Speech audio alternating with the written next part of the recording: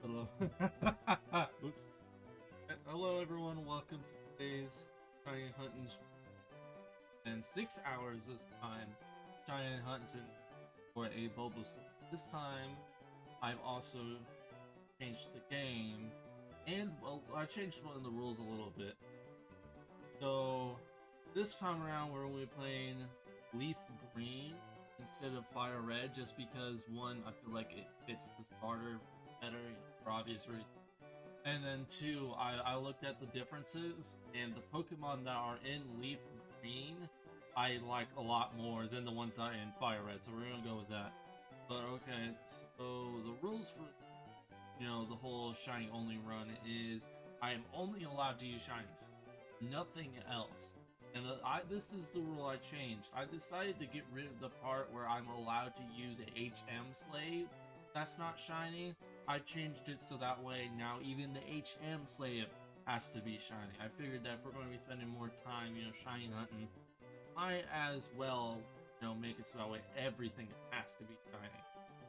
But yeah, so everything has to be shiny, no exceptions, not even for HMs.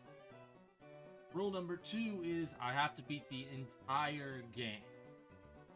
From start to finish. Every gym, every Elite Four member, champion, etc., etc. I have to beat it all.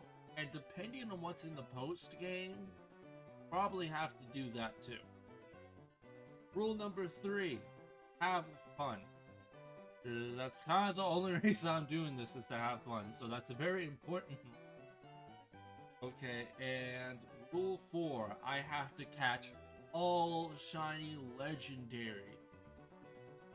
That includes Articuno, Zapdos, Moltres, Mewtwo, Lugia, Ho-Oh, Deoxys, Raikou, Entei, and Suicune.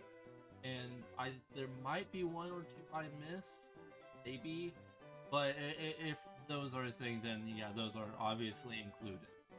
And I think Deoxys is in this game. I saw research, but okay, that should be everything for the rules. So as normal, the trading card game went paying to get rare collectible cards that you can sell later to help fund your grandkids' college. You pay to get cards that screw me over for about like a minute or so. That way I can slightly angry at you. There's the Discord where you can chat me up before or after. You know, you can't exactly talk to me during stream on Discord. That would be a bit weird. And then, as normal, commands are in the description, or you can type exclamation commands to get a full.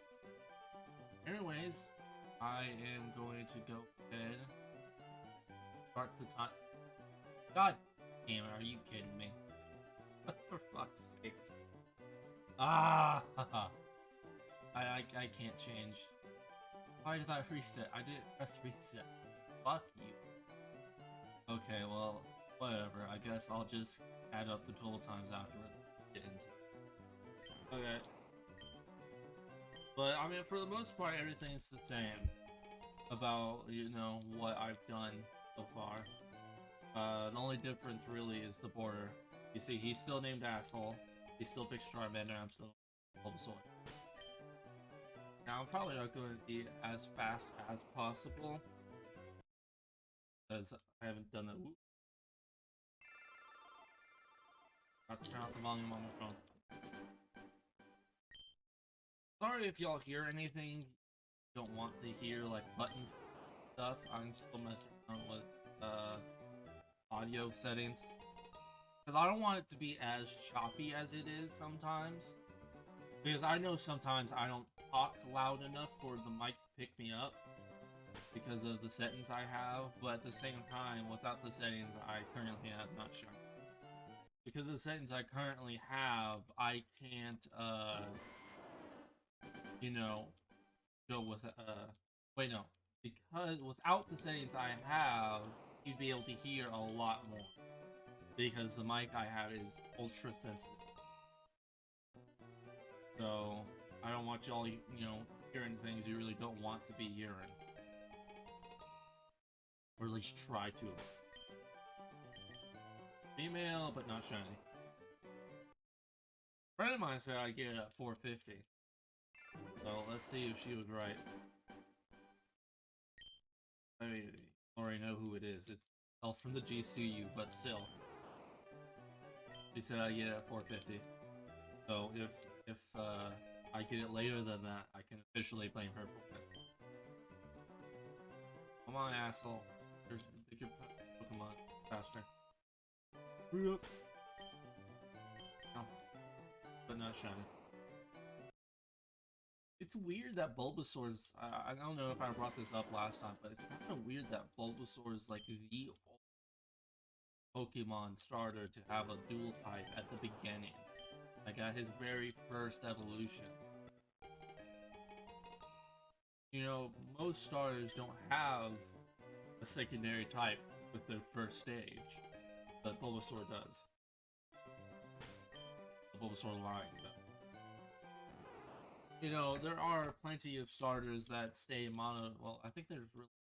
No, there is plenty. There's like at least, I think, 2 generations where all the starters, maybe more, where there's starters that just stay monotype, or there are starters that by their second stage have a secondary type, but still.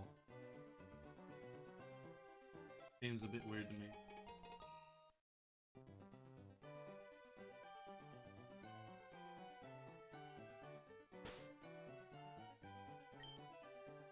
I uninstalled Twitch from my not sure. I uninstalled Twitch from my phone the other day because you know my phone's acting a bit funky, so I want to clear out some storage. And or I would get notifications for people going live through Twitch, but now I'm getting notifications email. Are you fucking kidding me? I don't have the app installed. So they're like, no, fuck you, you're still getting notifications. At least it gives you a notification. Unlike you said, certain platform whose name I cannot say or else. I don't want to be bullied by the dead man.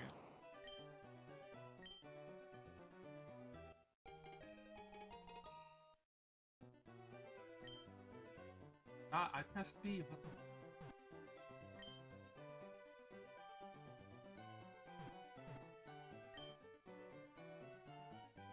I don't know what happened there. That probably was just A or something. Cause I know I pressed B.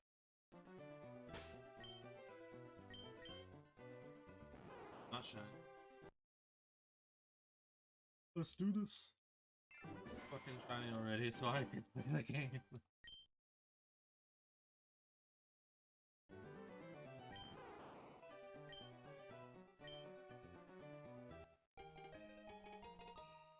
I was tempted to be like, you know what, fuck it, we'll just, you know, grab the first Pokemon I can and have that be my shiny starter.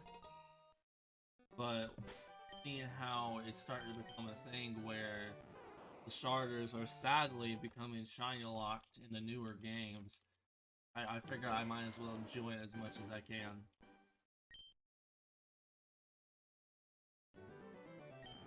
Which I think it kind of sucks that a lot of more Pokemon are shiny locked than they used to be. God damn it. That time I didn't. Emanate. But yeah, I think it fucking sucks. A lot of people obviously enjoy shiny hunting starters at the beginning of the game. So, to not be able to do that sucks.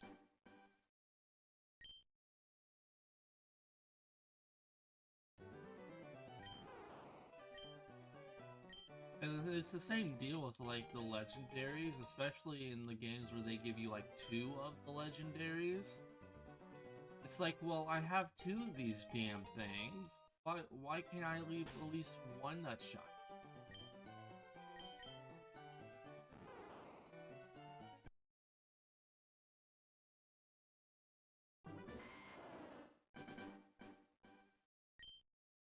Like, I really do wish to let you shiny hunt a bunch of it. Like, I'm pretty sure every single new legendary has been shiny locked. The Gen 8 box legendaries, not shiny, were shiny locked. The DLC legendaries were shiny locked. What else? All of the legendaries, which yes, there is more than 2 legendaries in Gen 9. Of the Gen 9 legendary, all the Gen 9 legendaries are shiny locks, which sucks. And they don't even, unlike in the previous generation, they don't have any effect on the story. At least not to my knowledge. They're much more of a little side thing. You know, like with the DLC, the Crown Tundra, all of the new legendaries, you know, had something to do with the story of the Crown Tundra. But that's not how it is for this game. At least not to my knowledge yet. I haven't exactly finished it. I just beat the game, quote unquote. Like I beat the main story. I did all the X-Titan stuff. I did all the League stuff. I did all the Team Star stuff. So I guess I'm basically in the post game. You know, I'm champion and all that stuff. But I'm not going to really say too much about the story because I do think the story in this game is really good, which kind of goes along with the idea of, well, this game's so good in pretty much every single factor but graphics. But yeah, so I've beaten pretty much most of the game, and I haven't gotten all of the legendaries in the game yet. So I don't know if they are actually going to have relevance to us, Maybe it's something I'll find out after catching all 4 of the other new legendary. But as of right now, I don't think they have any story to them, other than like a bit of lore. But yeah.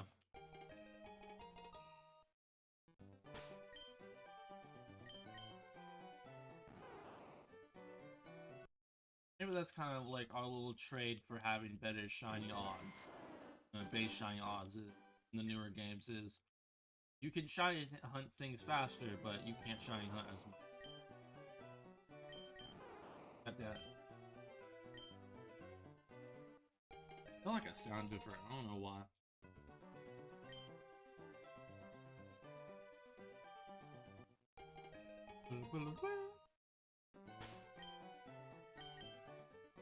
Not shiny.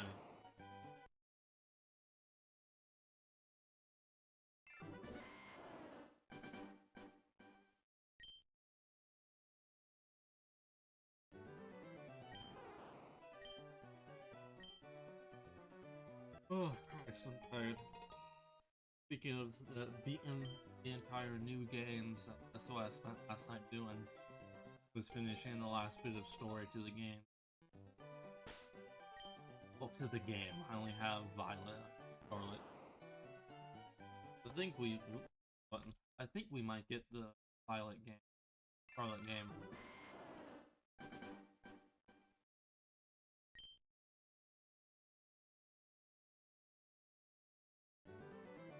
Which I kind of hope we do, just because, it's a lot easier to deal with getting any version exclusive.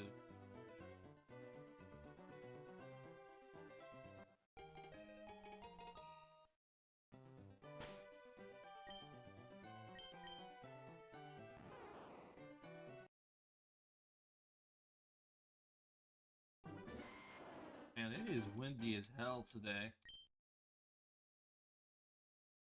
Like, I can hear the winds, going through all the trees and knocking against the house through my fucking headphones. I can't even hear the fans on my PC through these headphones. Granted, that does have to do partially with Pokemon music in my head, but still. It's in my head.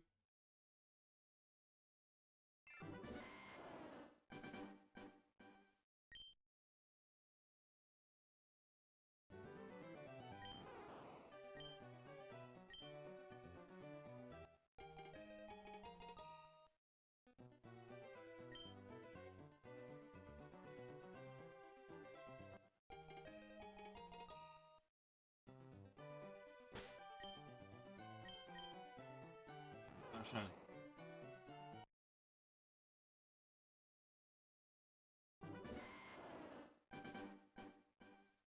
Can't wait to get streaming. That way, people have something to do while they're sitting watching me go over and over with tiny Pokemon. Damn it! I didn't mean to do that.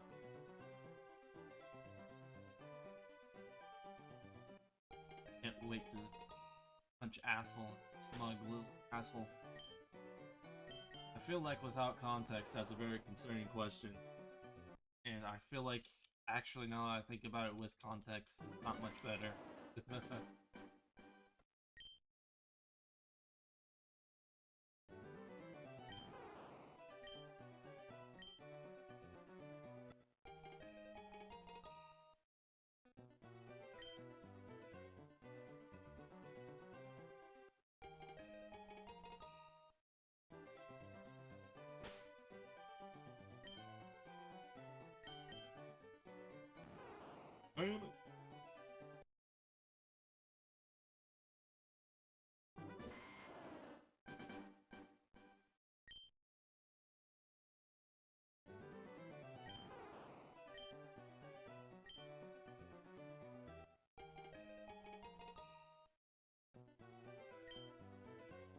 Ah, oops. Was bad.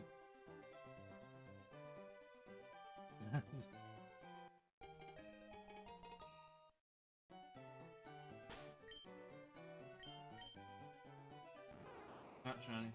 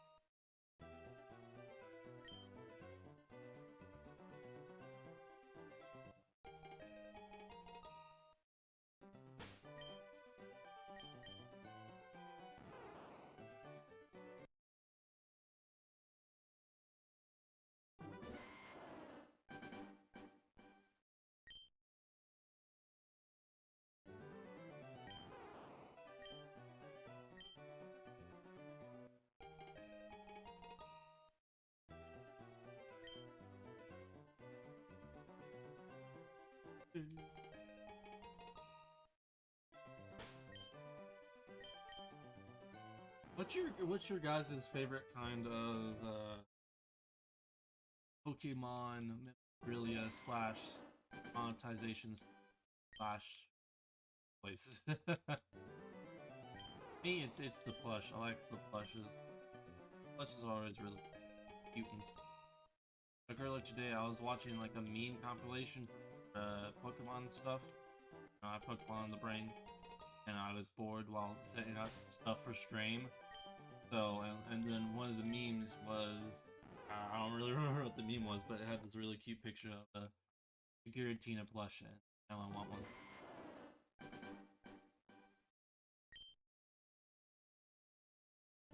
I have an Arceus plush from pre-ordering Pokemon Arceus, so I'm very happy about that. I have a few different Pokemon things, but for the most part, it's Funko Pops and tiny action figures. I have like Pokemon Pops though, unless the tiny action figures were also made by Funko, which, to be honest, is possible. It does make a lot of things.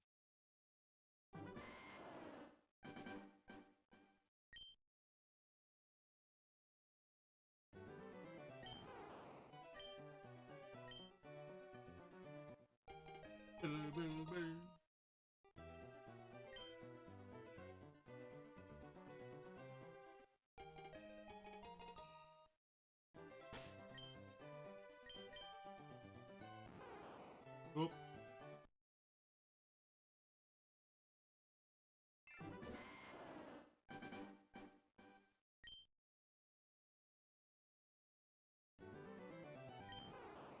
Get me the Bulbasaur.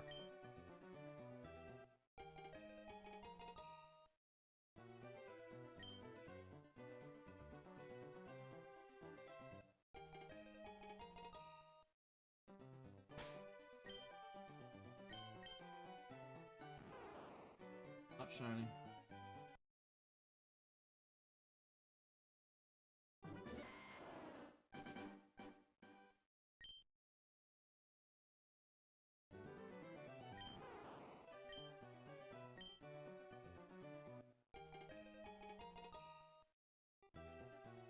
Oh, I don't want to give it the name.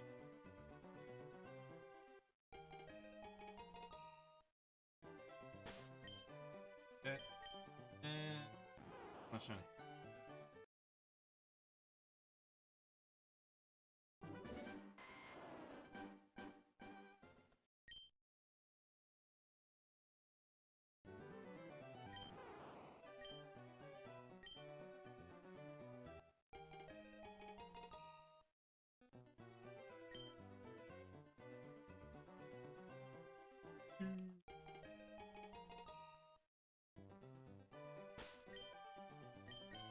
And not shiny.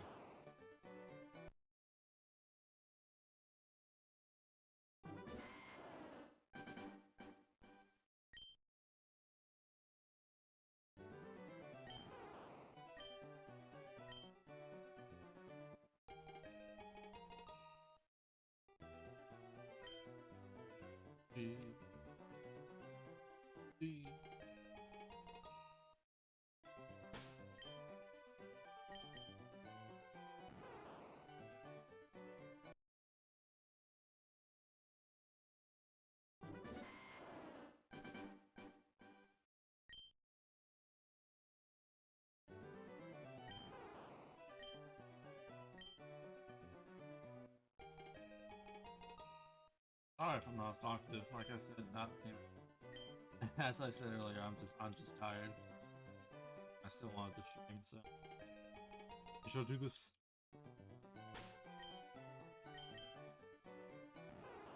Nope.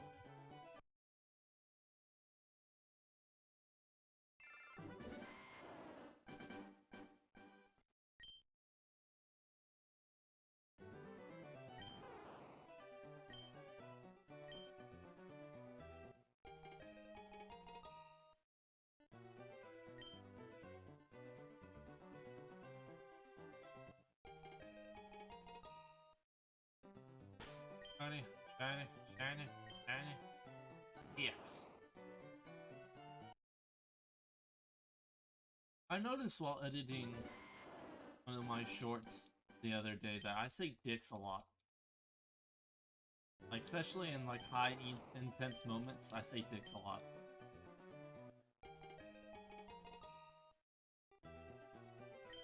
It's quite entertaining to rewatch some parts where, you know, I'm being chased by something more. You know, I'm in a very hurried state of mind because I need to do something. And I'm just sitting there rapidly spewing out words dicks, dicks, dicks, dicks, with like an occasional random word thrown in. Now I don't just mean like cuss words either. Like, normally the word has something to do with, you know, what's happening, but still, quite entertaining is, you know, here we go, dicks, dicks, dicks. It's very late outside. Dicks, dicks, dicks. It's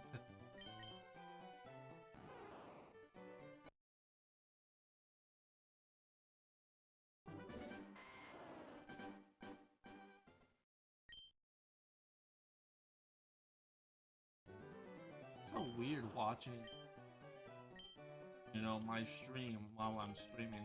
That's you know, what I'm doing. Everything's working right and stuff. Plus, you know, shiny hunting, so there's not.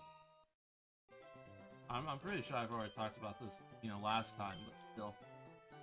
Damn it!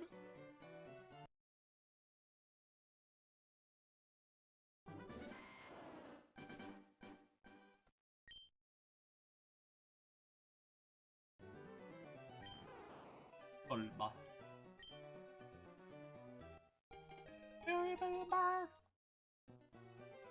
No, I don't want it.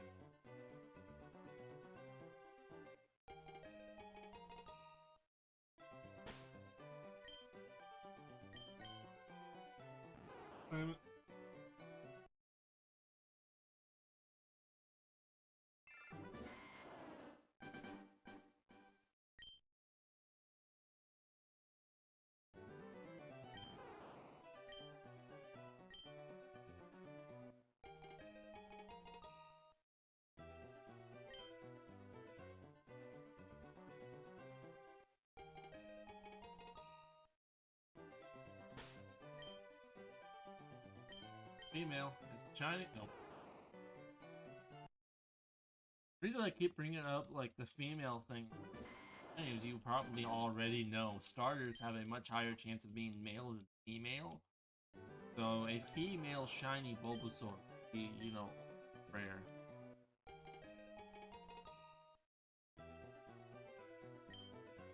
So, you know, kind of a neat thing to brag about. Might take me 5 days, but hey, I got a female shiny. That shit rare.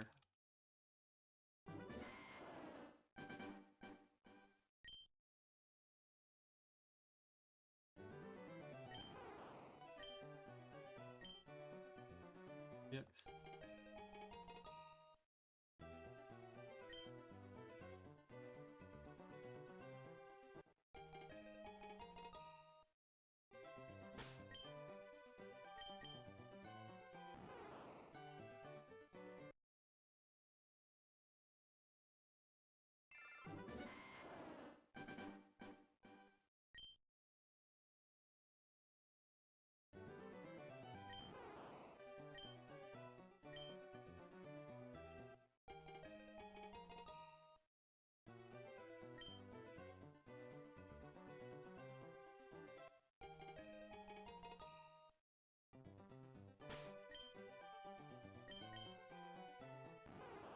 Damn it.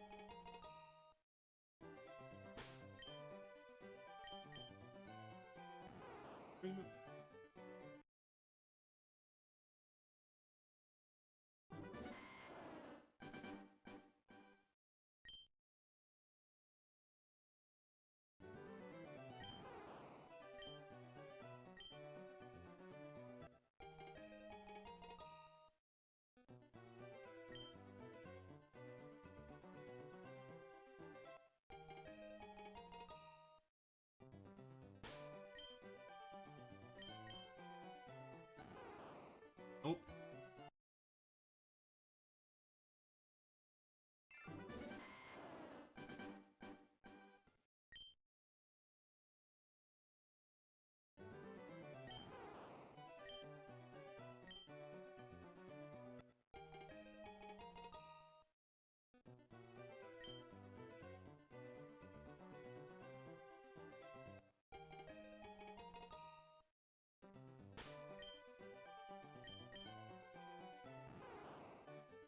I saw it was a female. I didn't see it when I was picking it up.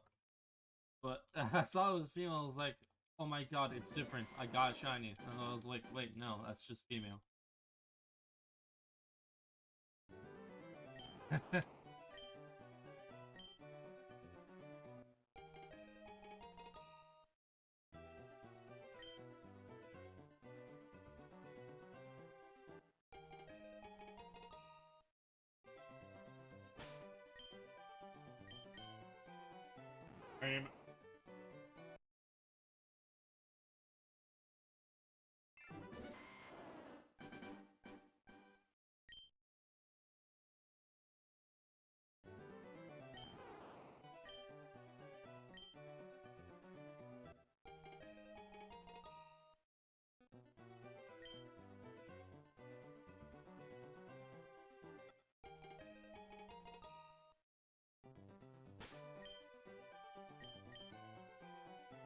Oop.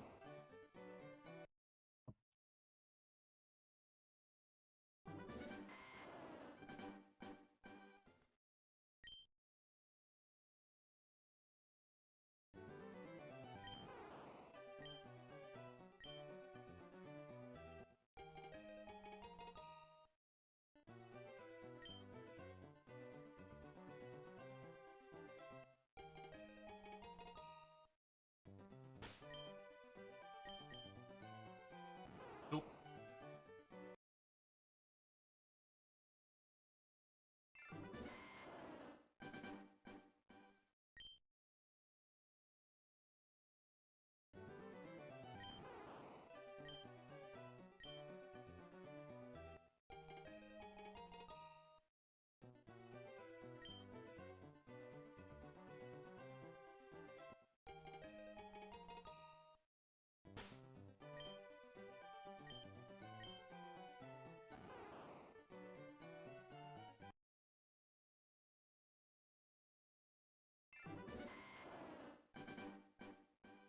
Yeah, that's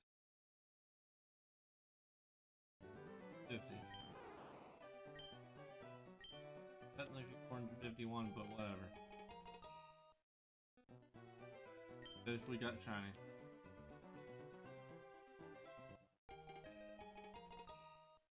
I think it's 4. I think that's how that works. Never been entirely sure, I'll be honest. Nope. I've been lied to.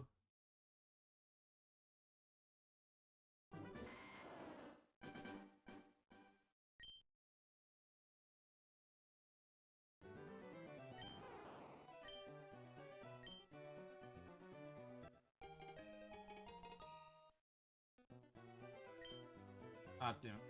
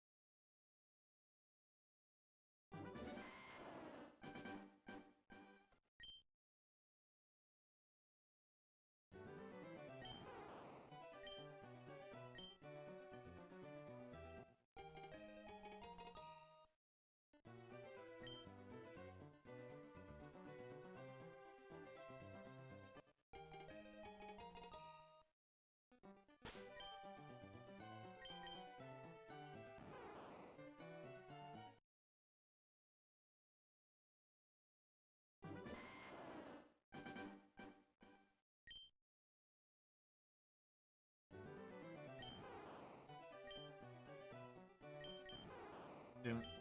That's it. No.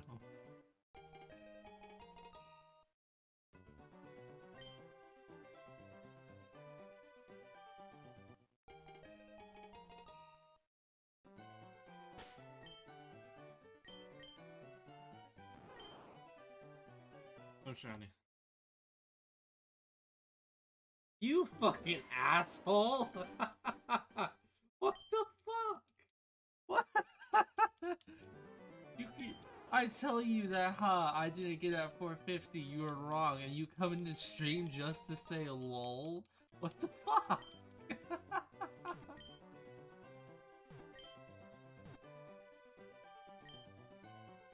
No, you didn't. No, you said 450. You said 450. I would get it. I am past 450, and I did not get it. You lied.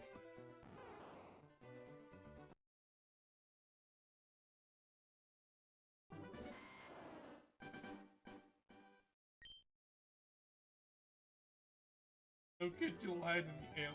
I thought we were friends.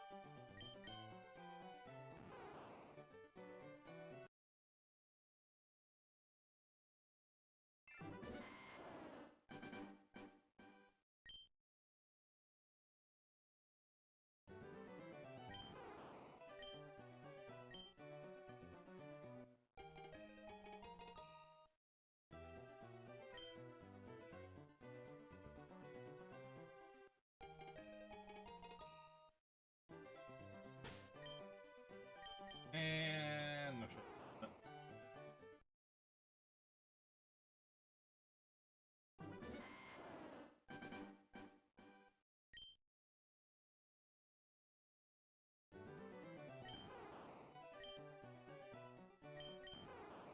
Damn it.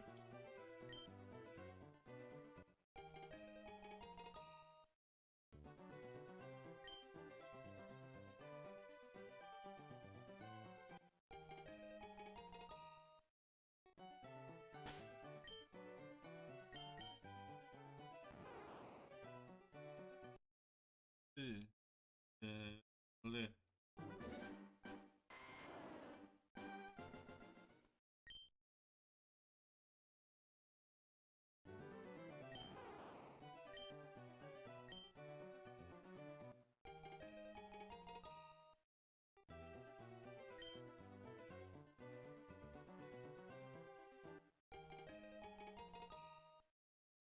Man, I wish we could play music there.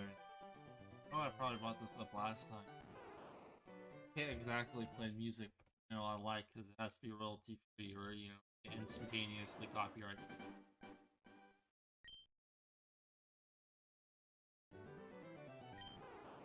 Now, I don't even know if I use royalty free music, because last time I used royalty free music, I still got a copyright claim. It wasn't even the right song either. It just gave me a copyright claim because they sounded sort of familiar. The funny part is, at least according to the title it gave me for the other song that it says that I'm using, even though I wasn't using, that song's also royalty free. Like, yes, it's on YouTube, but it's literally in the title, royalty free. So,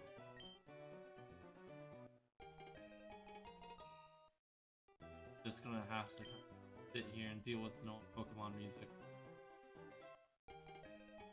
Hell, I can't even play certain stuff on my soundboard because the tiniest clip from a song gets me, a copyright claim.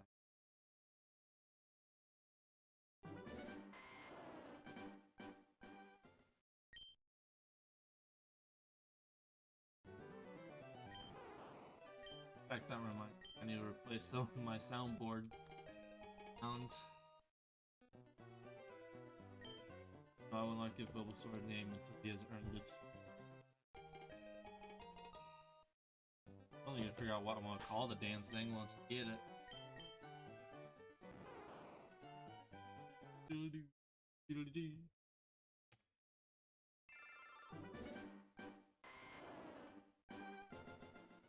Look at that leaf frog. I mean, it's gone now, but look at that leaf frog. Look at that other leaf frog.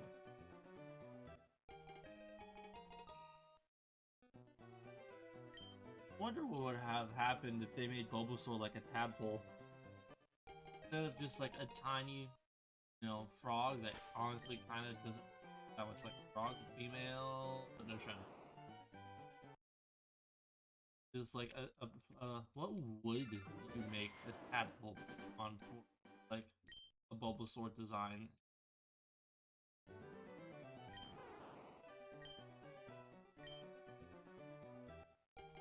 You have a few tadpole Pokemon now that I think about it. I know there's a new one in Gen 9. And I think there's a Gen 5 one, but that's the only thing I think of.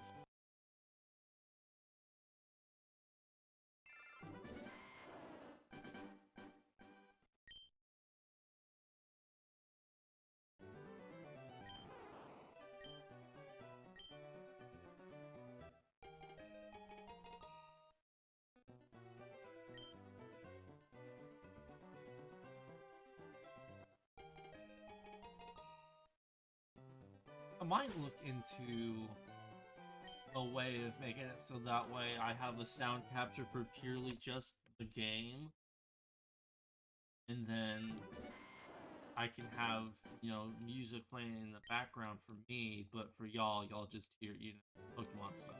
Because I'm assuming with a stream like this, you just have it up in the background. That's what I would do. You know, there's nothing necessarily exciting happening if you find a shiny Pokemon. I'm just more of a sit here and chat type deal than sit here and watch me get my ass kicked in Dark Souls or something like that type deal. Well, I haven't played Dark Souls.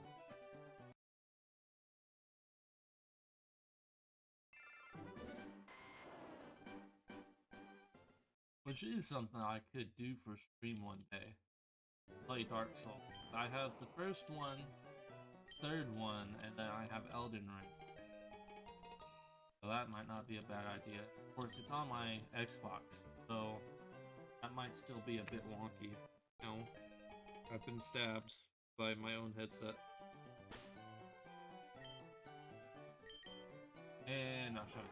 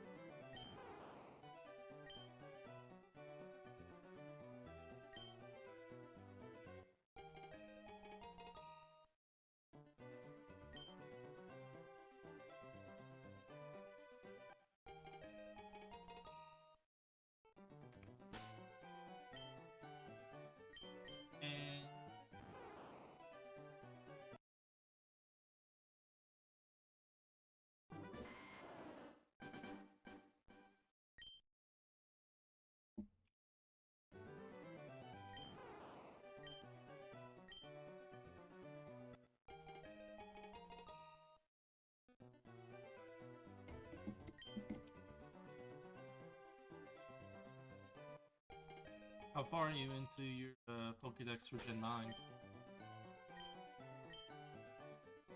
You getting close to finish it?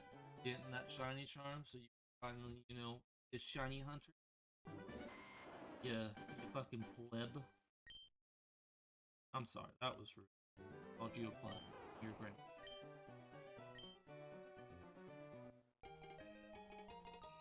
That was a really stupid joke.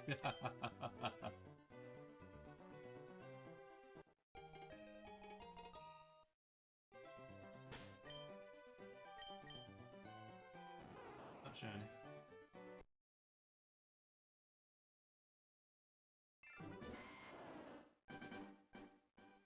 Oh, nice. Have you gotten the more legendary Pokemon behind like the seal stuff? Because I've gotten one of those because I kind of just wanted to see what happened when I did it.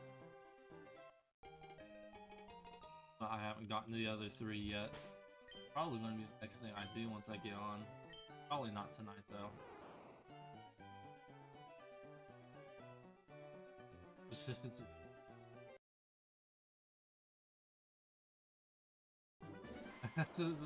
It's a fairly accurate evolution, but it's also a very grim evolution.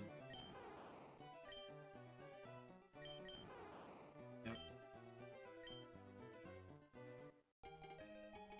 Yeah, I like the whole you gotta basically unleash them type thing. Those 4 legendaries.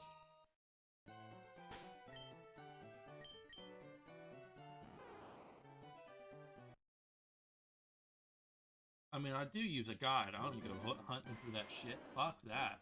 But still, it's a pretty neat little journey. There's just something I kind of like about the new games. It feels more of like kind of just do whatever you want adventure sort of deal than, you know, a completely story-driven event.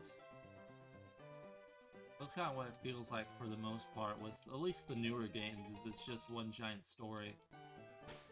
You know, which, you know, new games are still, you know, obviously a giant story, but it feels like a lot more of an adventure.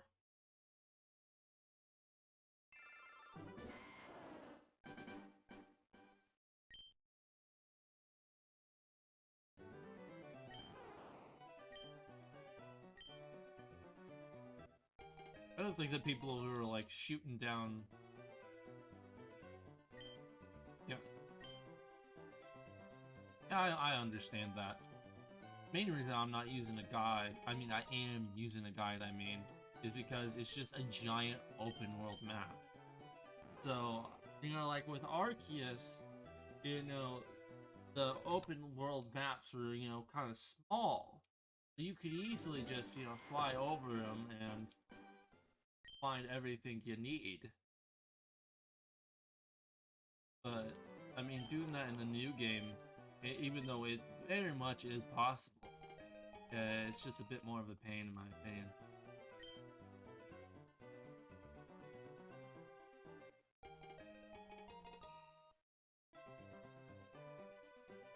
Not to mention, with newer games, it's not quite as easy. I mean, I guess granted, it's not as easy in Arceus either, but it doesn't feel as easy to find them, just because a lot of them are really, really high places.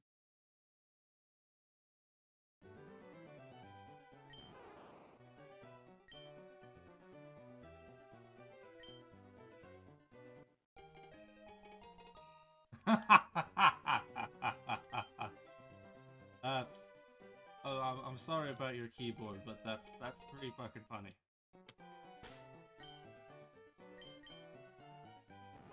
So is it like just broken, or is it just, you know, someone accidentally spilled soda on your keyboard so now it won't move kind of broken?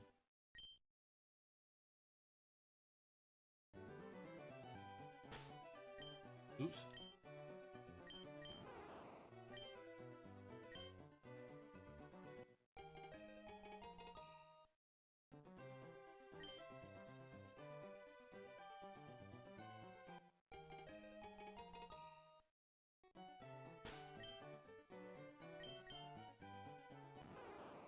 Oh.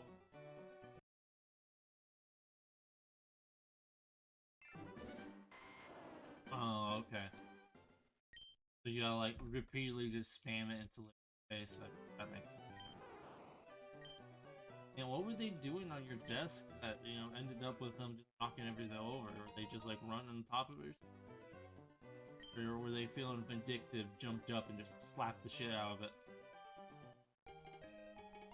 I could see either one of them, honestly, doing that.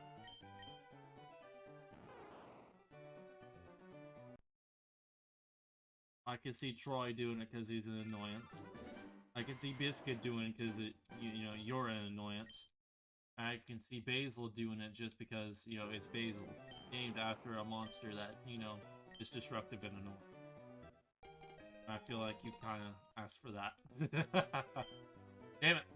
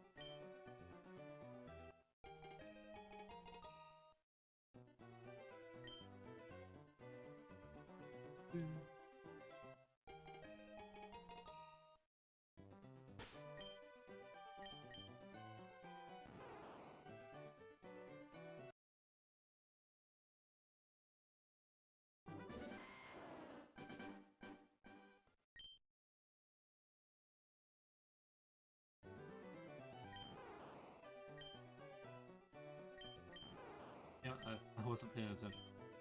I haven't been watching it because she's been playing a lot of the new Pokemon games before I got them.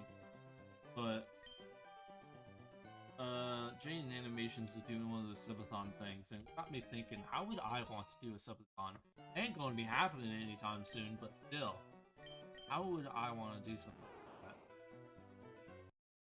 Because I mean, obviously, I'd have to sleep.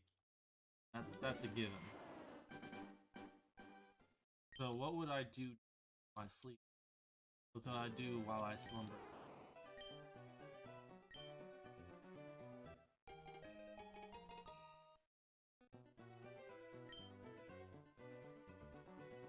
You know, maybe like get one of those videos. I mean, not games. One of those games that kind of just plays itself. Maybe get like Cookie Clicker or like Hero Clicker, or whatever it's called, and kind of just get an auto clicker and just do that.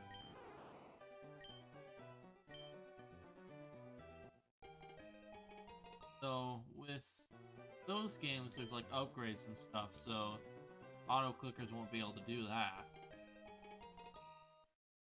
Of course, with Cookie Clicker, on the other hand, you know,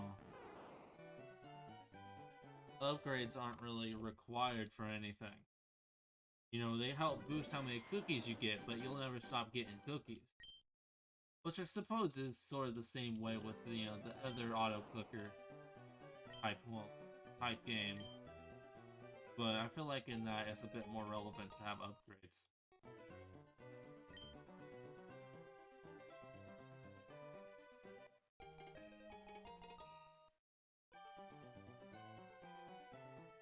And yes, I know I accidentally that twice.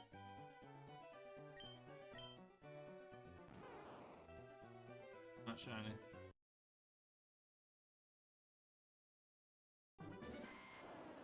But yeah, I don't know what I would do. Like, the main thing would be just, you know, having to deal with sleep thing.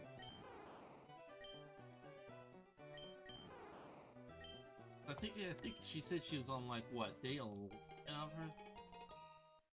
That's a little 11 days. You gotta figure out to do something while you're sleeping. Cause I ain't having people watch me sleep. That's creepy as shit. I don't think she has watching her sleep. It didn't look like it. Well, I've seen. I could be wrong about that, but still, I ain't having a bunch of strangers on the internet watch me on my sleep, especially in like Jane Animation's case, where, you know, there was a bunch of people who made creepy Rule 34 shit of, you know, character. That's pretty much just the animated version of her. You know, I wouldn't be doing that. That would just be creepy and lead to more creepy shit, you know, being put on the internet. So I'd want something to distract, you know, all the people who are, you know, stupid enough to support my subathon.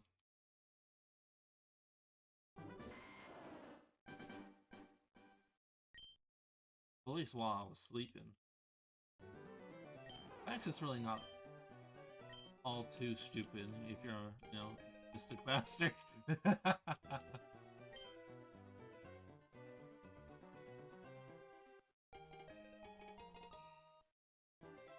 I don't know if I could see myself, you know, doing a subathon, because like, it seems like it would just be, you know, a solid week gone if, you know, it goes well. No, it's not like I do much to begin with, but still, week gone. Can't get that back. First, I don't think it would be like boring. I think it'd be a lot of fun. Maybe we could play cornhole.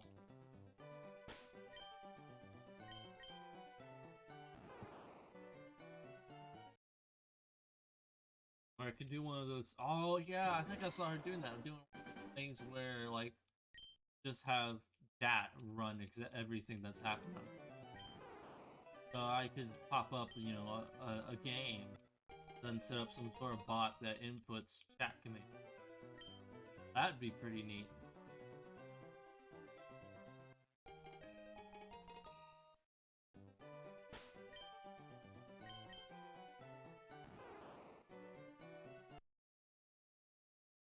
Have y'all play like some getting over it. That'd be pretty interesting how far people could get in getting over it.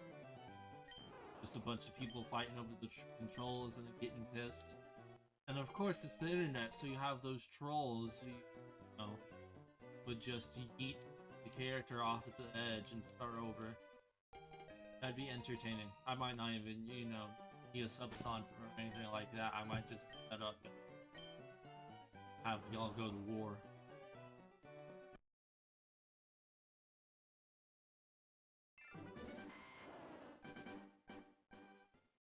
Of course, that might not be something possible because much every kind of career with getting over it is a mouse move. So I think that'd probably be very difficult to get a bot for.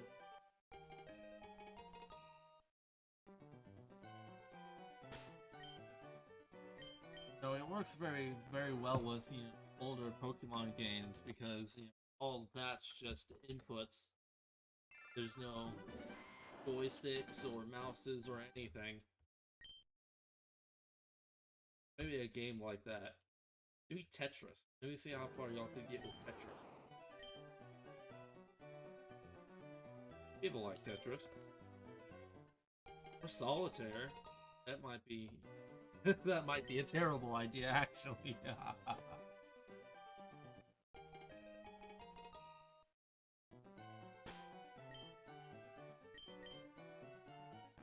I do like Solitaire, though. I think it's...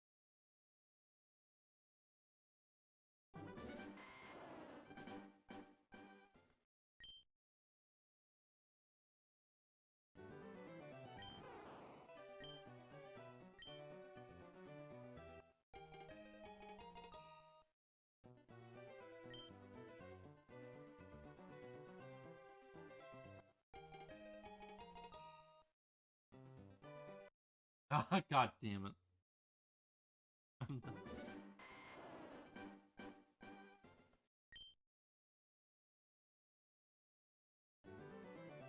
I hate no braining like that. This is something that happens frequently. My brain kind of just, god damn it. My brain kind of just goes into autopilot and it's just like, oh, I'm supposed to press this button. Presses the button out of order. Hope that one wasn't shiny. This email, but not shiny.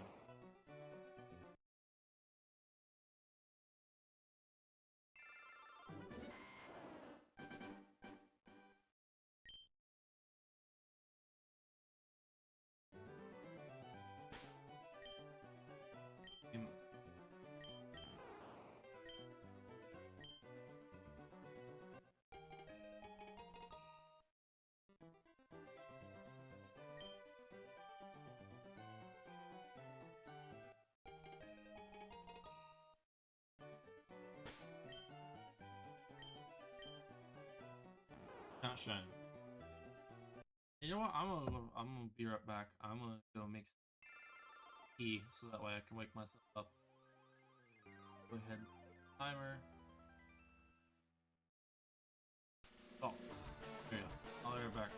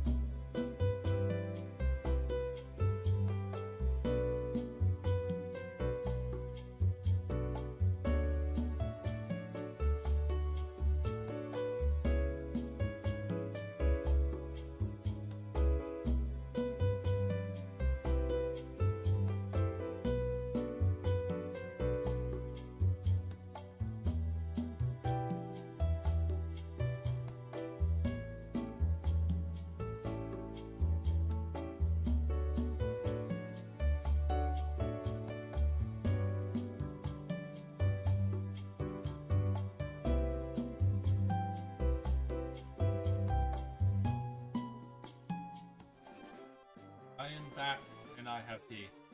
Sorry if that took a minute. I had to boil water. Put that over. Okay, this. Let's do this! I sort of, I don't know, standing can't pick me up.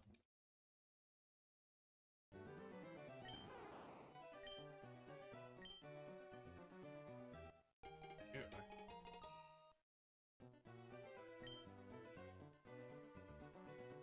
like matcha tea. The only tea I ever drink.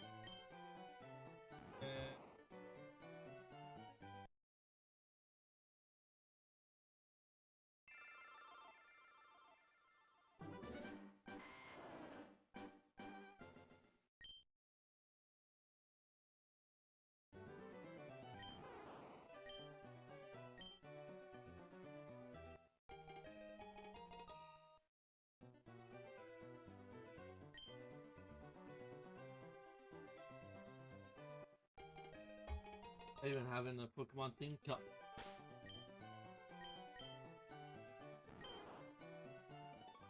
Ah!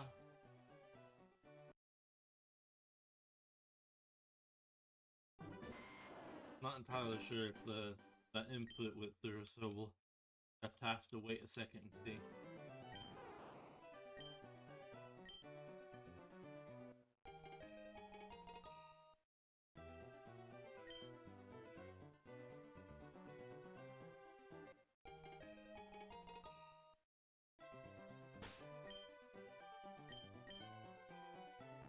Nope. Okay, so it did good. Good. My thing's a bit farther to.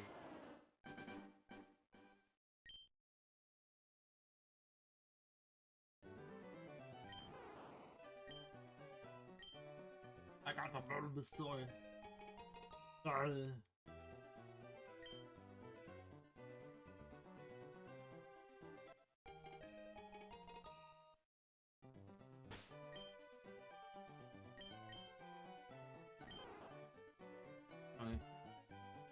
Oh, and just so y'all know, for those paying attention, I will be releasing a very special card next month. Not like the most amazing, phenomenal thing ever, but I still think it's going to be a pretty, damn it, it's going to be a pretty decent, neat thing.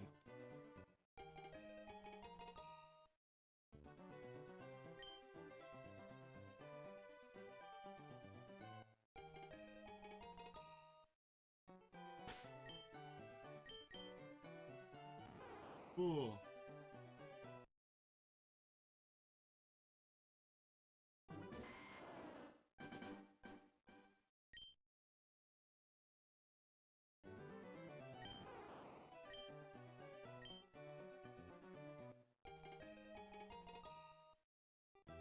I know other people are kind of, not happy about the fact that Charizard is, once again, the only Kanto starter that's going to be returning to a new Pokemon game.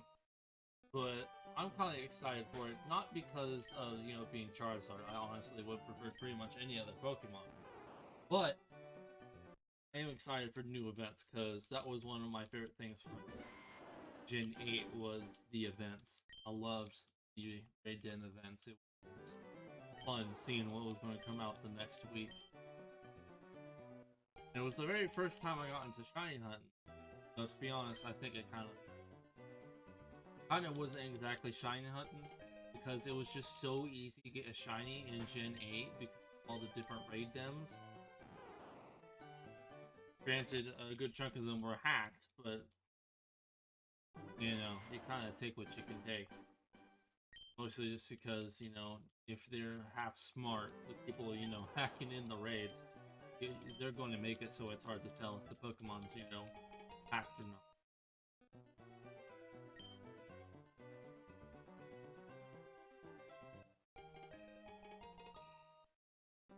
Shiny. Good shot, it's female. And damn it. Get it one day, guys. Promise.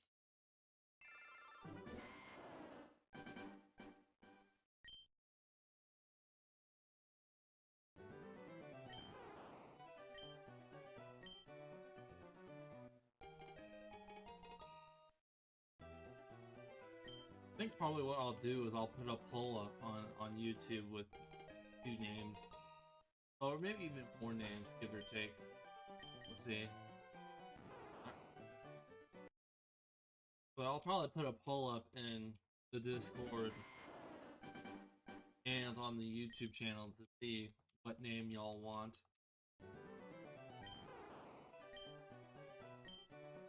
And then whatever name gets voted the highest wins.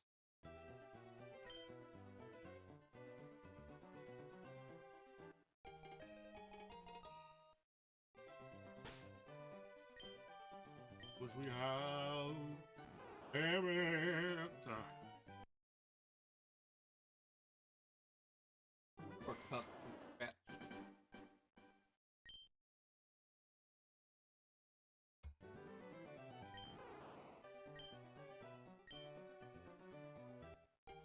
And now I kind of want some boba. Boba's always a nice.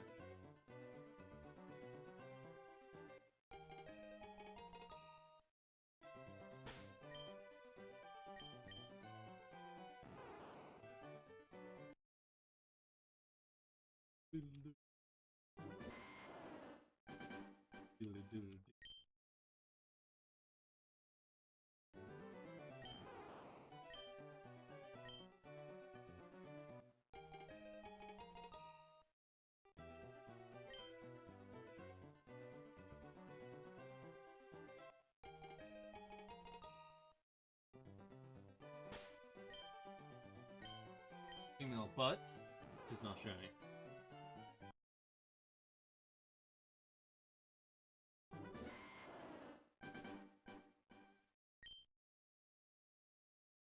And imagine shiny hunting in the game. Well, not in this game, well yeah. In this game sort of, but in any game with these odds, trying to get a female with, you know, the perfect nature. Bro, that would be horrendous. That would be a hellscape. You know, I'm normally not the type of person, you know, goes for that type of stuff, period. But I don't think it would be fun. But like, a good nature's nice, but, you know, I normally don't really worry too much about stats until, you know, significantly later into the game, which is probably something I should try and change. I'm sure it'd help a lot more in battles, instead of just trying to one-buy everything by over-leveling. Which is kind of what happened in this game, though to be honest, I was expecting things to be a bit higher level.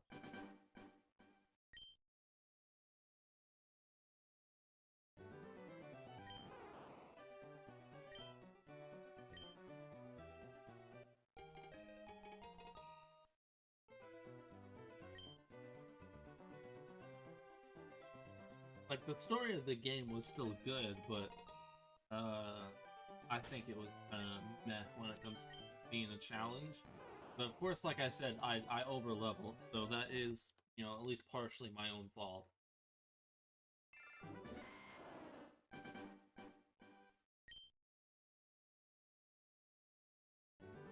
And by over-level, I don't mean just, like, by a few levels. I mean, like, by the end, all my Pokemon were level 70. Of course, I was kind of over-leveled from the very start, because the first thing I started doing was catching Pokemon. Hell, but not sure. So.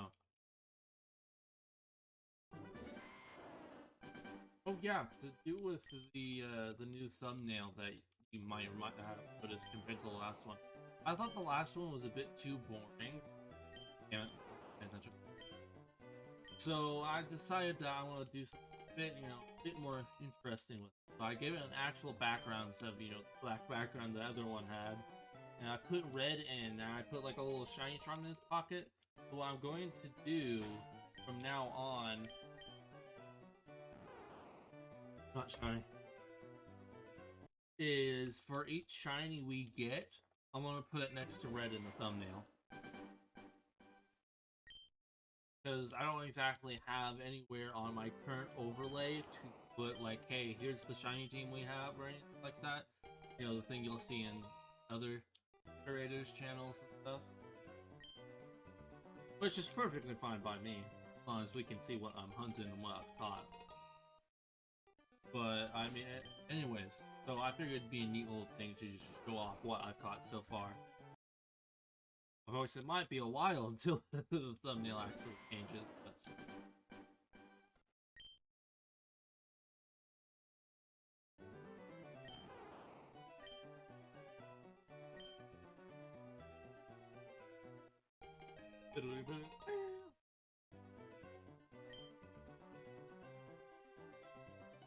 I pressed the button. Right.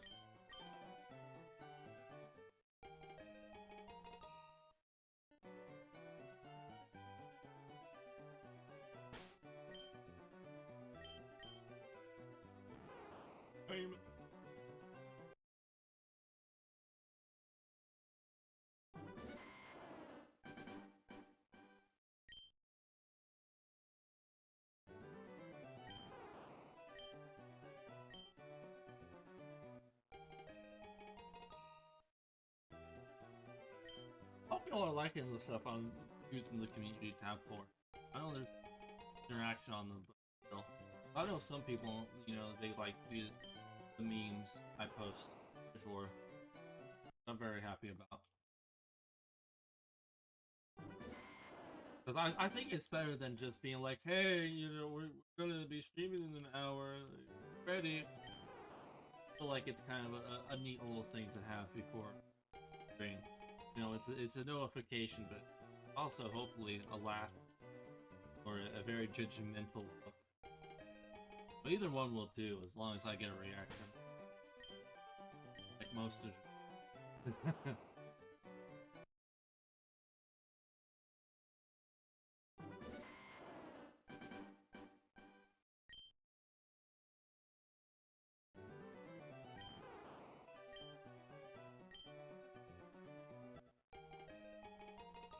Give me the shiny.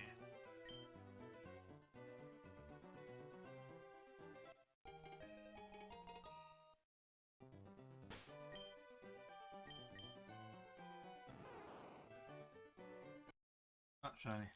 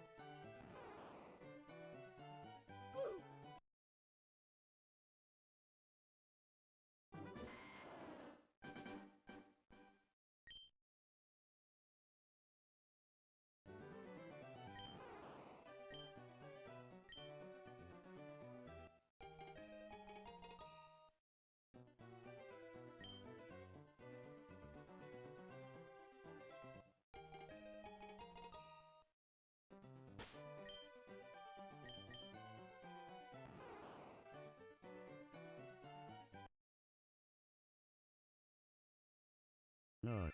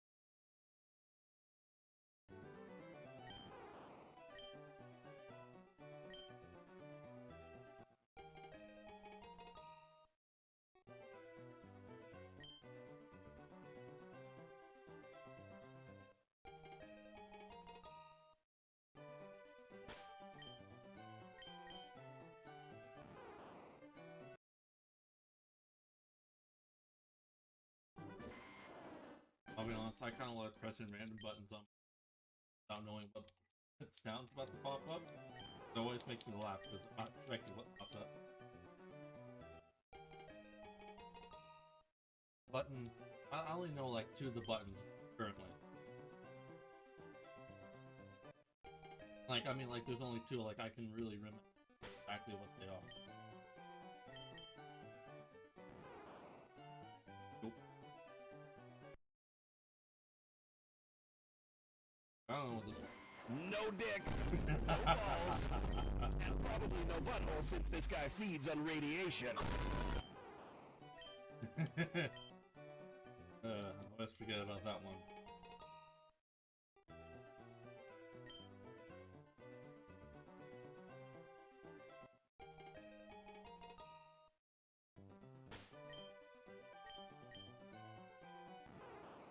Oh. No dick, no balls, and probably no butt.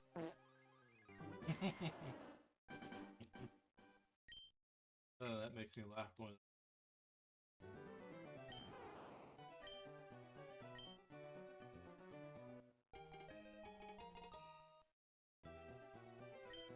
Another thing I like doing is just finding shit. These nuts. That one. Got it. Get troll. User. Yeah. This one's a. Yep. Can I get a Nut. Heard the man.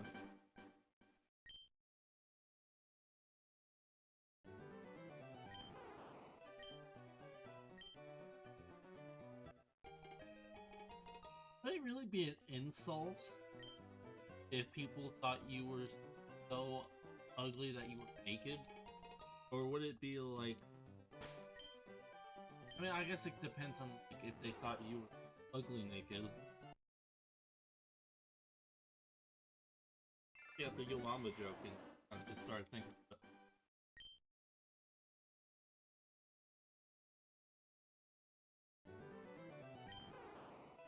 Like, would it really be considered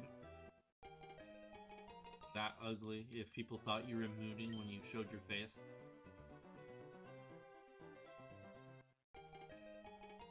Like, what if they were aroused when they saw your face? I feel like that wouldn't make you ugly. I think that would just make you very disfigured in a very inconvenient way.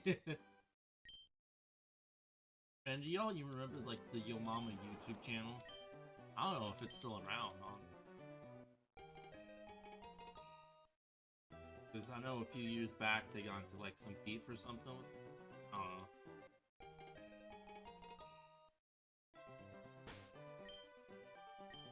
I don't remember it at all. I really wasn't all that interested. But I do remember watching a bunch of videos. It was quite entertaining.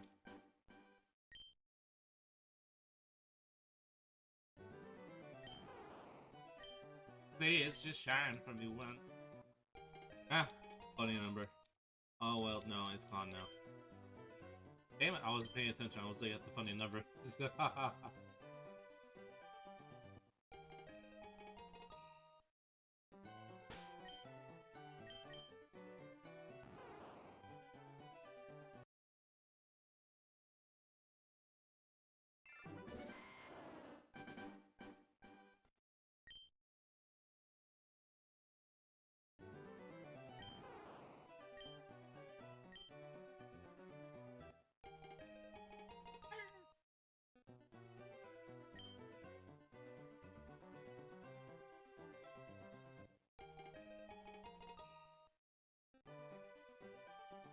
we get and no shine. Alright.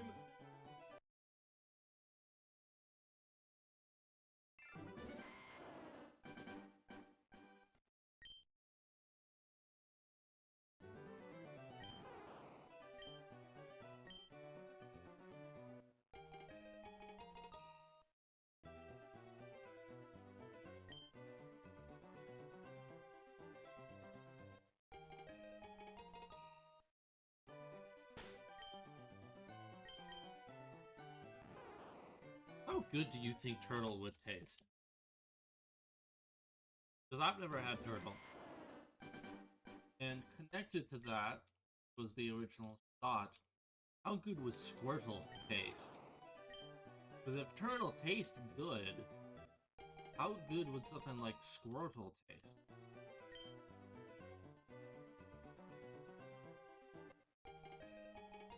I guess maybe not very good. I don't think it'd be... Well, I mean, I guess it's a turtle. It's not exactly a cow.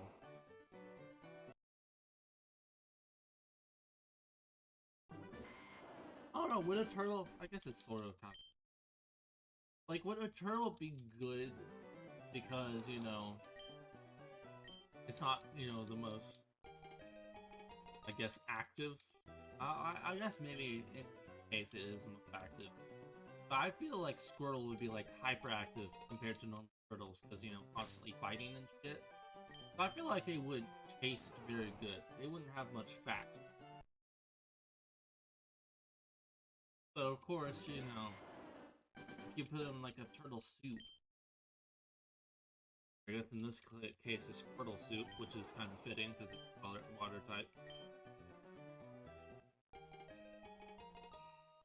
Speaking of that, I saw this post of someone bitching about Fuecoco and his evolutionary line because apparently crocodiles are not allowed to be fire types because crocodiles, you know, are from the water. Which, you know, kinda doesn't make much sense in, you know, the world of Pokemon, where Jesus is literally a cat fetus. and one of the most Pokemon ever made is a literal clone of said cat fetus. I think that kind of, you know, real world logic really doesn't matter in the world of Pokemon. Where one of the rarest Pokemon in the entire, you know, games was a pink cup filled with ghost juice, essentially. You know, like, I just don't think, you know, you're worrying about the right things. I feel like your priorities are very poorly misplaced.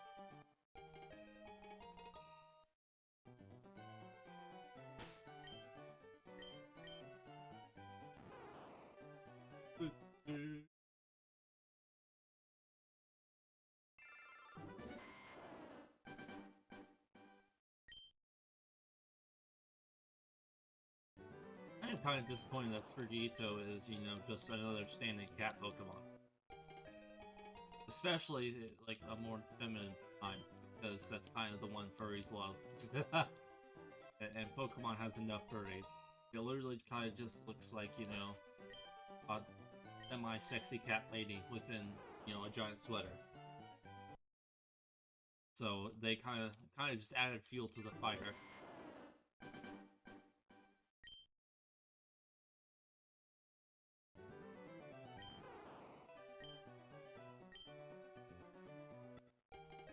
I think one of the reasons people don't really like, you know, the evolutions that start as like a tiny little cat and then turn into this giant humanoid cat is because, you know, they kind of start on all fours. So you have the expectation of them staying on all fours. You know, with something like Lucario or Torchic and their lines, you know, with their lines, they stay on all twos the entire time. They don't ever go on all fours. They're bipedal their entire lives, while with, you know, Sprigalito's line and Litten's line, you know, they start on all fours. Hell, with Litten's line, the mid-stage evolution is still on all fours.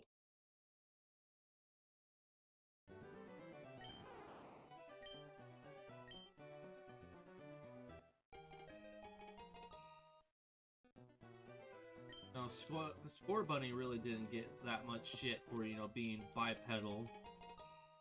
At least not to my knowledge. And, you know, he started from being bipedal. So I think that is a very large reason as why people don't like him.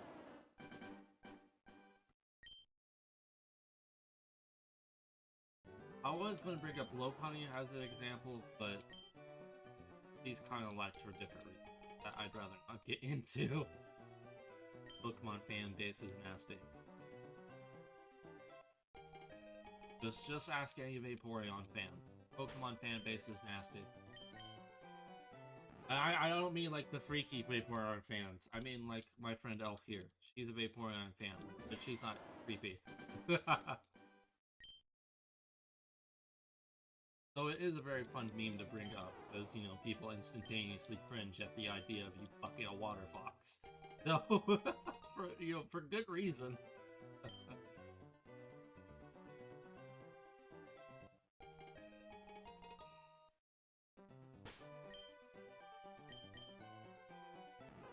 Oh, shiny.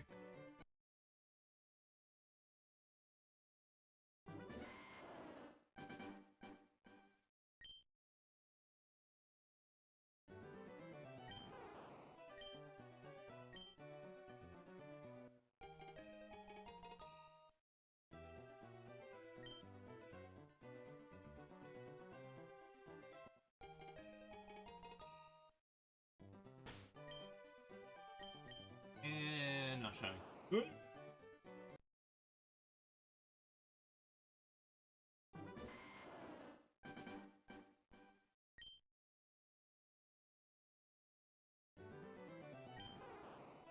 I think the only other game I know of that really rivals Pokemon when it comes to the porn scene is, concerningly, you know, there's not many that rival Pokemon.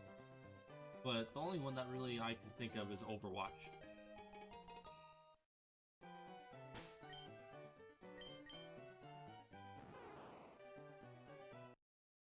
Because, you know, they have a lot of porn.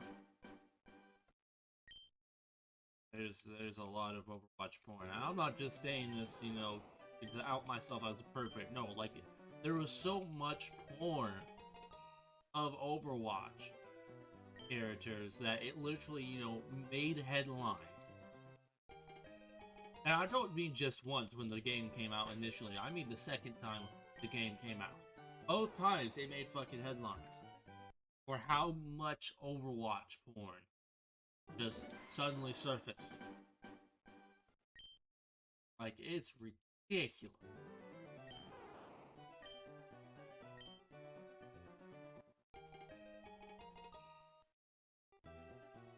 Reminds me of this one video from the channel who I'm really not the biggest fan of.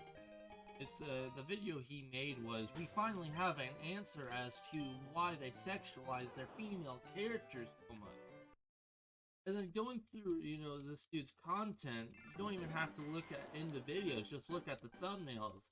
And like, at the very bare minimum, every other one is of a female video game character being sexualized as fuck. Like, at least half of the thumbnails are from literal Rule 34 art, just with everything else cropped out. It's like, this is why they sexualize the hell out of the character, because it gets reactions like this, and that brings in a lot of eyes.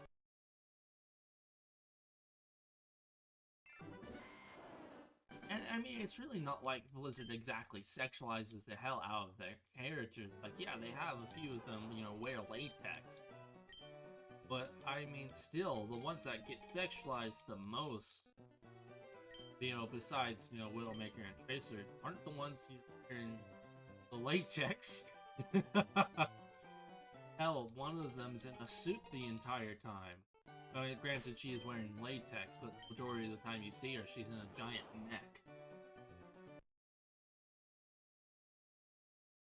So, I don't know. I just thought it was a very weird video to make. I felt like the answer was very obvious and very unnecessary to ask.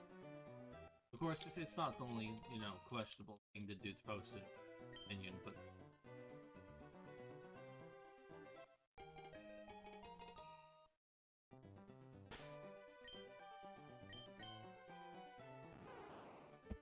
Ugh.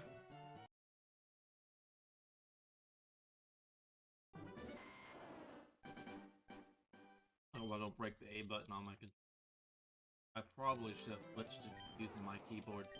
That probably would have been a better idea.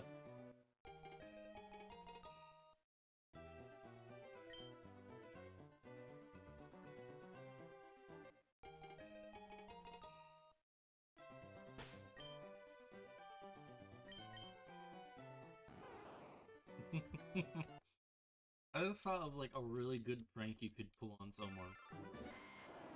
So the way I have my soundboard set up is I have two programs. I have a macro program that turns buttons into, you know, completely new buttons. So essentially I have two keyboards, but the second one, even though, you know, when you look at it, it has, you know, the same buttons as the first keyboard, the way my PC sees it, because of this program, which I have to have open for it to do so, but still, the way my PC sees it is that each button on my second keyboard is a completely and utterly separate button. It's not the button that, you know, the little key says. It's its own new button. So I then take certain actions or sounds. Fine. I use a program called, what's it called? Death Counter and Soundboard. It's not like a fancy program or anything, but it's really helpful. It's basically, you know, it opens a program or a file or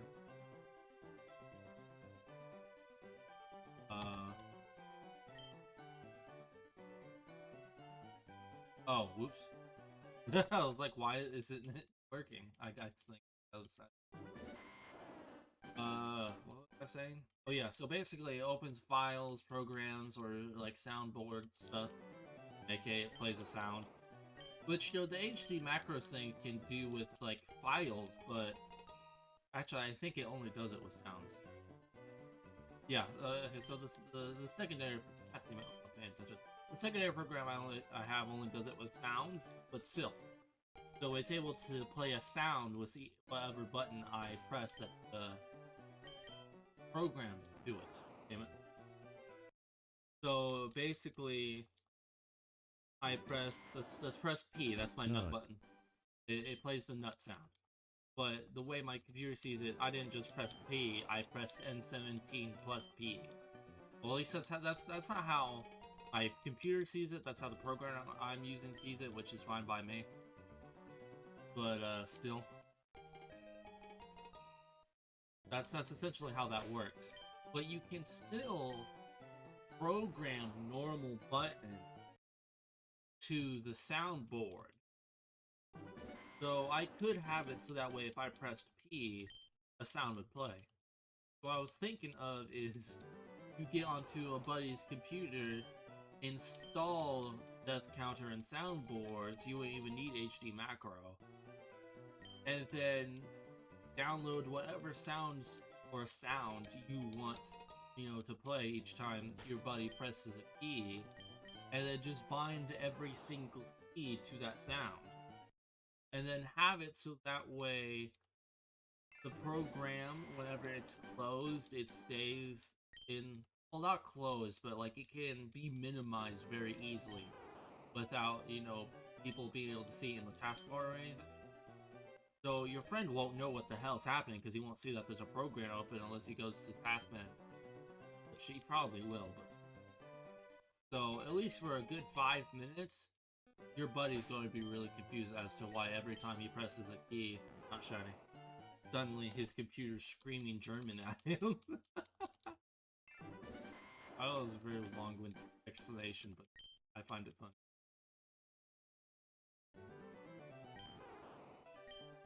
Just every time your buddy's typing, each button press is just gay, gay, homo, homo, gay, gay, homo, homo. Or something stupid like that. That'd be funny.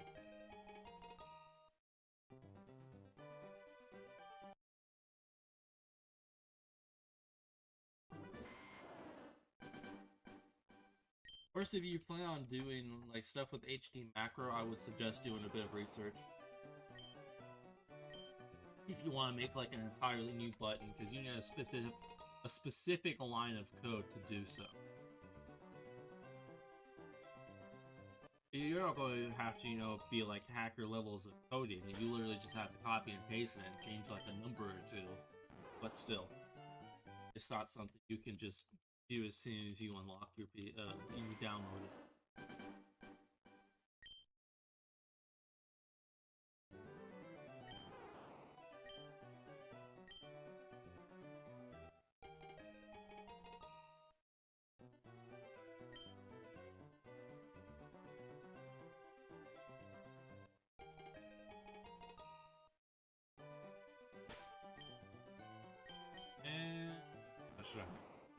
DX.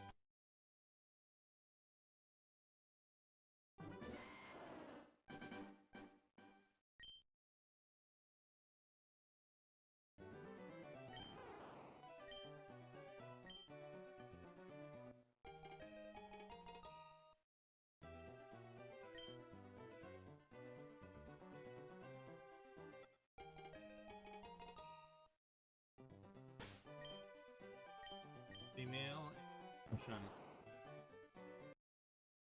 I don't even know what the best nature for a Bulbasaur would be. It's not in this game.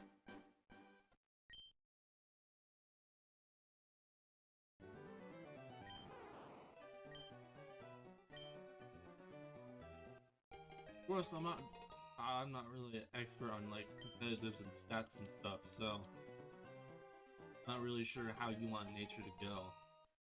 I don't know if you want nature that, you know, buffs the one of the lower stats the Pokemon has, but still like lowers another stat that may be higher, just so that way it's a bit more even in the area.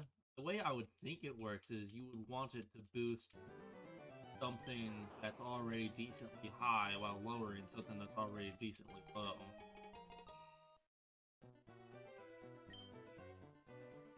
I don't know. Like I said, I don't really.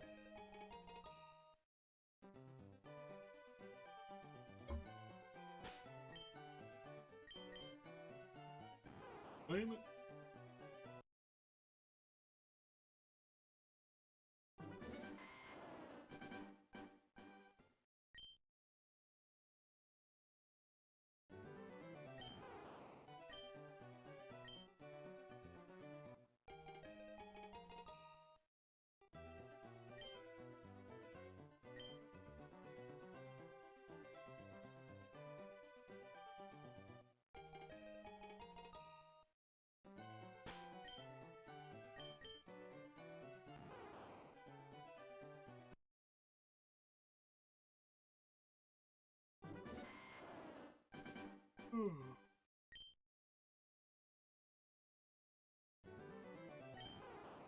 Please no.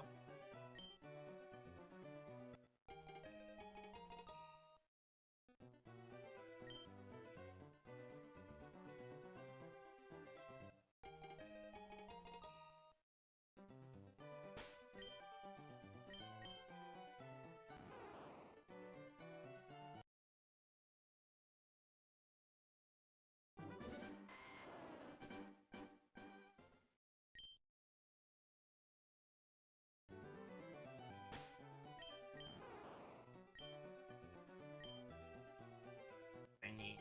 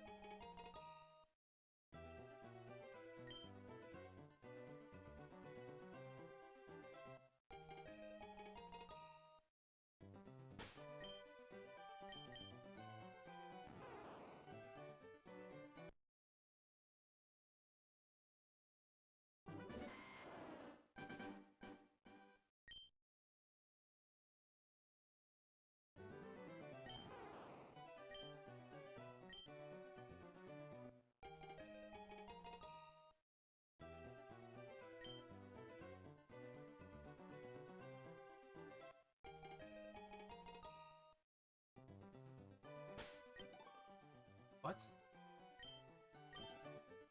Why is every single bumper button does something? What's the point of the damn things? God damn it.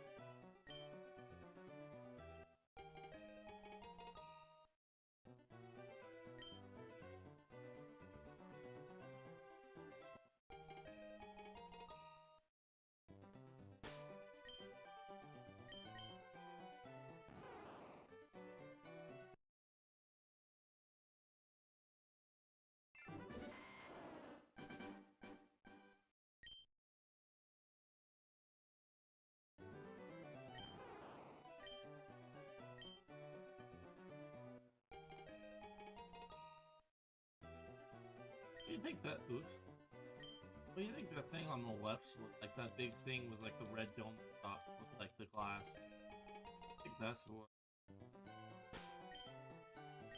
I think it's for like holding Pokemon. I don't mean like holding Pokemon balls, but for like, you know, holding Pokemon in like some sort of stasis field. That'd be pretty neat.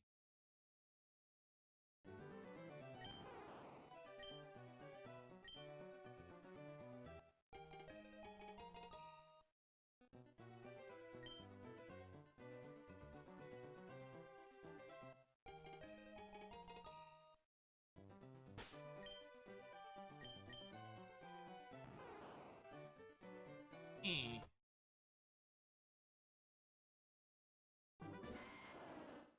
Something's in my ass.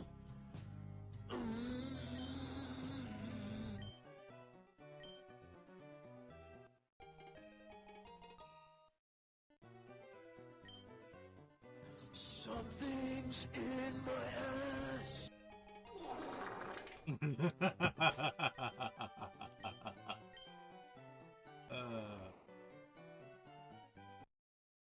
Don't judge me.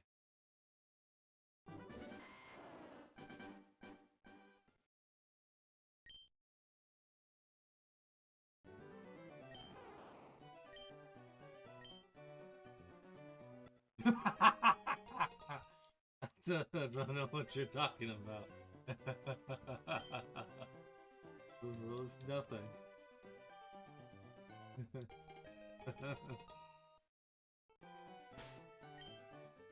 Like how that's the thing you come back to.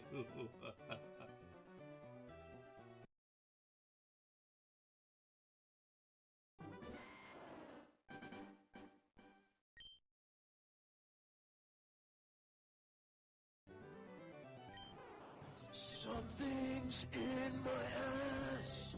These nuts. Ha! Got him!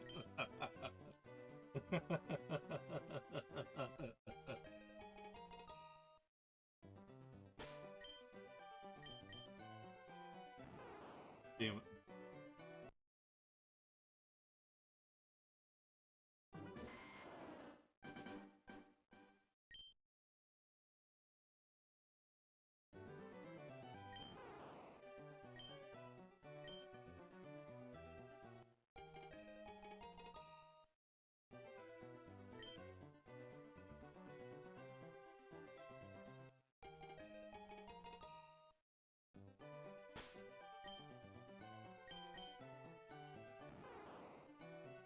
I don't know what you're talking about. I'm just having fun with my soundboard. Nothing weird about that.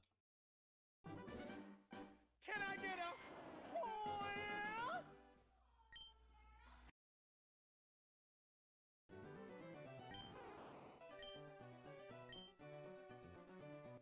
Oh, you know what else? I do have a soundboard sound, you know, that I think you'd really like. You want to hear it? Like, I think you'd like it a lot.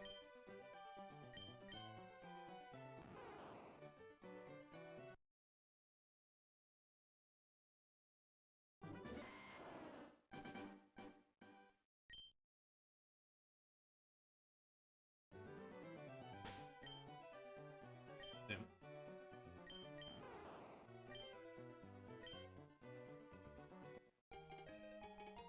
What? Why not? You don't even know what it is.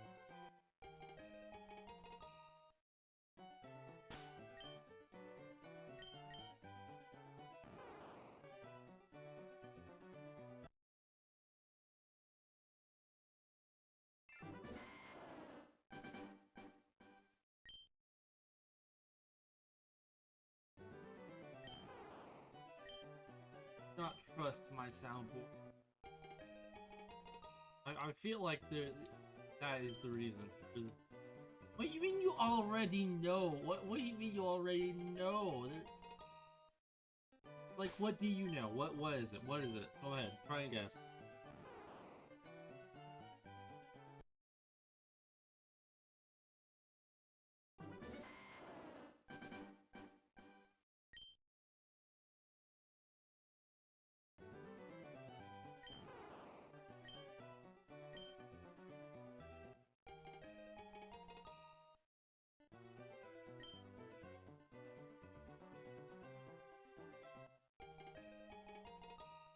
Well, I don't appreciate the judgment and mistrust of my soundboard. It works very hard to put food on the table for this family.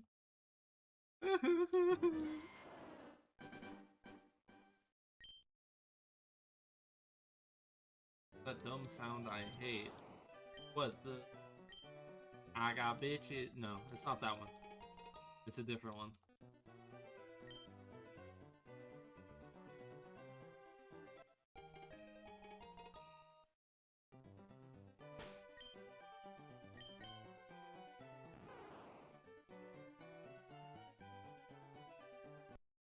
that's good. I'm glad you got your spacebar fixed, but no, it's not that sound. I promise I won't play that sound.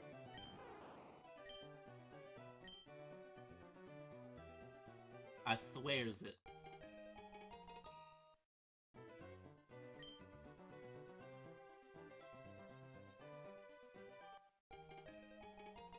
It's the turtle one? No, it's not the turtle one. Actually, now that I think about it, do I even have the turtle? No. No. No. No. Nope. No. No. No. No. No. Can I? No. These No. nuts? It's our belief. No. Not. What the dog No. doing? Oh, there's the turtle one. Not. Yes, I do have the turtle one, but no, it's not that one.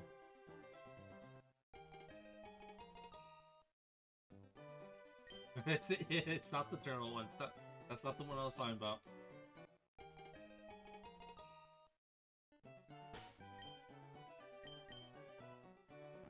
Not shiny.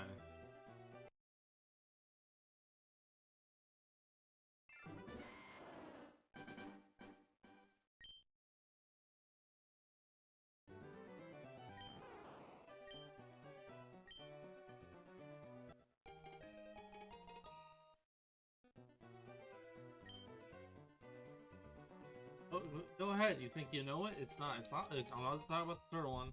I wasn't talking about the one priest likes.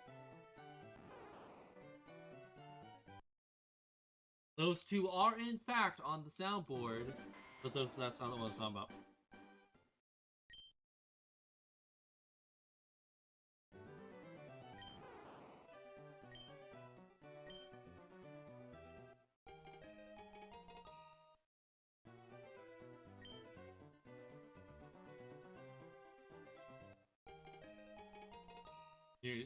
So can I play it now so you can hear it? Maybe you won't be so judgmental and mistrusting.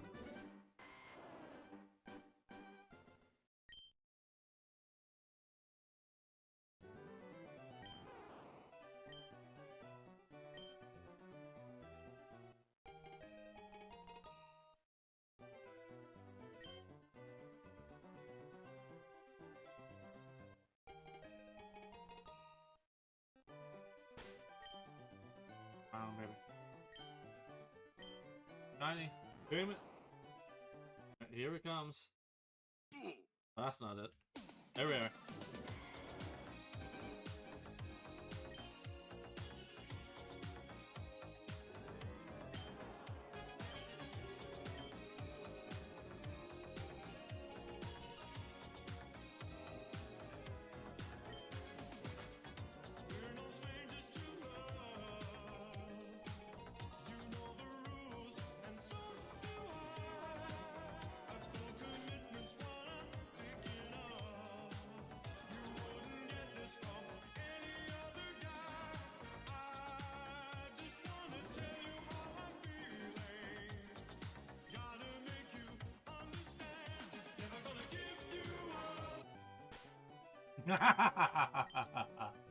Ah, you don't trust the soundboard. It was all a ruse. Also. Oh, we got a female.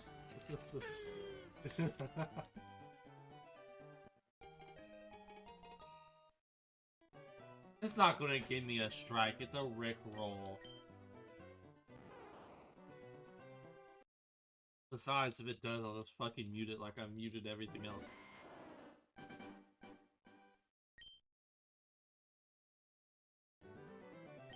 Like, you know, I think it's this one. Yeah. What? That sound right there, I need to think about 10 seconds of it. That gave me a community, a copyright claim. Apparently it's from a Drake song. I didn't know that. I thought it was just a random song, a random noise people made. But no, apparently Drake doesn't like people using his theme noise. So yeah, I got a claim for that. So, pretty much everything on the soundboard has potential to get me, you know, claimed. And the good news about the soundboard stuff is it's like 10 seconds. So, well, it's stupid. Like, as you just said, yeah, it's dumb as hell that I'm getting claimed for, you know, a 10-second clip. But, you know, it's kind of just how it is, and I can at least cut it out.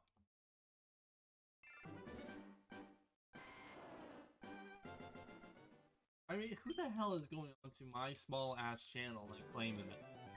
And it's not like it's claiming... And it's not like it's just claiming random shit either. It's claiming actual song stuff. Of course, I mean, it's not like it matters. I don't, at least I don't think I have a way of knowing whether or not, you know, it's the actual person who owns whatever the hell it is. I'm pretty sure it's just a bot.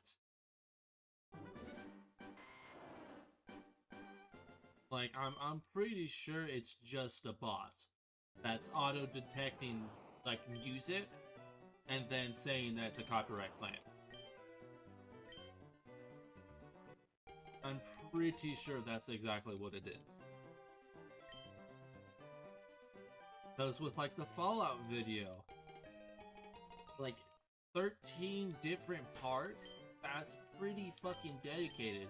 And that's not just 13 parts with just, like, 13 songs. No, each copyright claim had individual parts of the stream. Like, it's gotten to the point where I might just delete the stream, which would suck. Because so much of it's getting muted. But, like, it's just... the only way it could be a troll is if they're going through and watching the entire thing. And somehow picking up that these specific parts of a song are, you know, from a said song.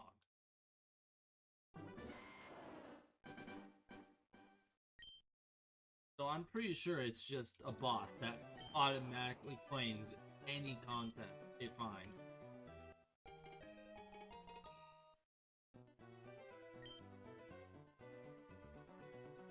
Even if it's just, you know, a 10-second clip.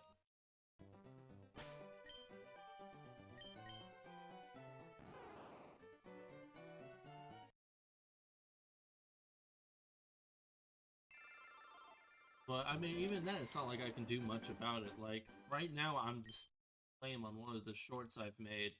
Because, I know I said this earlier in stream, but I don't know if you heard it. I made sure for, you know, the shorts I make, for the most part, to use, you know, royalty-free stuff. Well, one of the Minecraft shorts I made, you can't force him to breed out. Okay? That is called sexual assault. Okay? Also, it's a skunk, you sick fuck. I'm sorry, I couldn't resist. But, yeah, I don't know. I don't think Skunk Tank has any special stuff. Are you breeding it with, like, a Ditto? Or at least the right egg group?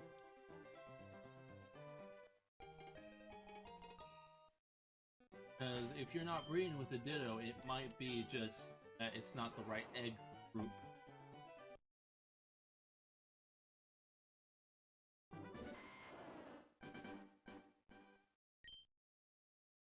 Also, wait, is Skunk Tanks even in Pokemon?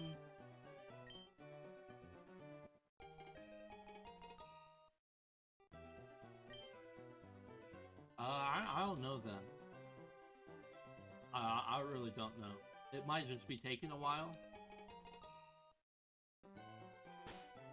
Well, is this your first time breeding?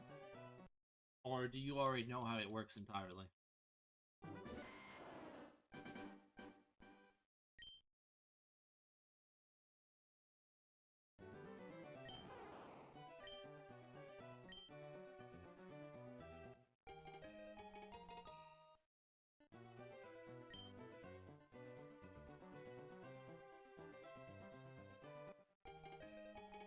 Oh, okay.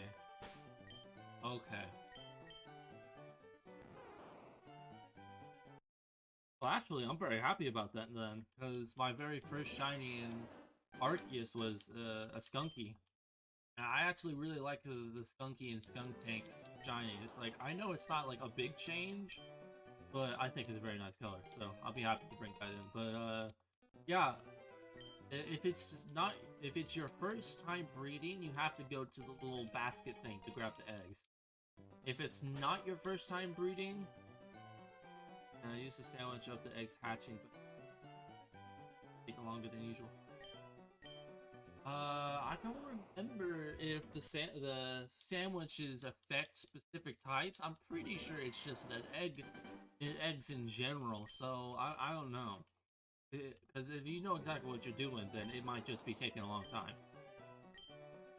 Like maybe there's something about it being foreign, or maybe it's something about honestly, I have no idea. I don't know what would be dragging it on. Maybe because it's an exclusive, maybe exclusives have a longer breeding time. Or maybe the Skunky just hates you. Who knows? You know, the game's still new. We don't know everything about how breeding works, at least not yet.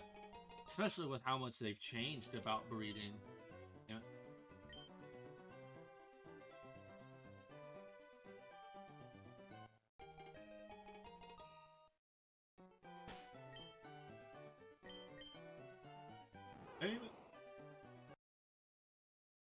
Yeah, I haven't gotten to breeding myself yet, though, so maybe once I get into it myself, I can help you, because all I've done is watch videos on it.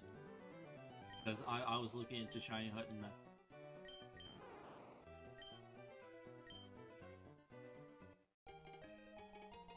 I really do hope that in an upcoming update, when it comes to shinies, they add like a sparkle or some sort of signal.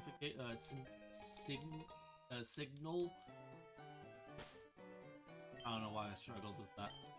Not a female. Not shiny. Some sort of signal or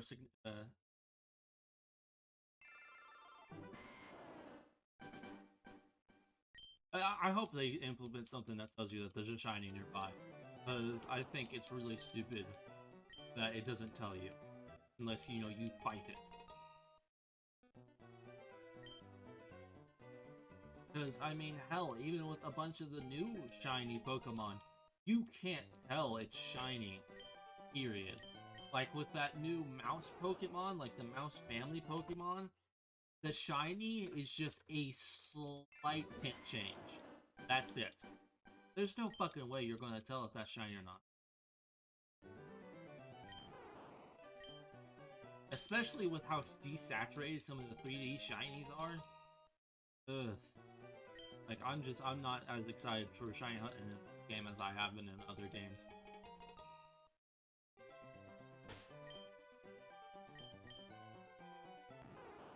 Like, you know, it's shiny hunting, so you're always gonna have the excitement of getting the shinies. But still, it's just, it feels so annoying, you know, knowing that you could just pass by one while walking. Especially with, you know, how many Pokemon you walk past. Like, I guarantee you I've walked past a shiny or two. I guarantee you, and I just never knew. Which sucks to think of.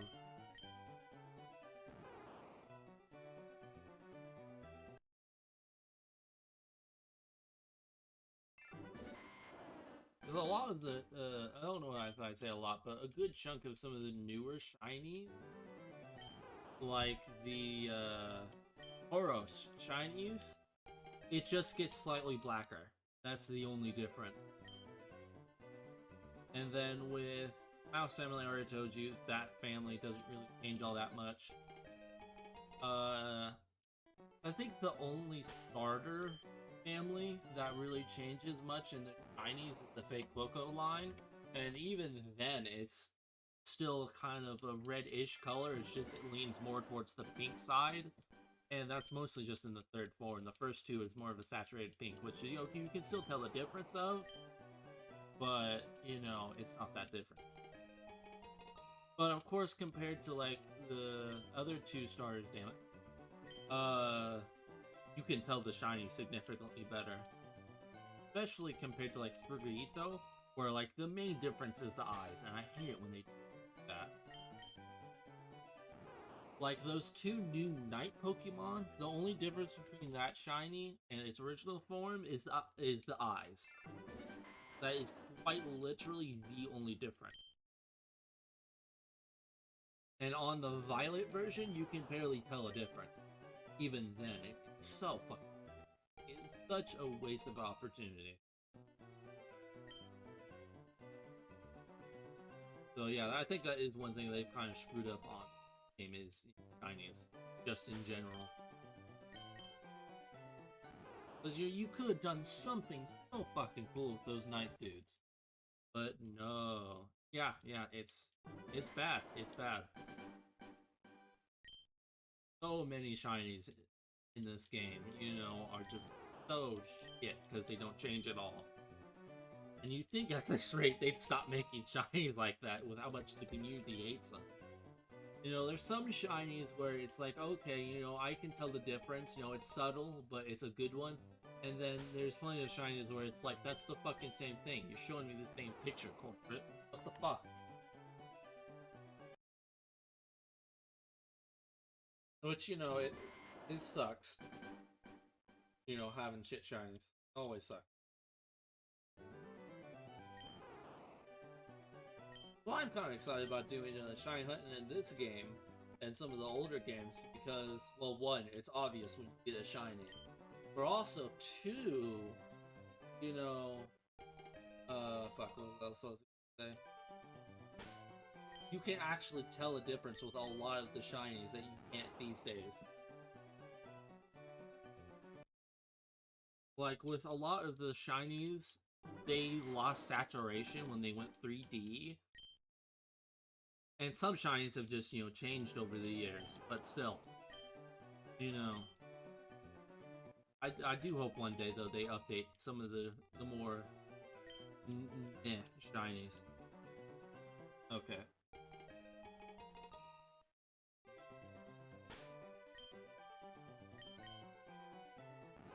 Damn it!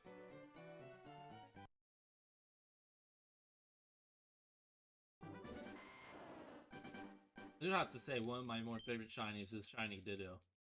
I don't know, but something about that blue is just so nice. And I can't wait to get my Shiny Ditto into these new games.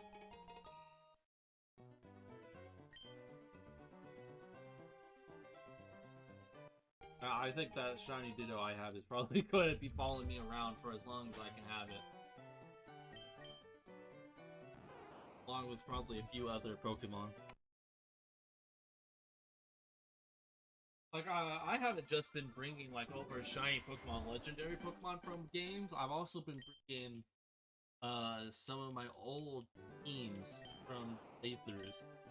So, like, parts of the I had for the for Pokemon Sword, on both of my accounts, actually. For, maybe not both my accounts, maybe, I don't remember.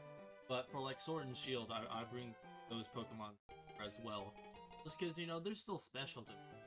I've been through like a whole Jordan stuff.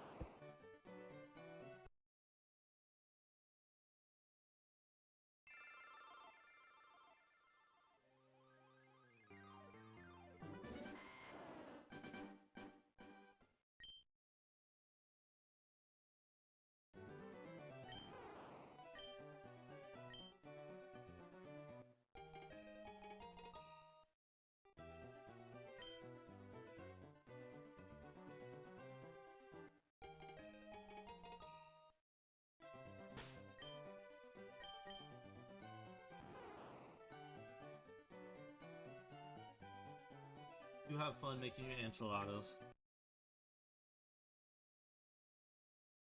Don't burn them. That'll be a very sad dinner. I don't know how much you guys like your.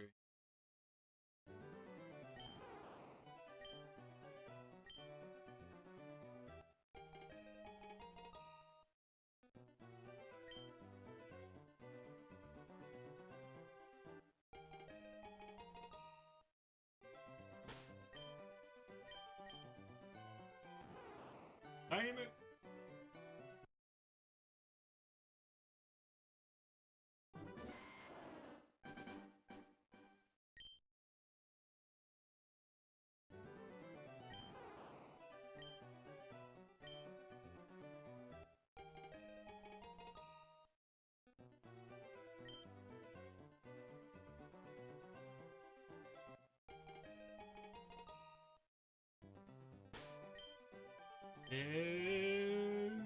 Damn it. No shine.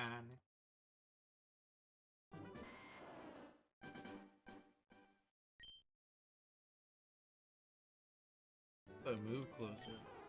Next up. Ah, it's itchy.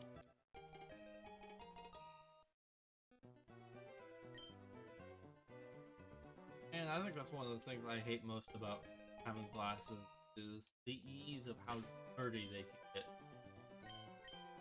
And like especially having to clean them. Like cleaning them, not a bad thing. But no, I get so annoyed when there's like a smudge on my glasses or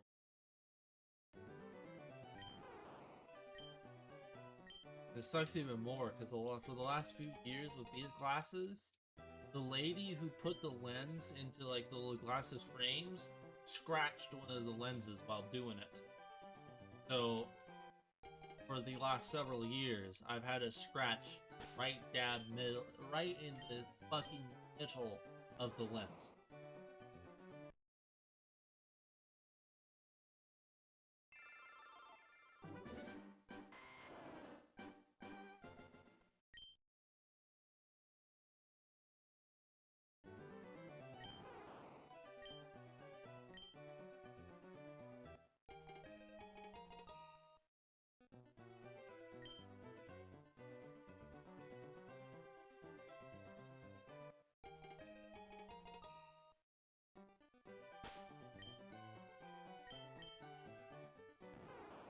Thinking about doing more polls and then not Instagram. I don't know why I said Instagram, not Discord. I think that might get a more interaction. Because I know the YouTube, of course, like I do have a small community at the moment, but still, I feel like that might get a bit more interaction. The polls on YouTube. I'm still gonna do the YouTube polls, but I might also just do Discord ones at the same time.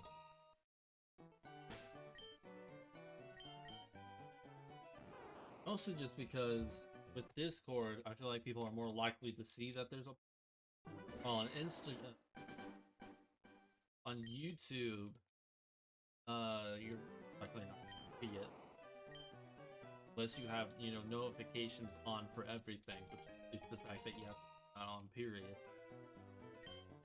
But I mean, hell, even then, it's fucking bad trying to get notifications. There've been times where, like for my own shit, I'll get notifications for me posting stuff hours later.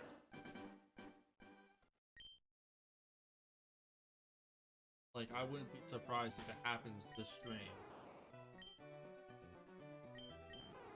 Damn, speak.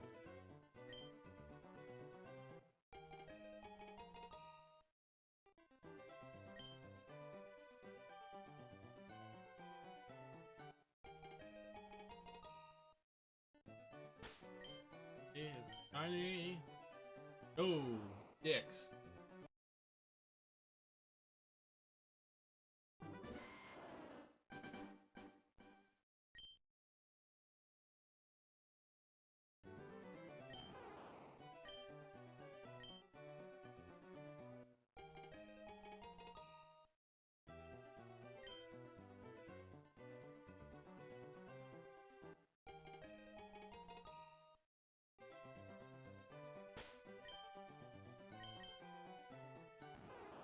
Damn it.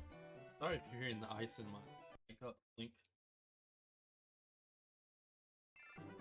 I get as much as I can.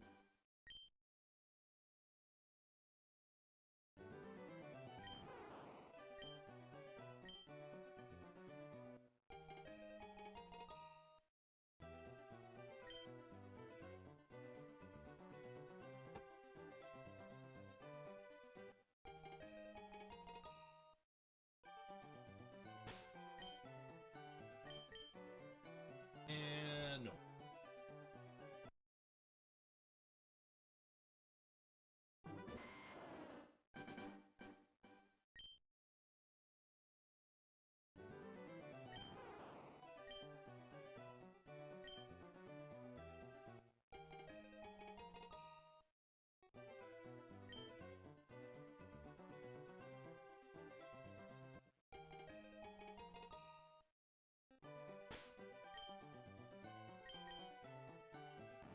I like a lot of the new Paradox Pokemon that are in Violet, Scarlet and Violet.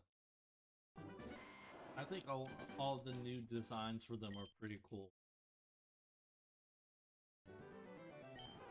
I know some people don't like the futuristic Paradox shinies, but I like the shinies for the Paradox future Pokemon. Like, yeah, it's not exactly, you know, colorful shiny for each one, but I mean, it's still pretty cool, and in my opinion, as long as it looks good and is a significant enough change to the original color palette, it's a good shiny to me. And if it's at least a significant change to the color palette, then it's at least a shiny to me.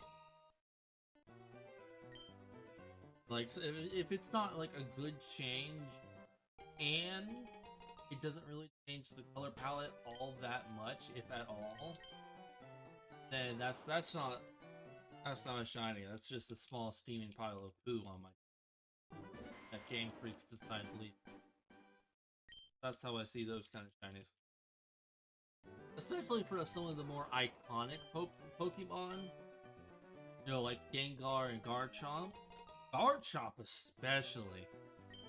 Because, you know, with Gengar, you know, his lines shinies just in general are kind of meant like, yeah, you can definitely tell the earlier ones are shiny, unlike this Bulbasaur, but they're not quite as stand-out-ish as some other ones. I think Gastly's probably the best one out of all three, but still. But with Garchomp, with his line, it's just like the very first shiny you had was phenomenally good. Why the fuck did you change it? Why did you not just stick with it? Even then, the shiny that it has right now, it fucking sucks. Like, even putting it side to side with its normal form is just sad. It's just so sad.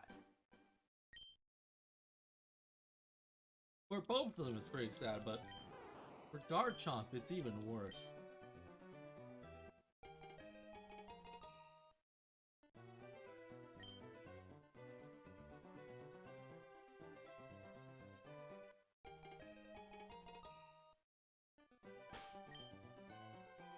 Email, but not shiny.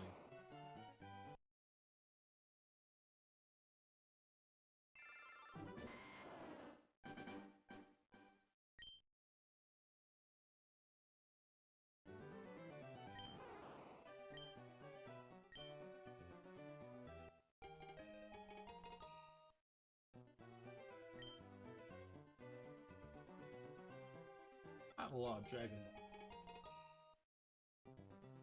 So, like, I'm a big fan of Funkos.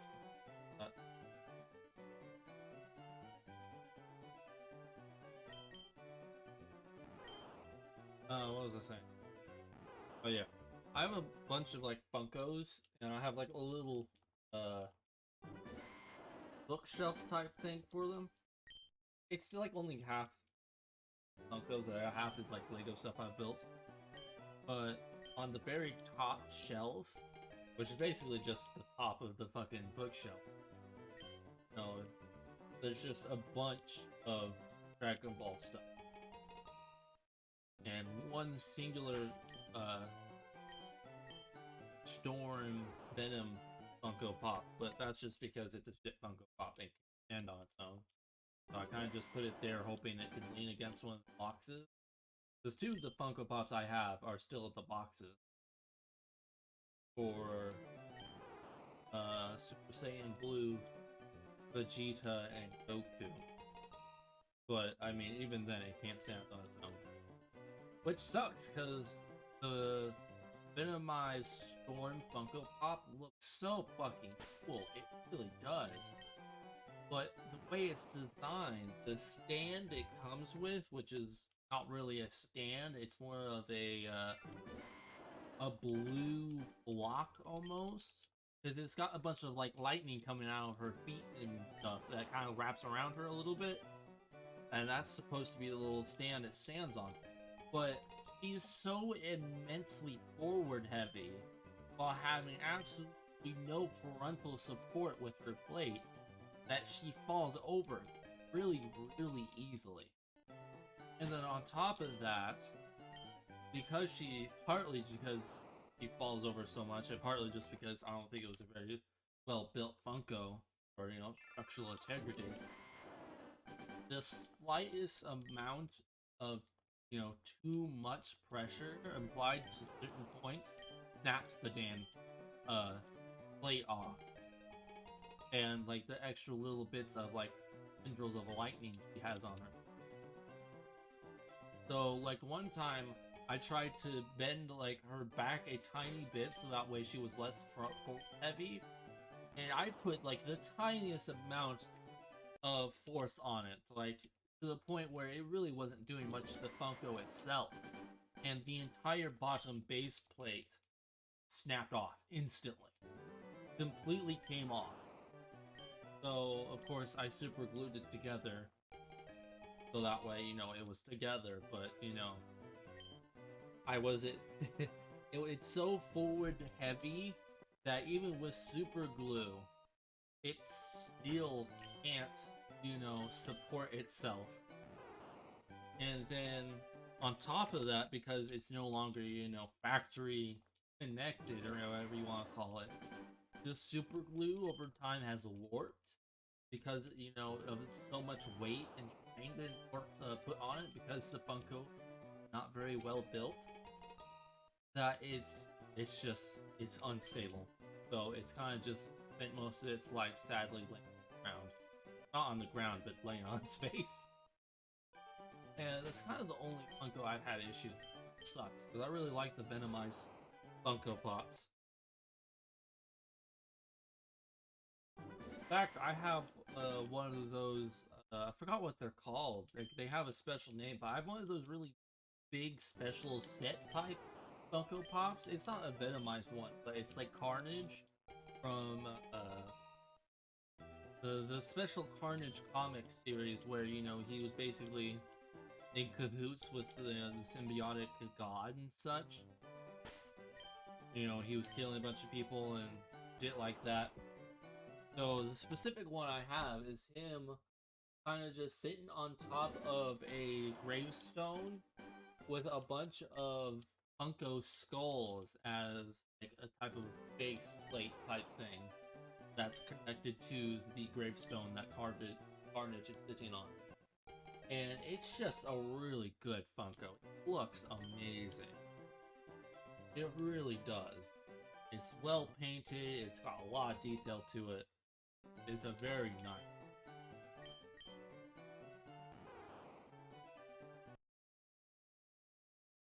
But yeah, I got a few different Venomized ones. I got Venomized Groot, Venomized Iron Man, Venomized Fantastic, and Venomized the thing. Sorry, I was trying to look just to make sure I knew. I also have, you know, I have two Carnages actually. One I just told you about, and then the really cheap looking one. That's really not that that good looking. And then I also have a Scream, which is a lot better than the Carnage. The tiny Carnage, the big Carnage. I have a bunch of just other Marvel stuff from either comics or the movies. I also have just a few other random stuff. I think I have a random Games of Thrones book. Maybe, I'm not entirely sure. A friend gave it to me and was like, yeah, sure, I'll take it. I have no idea what the fuck it's from. I'm not even sure if I have the box for it. I might.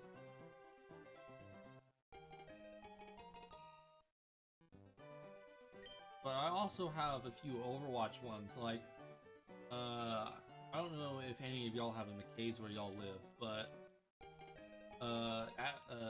at where I am, there's a few McKay's near me, and you can get some pretty decent Funko Pops, which is where I normally get most of mine, for a pretty good price. And I was able to get a Roadhog. Sadly, it didn't come with the box, but still, I was able to get a Roadhog, which is a fairly big Funko Pop for like less than $8 maybe. And I'm pretty sure that normally goes for over 20. So it's in really good condition. Like, yes, it didn't come with the box, which sucks. Box is part of, you know, why you're getting Funko Pop, but still. But I also have two Sombras. One that didn't come with a base plate, sadly. That wasn't. Was it? No, it wasn't. So, and the other one, I lost the base plate for a short period of time. So, its legs are kind of bent because I got it when I was really young, so I didn't really care that much about the integrity of the pop as long as it can and looked good. Which, I mean, granted, I did the same thing with Storm when I was older, but that was mostly out of the norm. But yeah, and the reason I have two is because there's a special version of her, like, invisible. And I found that at McKay's. But, not China. I found that at McKay's. Same place I got the Roadhog, so I grabbed it. But I didn't realize it didn't come with the plate. What? I think me talking just distracted myself.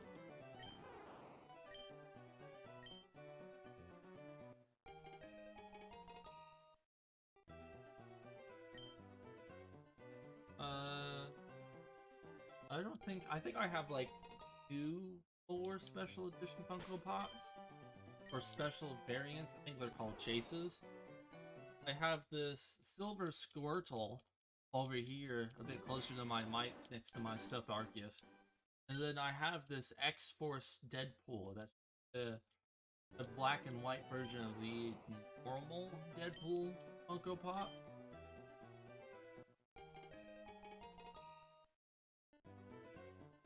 I have a few Deadpool ones. I have a zombie Deadpool. Actually, now that I think about it, I also have another special edition Funko Pop that it's like an old comic book hero. I'm not entirely sure who it is, but it came in like this recyclable cardboard box instead of like, you know, the like almost plastic feeling ones of the normal Funko boxes. A lot more cardboard and almost paper feeling, which I'm pretty sure is at least part of why it's a special edition version. But yeah, I also have some of the zombie ones. Some from the What If series from the Disney Plus stuff, and some from the comics.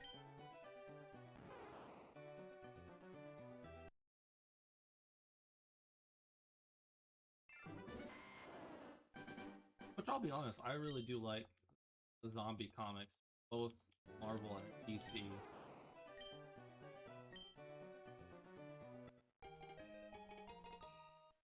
I think they're pretty cool. I don't know which one I would say is better,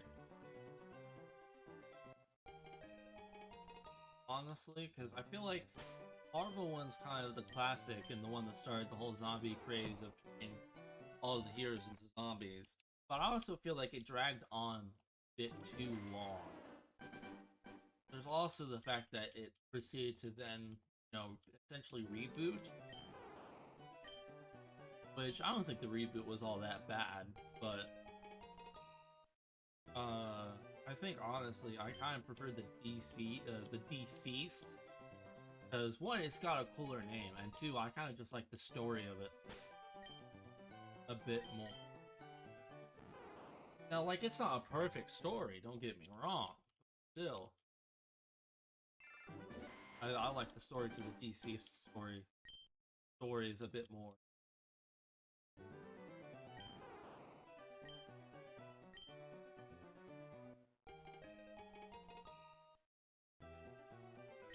I haven't watched the What If stuff though, so I don't know if that's any good or not.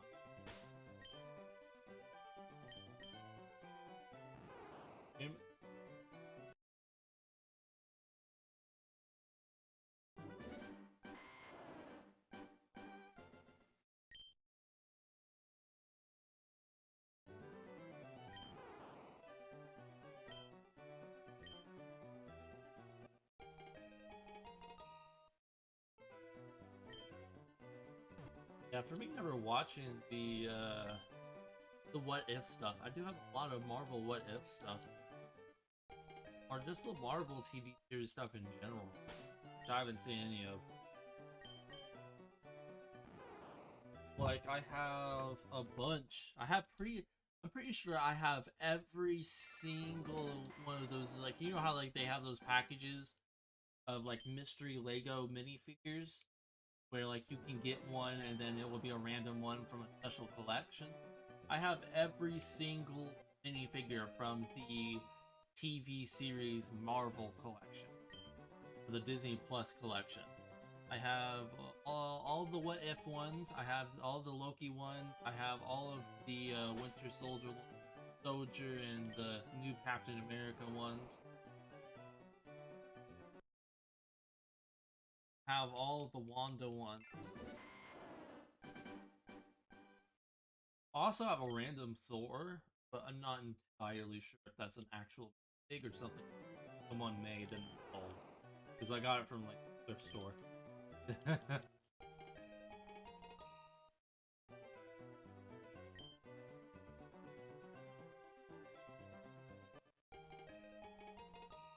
I'm not entirely sure where I got it, but it was somewhere, you know. Wasn't exactly a trusted seller for authentic minifigs, because I got a few Venom ones. I got one normal Venom one, I'm pretty sure it's supposed to be from like the movie. And then I have an anti-Venom. And I'm not too sure about the anti-Venom. I think that might be a legit minifig though. It's kind of meh quality. But the Eddie Brock.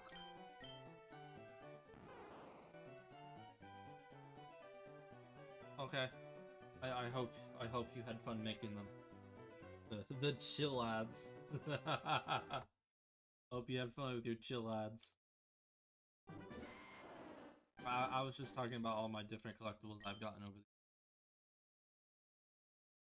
my chance to talk about them without you being jealous about all the different Funko Pops I have.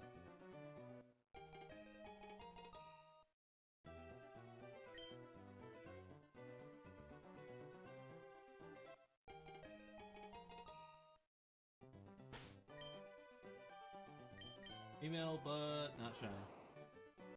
As you can tell, I've not gotten shiny. Oh yeah, like the Eddie, I guess both are. No, Anti-Venom's not Eddie Brock. Oh well, I guess it is for like a short period of time. I don't know. The comics are messy as hell. But like the one the Venom movie minifigure I have, I am not entirely sure if that's a legit product, because it's got some weird pieces that go with it, and I wasn't able to find. I don't think I was able to find anything for it. Like, I was able to find a minifigure that's similar to it, but there are some things that just don't add up. So they're kind of just behind my TV. I can see them for like sitting at my PC, but if you're on like my couch or whatever watching my TV, oops, you're not gonna.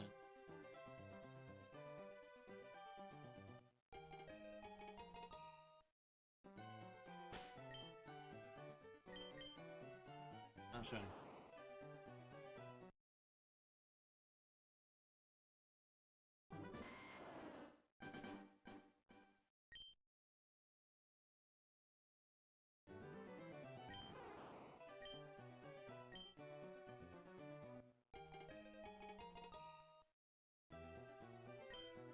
Oops.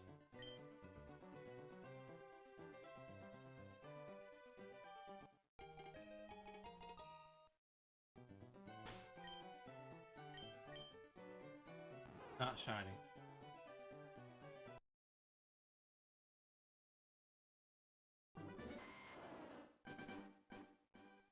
No. No, I'm not going to switch it up. You have to sit here and be bored, because I keep doing Bulbasaur.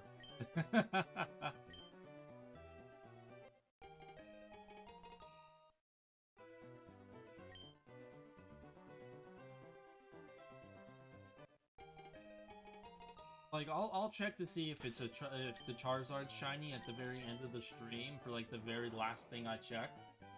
But that won't be added to the total, it'll just be for shits and giggles. But no, I'm not going to switch it up, I want my Bulbasaur. You just want me to try and check the Squirtle, don't you?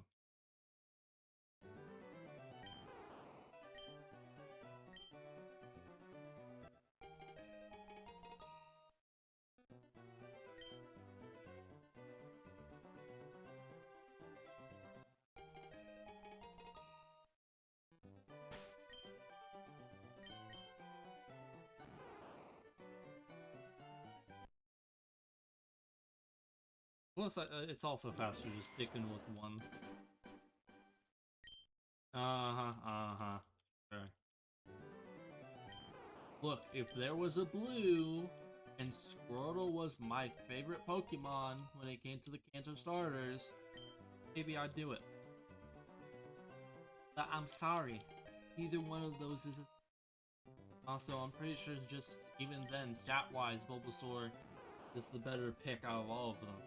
Ironically, I'm pretty sure, at least for the beginning, Charizard's kind of the worst pick, if I remember right.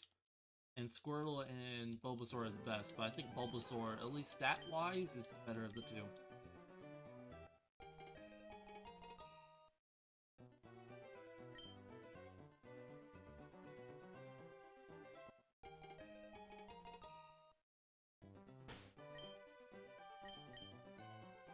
I do think Charmander and, you know, his line kind of has, like, the better shinies, except for the middle stage, yeah.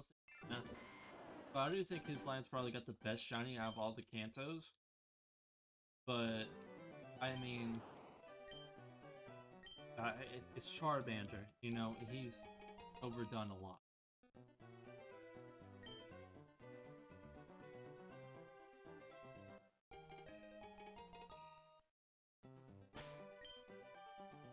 And plus, as I've probably made very clear, Bulbasaur's my favorite, so sticking with him.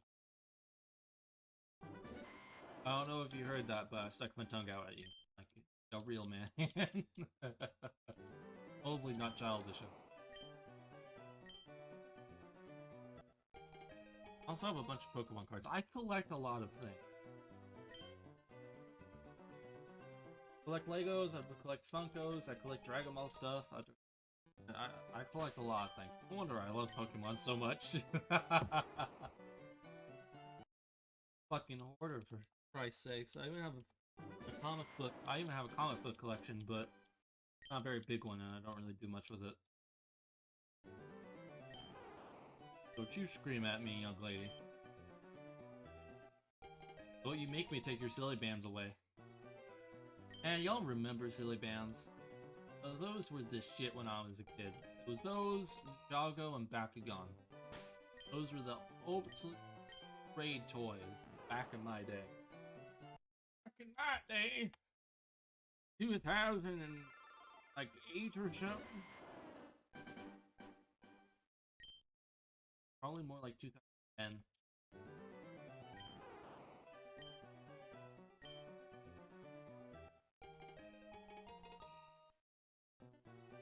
Y'all remember the day you just suddenly became sentient? Like, you just suddenly realized, holy shit, I'm a living being. Like, I don't mean like, oh, I have memories and stuff, but suddenly, just like, holy shit, I'm human. I'm a person. I am a boy or girl. I don't remember that day, but every time I try to think of it, the year 2012 comes. I don't know why. Maybe some weird traumatic event happened in 2012 that, you know, allowed me to become sentient, but at the same time, just completely and utterly fucked any memory of that day.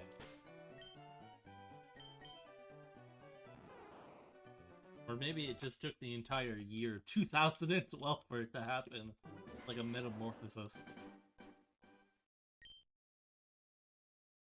Like, you cannot tell me that, you know, 3-year-olds and under are sentient. I mean, not that I was like 3-year-old in 2012, but still.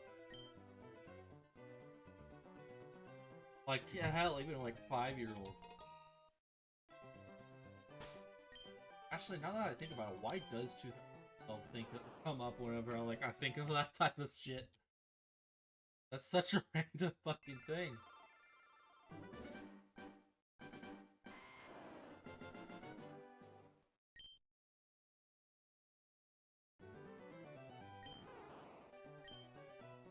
Maybe it was the day I figured it out. Winter went on past January. Because when I was a little kid, I always thought that winter stopped the second it became January. It was December. That was it. December was winter. And if winter, you know, couldn't survive that long, well, too fucking bad. You only had... That's how it worked in my head. It was survival of the fittest, and the only person trying to survive was winter. And it never succeeded.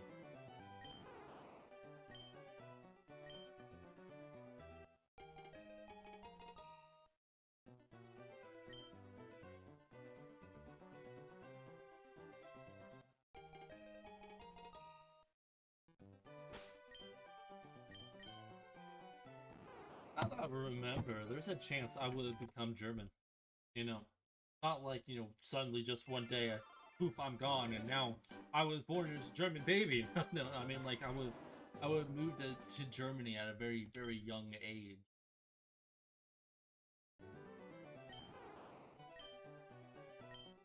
And I would have like permanently lived there. I wonder what kind of life I'd have then if I did.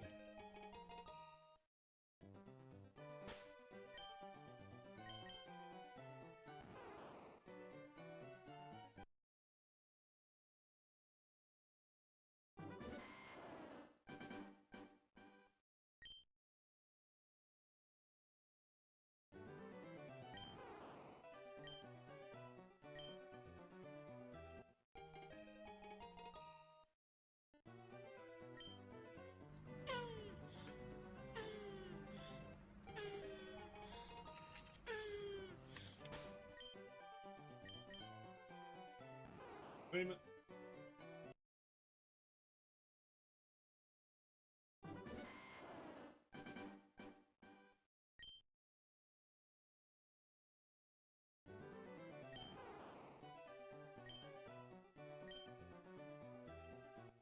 I think about getting back into, you know, collecting Bakugan. Because, you know, I used to love Bakugan as a kid. As I stated a few minutes ago. Why what? Why do I want to get back to Bakugan? It was always so cool, you know. Just throw a ball out and suddenly you have a little creature that attacks people. Oh no, I just, you know, it's something to collect. And it's something from my childhood. It's nostalgic.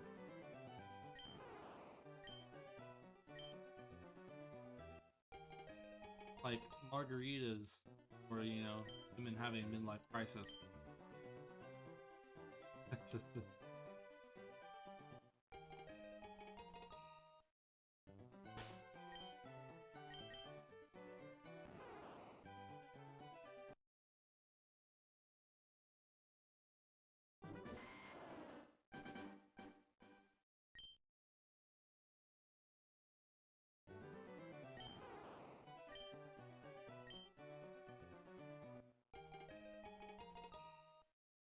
What about you, Elf? What was the toy of the day you were a kid?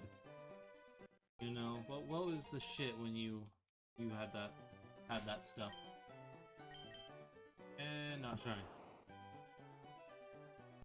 Swear to God, if you say Furbies, I don't. Furbies are not allowed. I don't like those anymore.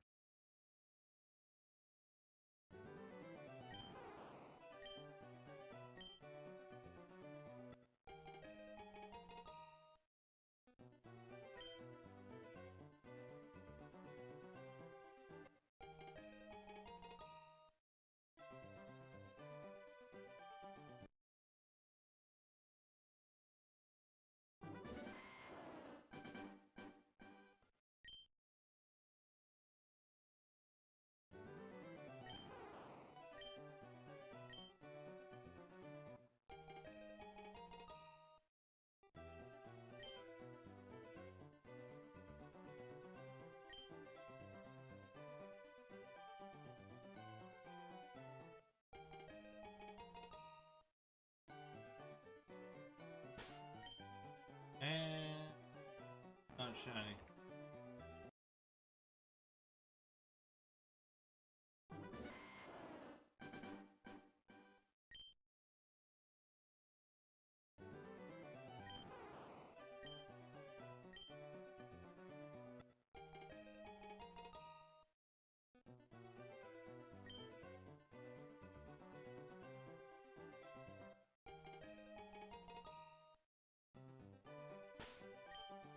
Oh yeah,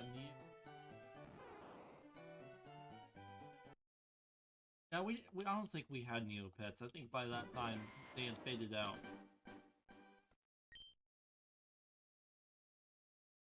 Of course, we had our own version of like an online Neopets. But I don't remember what it was called.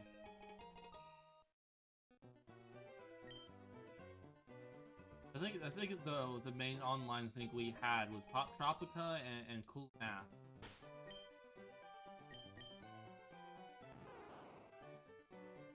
I feel like Cool Math was deliberately made just to trick teachers. I feel like that's exactly, you know, what it was made. CoolMathGames.com. Granted, of course, let's be honest, teachers probably know about it at this rate. Hell, probably quite a few of them probably grew up with it, but still. Cool Math and Pop Tropical, the games in my day. I don't know if you grew up in the age of, you know, video games online being very, very popular. I mean, like, in school type popular.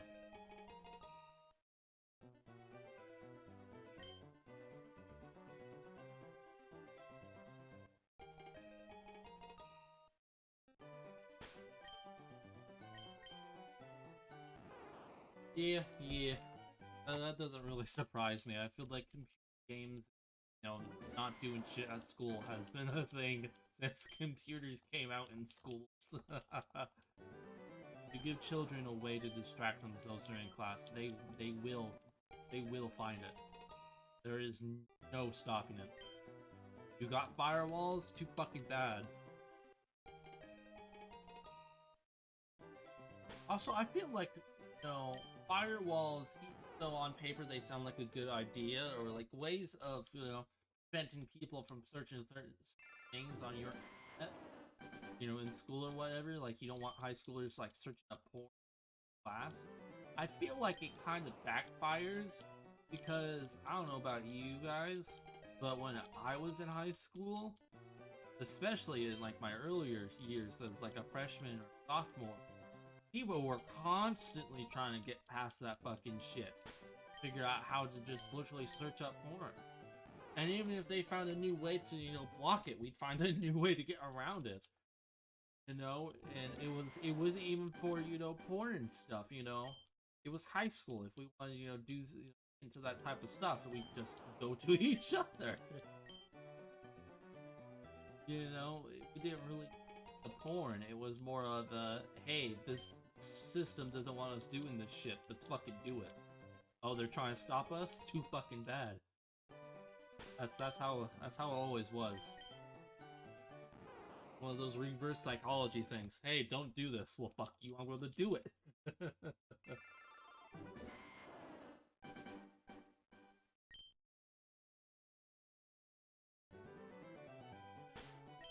Like maybe that's what they should have done to get us to, you know, do our homework. Be like, hey, don't do your homework, you little shits, and we would have been just like, you, fuck you, adult, and we would have just done it.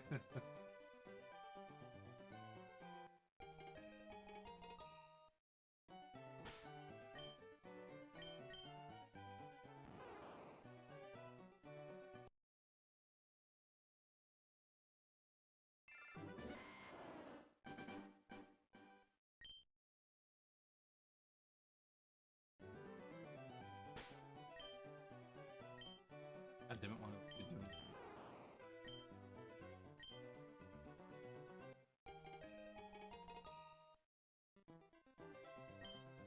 Twice tonight I've brought up porn. That's not a very good sign. Probably something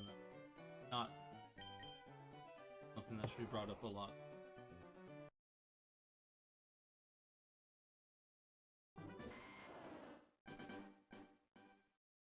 Got what cards you have.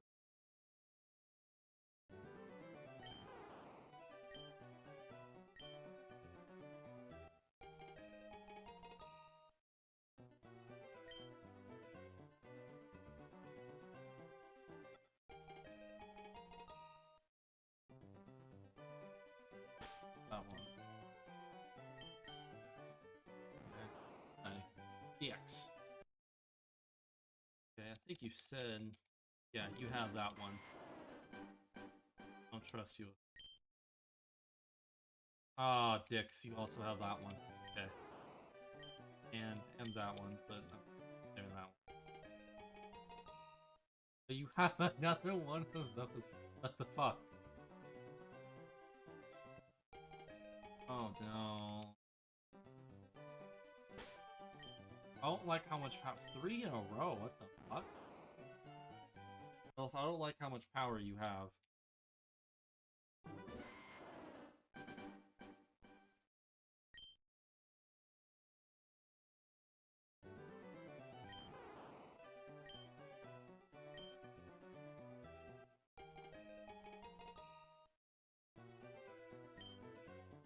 What the fuck? Why do you have 3 of those? I have 4 of those.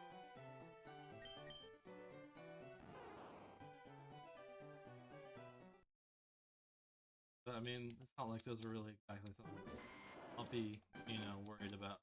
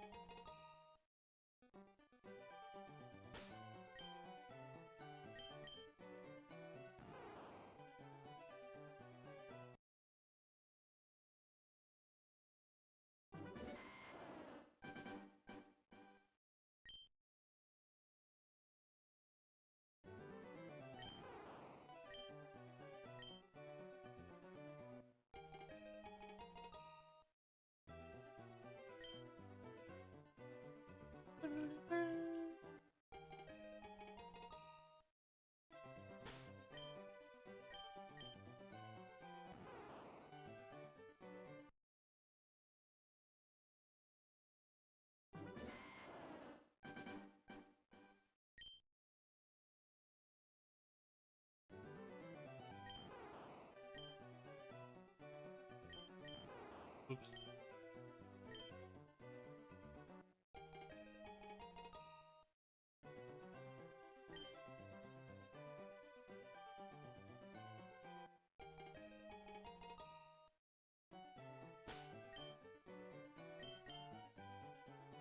What's the, like, good amount of getting other?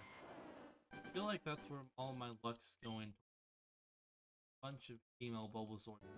I don't like that. I don't want a bunch of female Bulbasaurs. I'm not even keep this shiny one.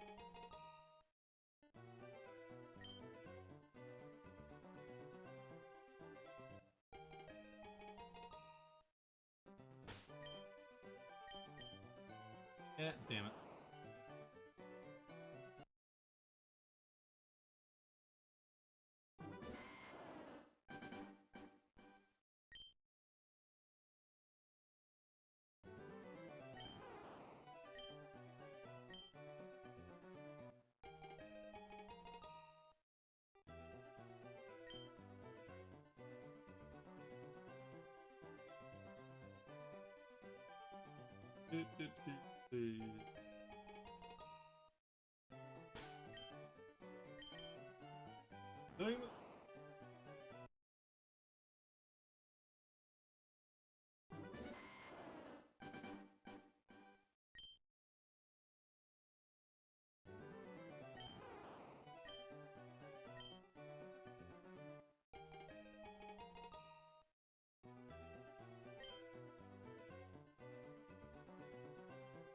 The new Overwatch hero? I think he's pretty cool. But, I mean, honestly, all the bullshit that Overwatch has been pulling as of late, I don't feel like playing it. Especially if y'all aren't gonna play it too, which, you know, is understandable, because you are a console. So, I'll get fucked the hardest. So, yeah, I just don't feel like playing Overwatch. So, I'm really not all that excited. Not to mention, he's going to be locked behind the Battle Pass. At the same tier, at least from what we've been told, at the same tier that, Kiriko was locked at, which, you know, wasn't as bad for Season 1 of the Battle Pass, because, you know, most of the people returning got her for free. It's going to be super bad with this hero this time around, because we aren't going to get it for free. We're going to have to grind for it. So, I'm not very excited. I don't think I'm gonna even test him out right. Not that good. Shiny dicks. Not shiny dicks. That's what I meant. No, don't do anything with that.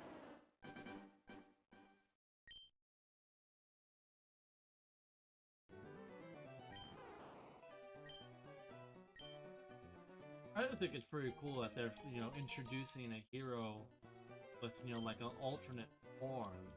I do kind of wish it was more of like, it was almost kind of like two heroes in one post type deal, instead of it being a cooldown based thing. You know, like Orbs or Bastion's little transformation stuff. But, I mean, get what you get.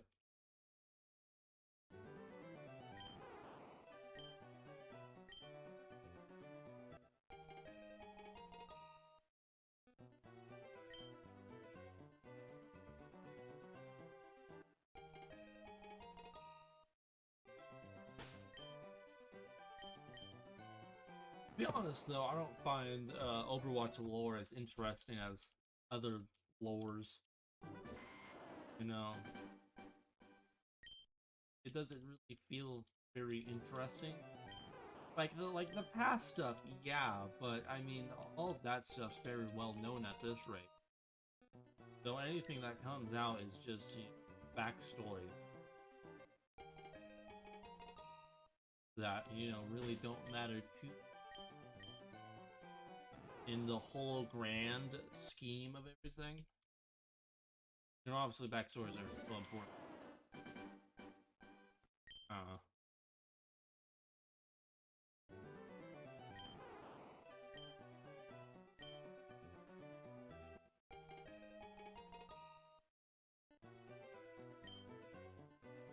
In this game, I do not believe so. I'm pretty sure pretty much every Pokemon in this game is, you know, shiny huntable.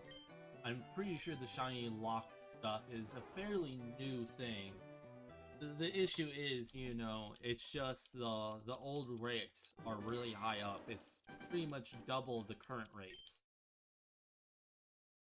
I think the old rates are 8,190 something, and the current rates in the newer games is 4,096. I think. Some 96, 94, you know, somewhere in that ballpark. So it's a significant difference. And in this game specifically, I don't think the shiny charm is introduced until like Gen 5. So in this game, it's not here. So, and what I was going to say about this game specifically before I remember shiny charm. This game specifically, I don't think there's any methods to increase your shiny hunting odds. So basically, it's full odds every single hunt. So yeah, this game's gonna take a while.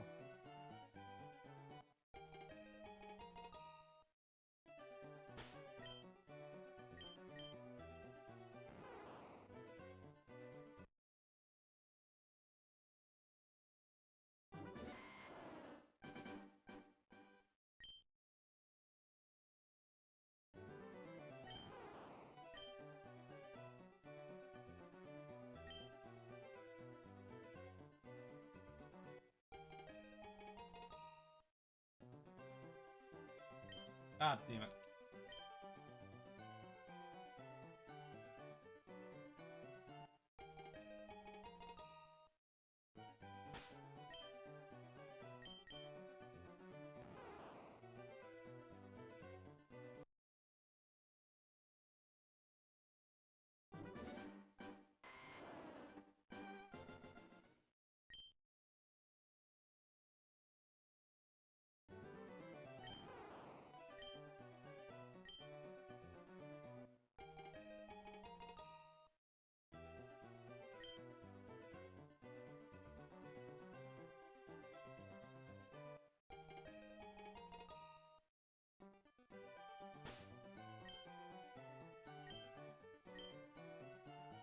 Damn it.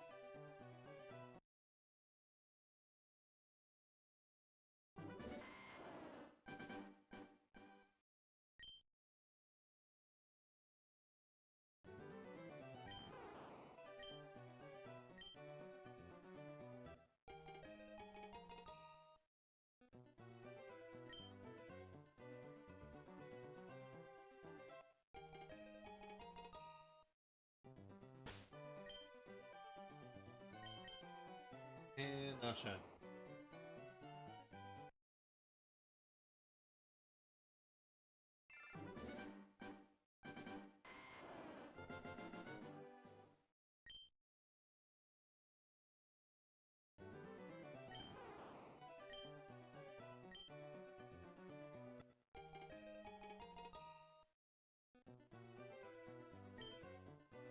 I think the thing that probably sucks most is I can't do anything after this shiny hunt. I mean, before the shiny hunt. So I have to do this shiny hunt before anything else.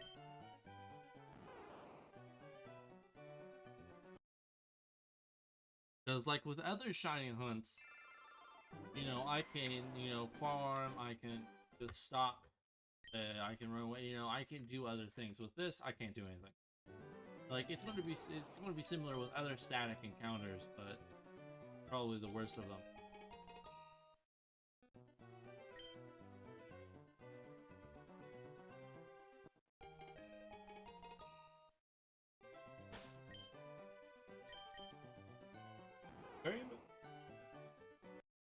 So what I'm looking for is a little star, like the thing that just flew across the screen right there. A little star right underneath the gender symbol. In the top right of like that little white square that you see the Pokemon in. Not the one we just saw, but when you go to check the summary. Damn it.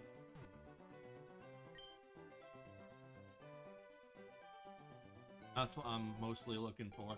Bulbasaur is one of those shinies where you can easily tell it's shiny, but still. Yeah.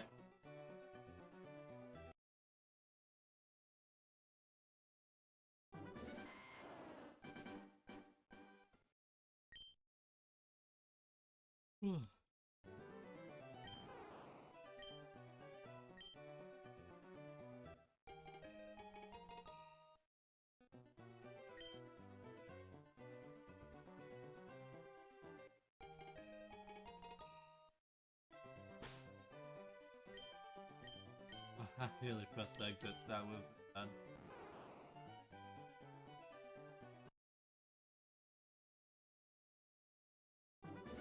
Oh wait, no. Exit doesn't actually exit the game.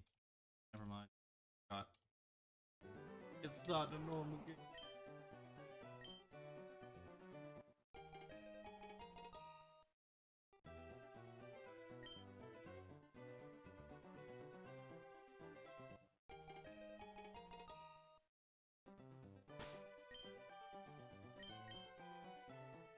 Right?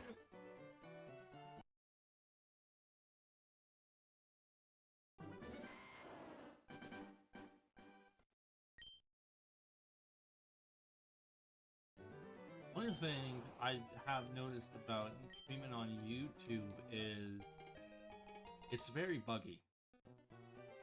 So, like, please stream with OBS it is. Because, like, even when I end the stream, I'm sure maybe one or two of you, because I've certainly fucking noticed it, the stream will keep going. I can shut my PC down completely and the stream will keep going. It will just consistently loop and buffer. Because, you know, I'm not actually streaming anymore. So, basically what I have to do is I have to go into YouTube, go into my videos, and end the stream through there. So I have to go through this long process of ending the stream essentially for a second time. It's really weird. But yeah, if any of you, you know, plan on streaming on YouTube, just know that if you want to end your stream, either be prepared to wait for like 6 or more hours for it to actually properly end, or just go into YouTube itself and then, which is weird. You have to do. Obviously a bug. At least I think.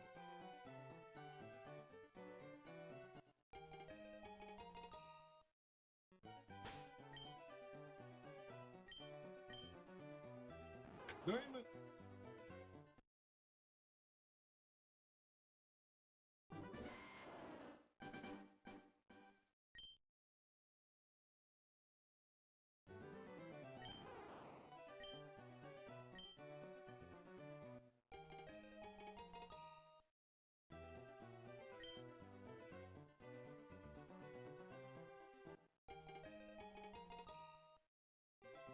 I really wish that timer didn't reset. For some reason, I started the game.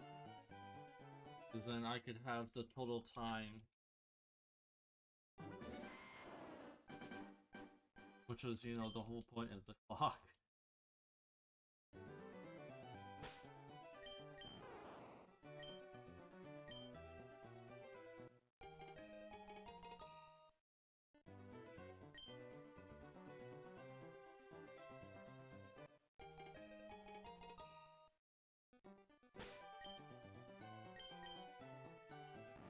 Damn.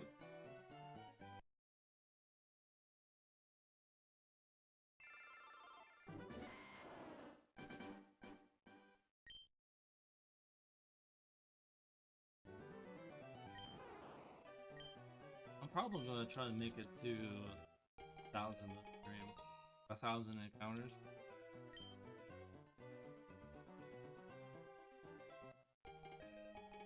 Because you know, feels like a good even number. Plus, that just means I've gotten pretty much 100 encounters per hour, for the most part. Because this is going to be a 6-hour stream. That's probably what the rest of my tiny hutton streams are going to be, lengthwise, 6 hours. Because, you know, right after Shine Hutton, the last time we streamed, I had like the itch to go ahead and keep Shiny Hunting in the game to try and get the Shiny Bulbasaur. But, you know, I don't want to do that off stream. So I think that having a longer time will not only help with getting it a bit faster, also just help, you know, deal with what I have afterwards. You know, that's how normal drugs work. Your body asking you to ingest more cocaine. Well, just make sure to ingest more cocaine longer the last time you take it. Don't listen to that, kids. Don't do cocaine or school. Don't do anything. Government's a lie.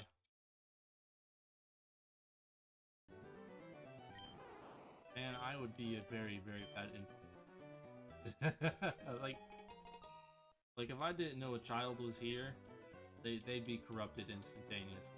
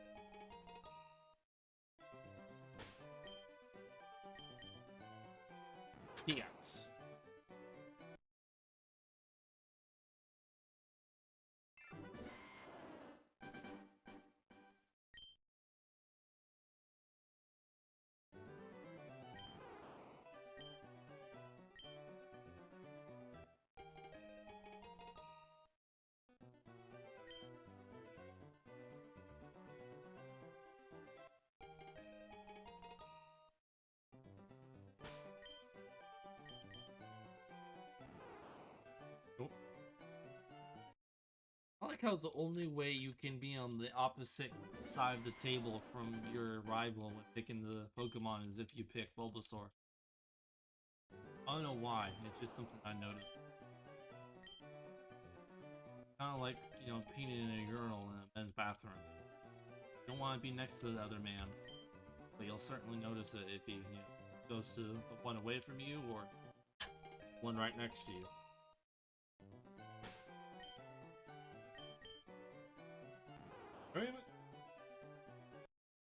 I don't know why I keep bringing up random shit tonight. I just need something to talk about.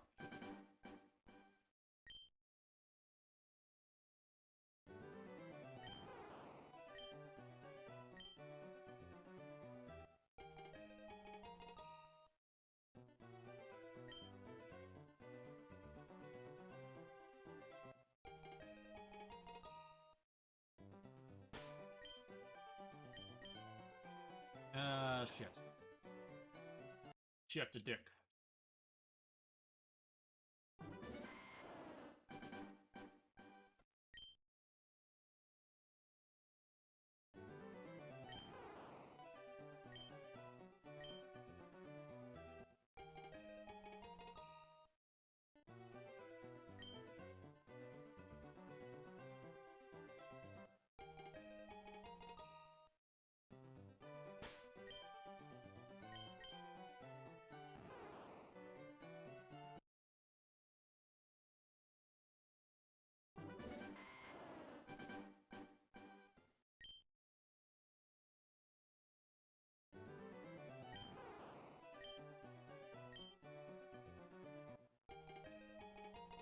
You think Bulbasaur tastes good in a stew? I feel like he might taste good in a stew. Because like you put veggies in a stew, the veggie, and he's actually also so he would go good in a stew, I think.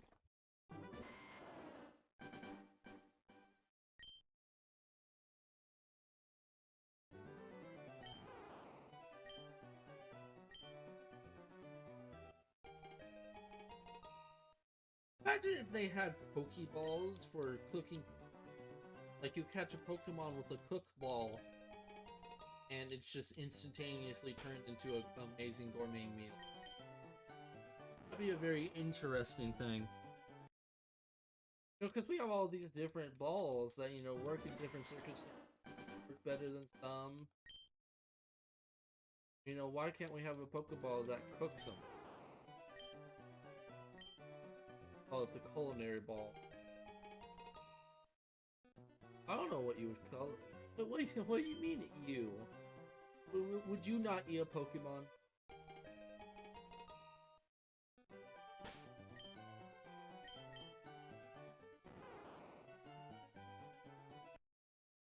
I feel like they're playing Pokemon ID. You know. Also, it might also be significantly harder to eat them because each and every single Pokemon is its best friend. Pokemon are so easily domesticated, so maybe that would make it easier because they're so easily domesticated that, you know, eating them is almost second nature. Which brings up another question: how are you so dominant over Pokemon? Like, there's so many different magical species of Pokemon that are significantly stronger than any human or army of humans. How will we overpower them so?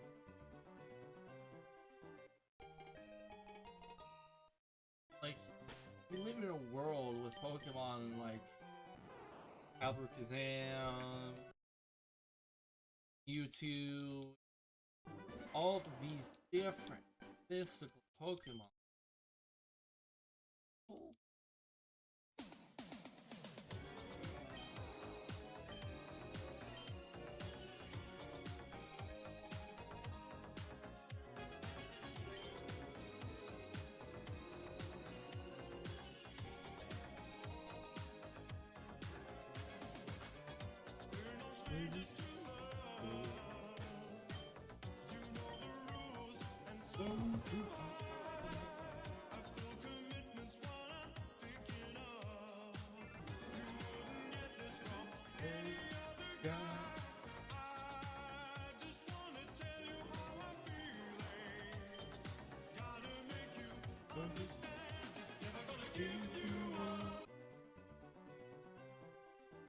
It might be a meme song that everyone hates hearing, but it's a good song, let's be honest. It's a very good song. But yeah, back to what I was talking about. How the hell do we overpower Pokemon so much? Like, you'd think we'd just, you know, be basically instantaneously demolished.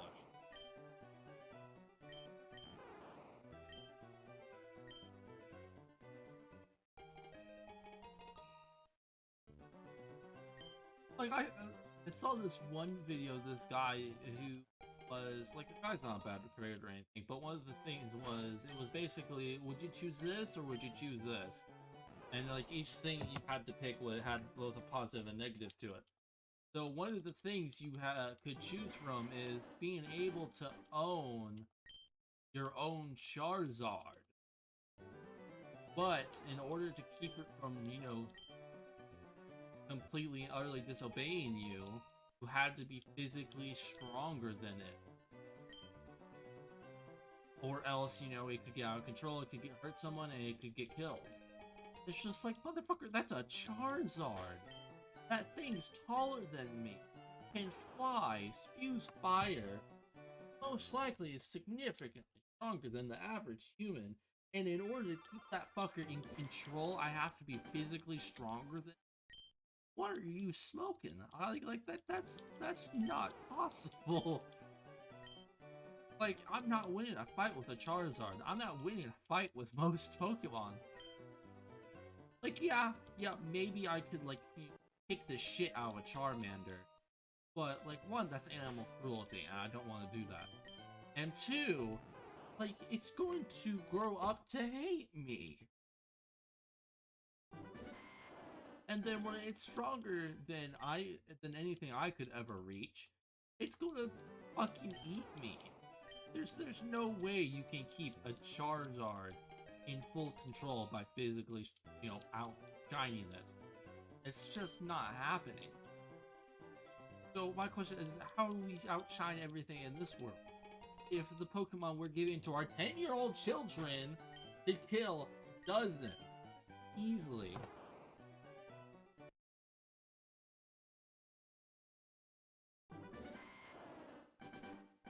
Like, bro, Sobble has the ability to make everyone around him cry.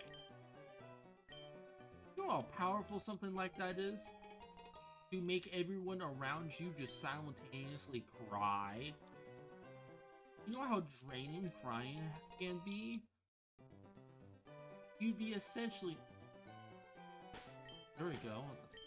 The button wasn't working. You'd be essentially draining the energy out of all your enemies.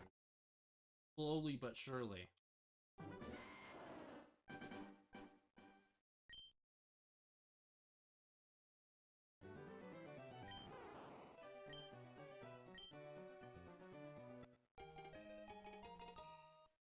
And not to mention, a lot of, you know, regions, there are some pretty decent Pokemon you can get really access.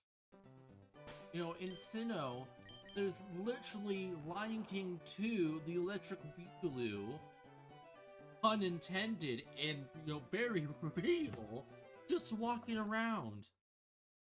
Just strutting its stuff, shocking the shit out of everything. I'm sorry, I'm very passionate about stupid shit.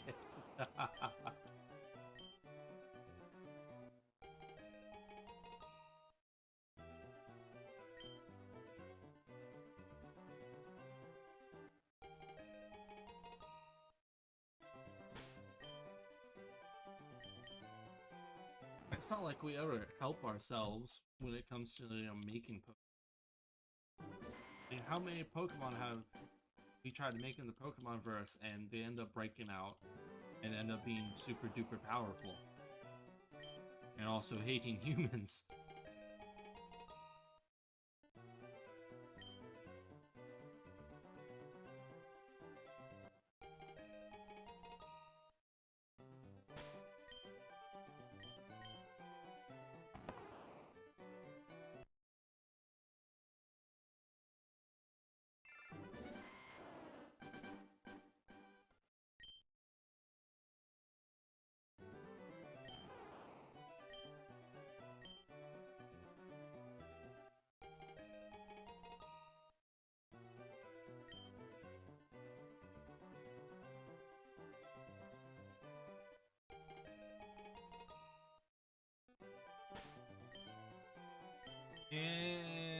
Gotcha.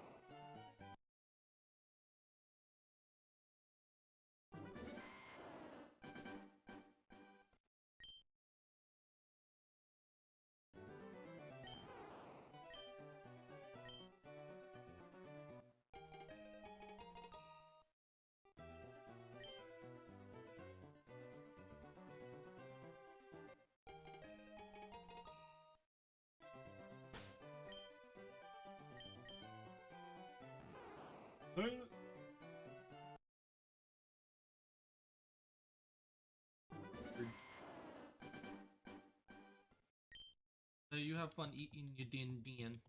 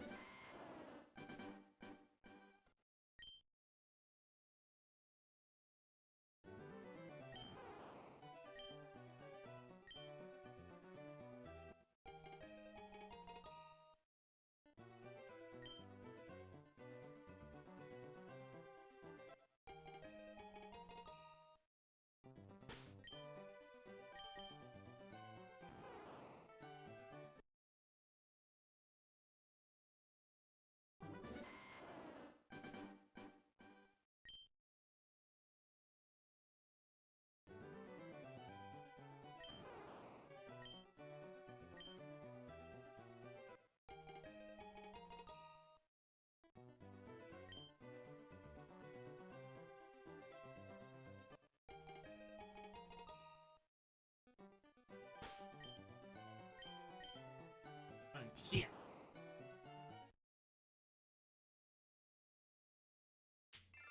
Ah, it was a lot louder than I thought that would. Also, kind of hurt. Ow! Popped my finger.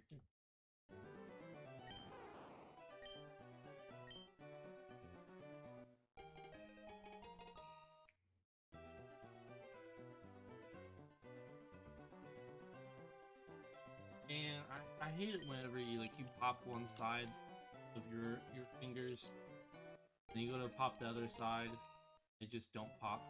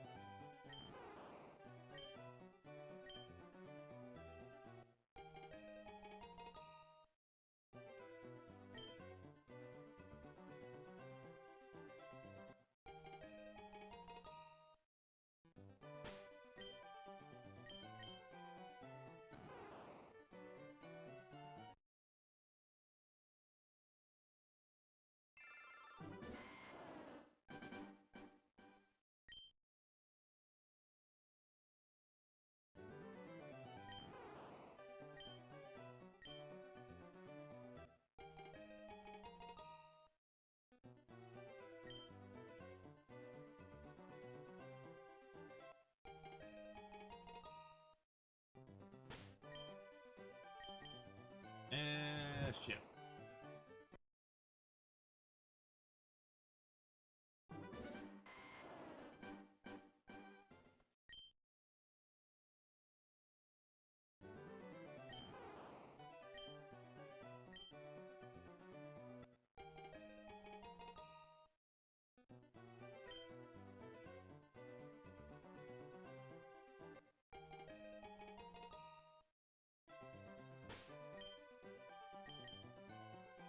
Oh.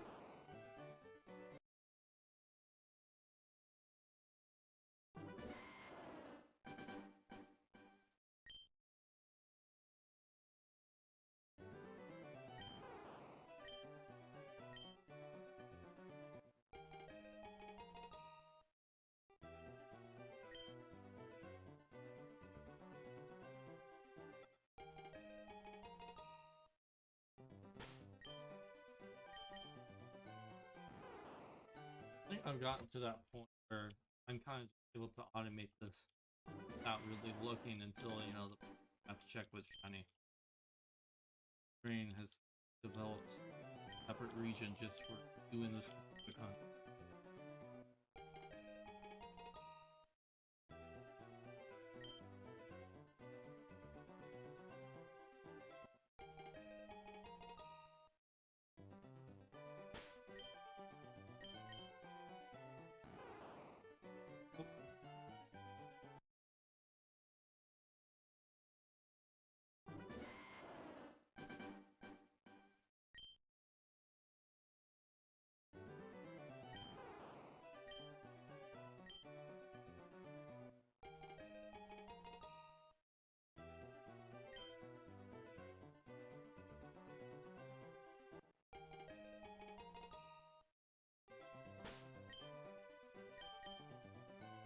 Right?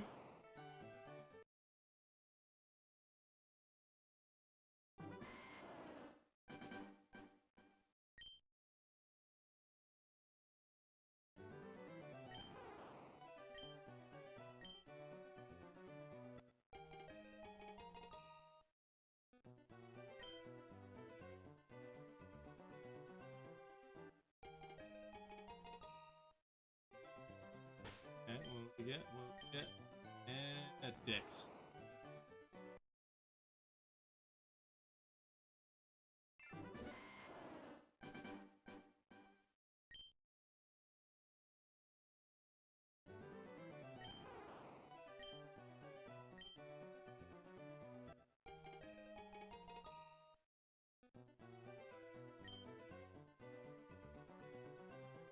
Rickrolls stuck in my head.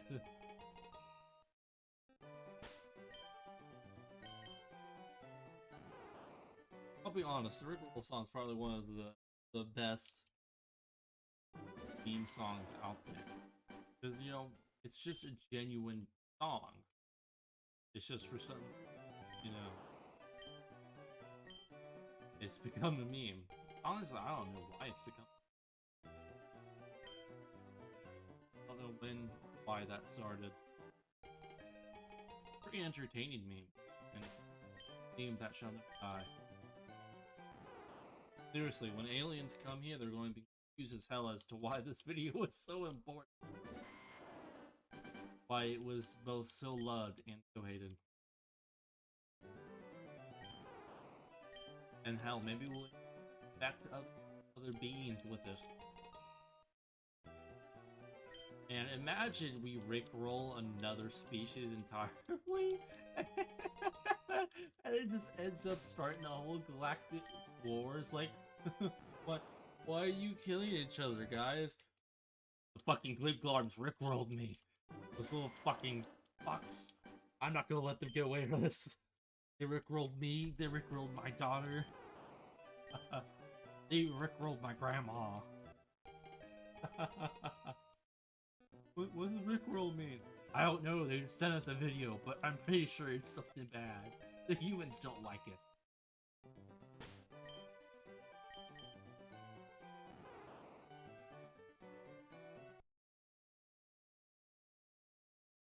I like the like, speaking of aliens, one of those conspiracy theories that I kind of like reading on the internet, or not really read, but like listening to through like YouTube videos and stuff, are those really nice ones. Where, you know, like, it's obviously a conspiracy theory, but it's also just a really sweet, wholesome theory. Like, one of the ones I've heard about is, like, the idea of, like, there are, in fact, aliens, but they are not, like, hostile or anything. In fact, they're kind of protecting and preserving the planet to just essentially make sure we are okay and last long enough to become, like, a part of this giant galactic government. And like they'll stop us from going all out nuclear on each other. And as unlikely as I think that is, I think it's still a very wholesome conspiracy theory. You know, unlike the non-wholesome. There's certain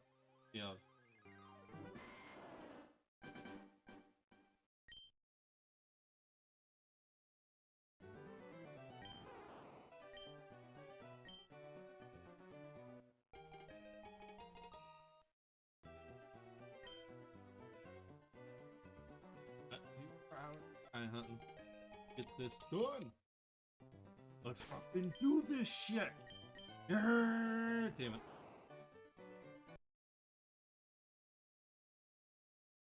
Why can't you just be green for once? I do have a shiny Bulbasaur in like the main 2 games, because I caught it in Gen 8 because of the G-Max dens.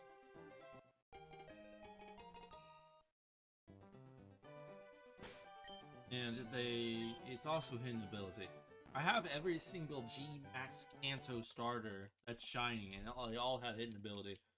I didn't get them with hidden ability, but because of how easy it is to get ability patches and stuff in Sword and Shield with the DLC and stuff, I just gave it to them.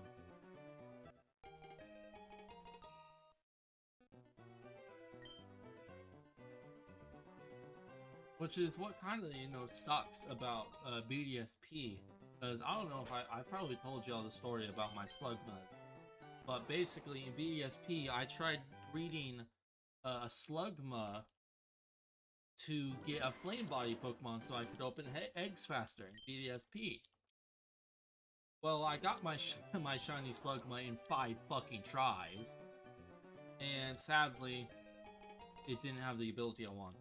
Then, like a month or 2 later, when I was doing stuff in the underground, I think I was leveling up Pokemon, I ran into a Slugma. Well, it was a Slugma's evolution, but for shits and giggles, I purposely started fighting it just to say, you know what, I have a shiny one of these. Let's see if it's shiny. The fucker was shiny.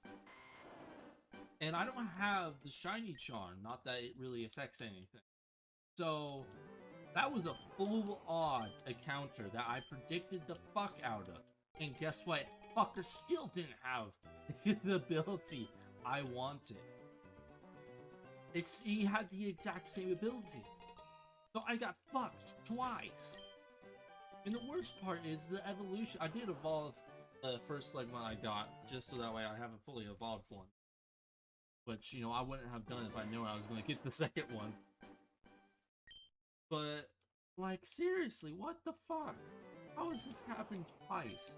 How do I get, like, a shiny so easily in both times? It doesn't have the ability. It's not, I don't think it's its hidden ability. But, yeah, now I have 2 pink lava snails that are nicknamed after Dick Joke.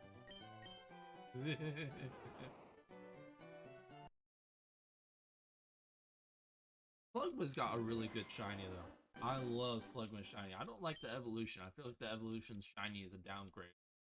It goes from like this really cool grayish black to like this nasty highlighter.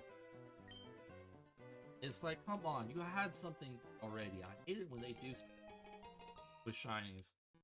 You know, they take a good shiny and then with its next evolution, they fucking ruin. I've been talking about shinies a lot this stream.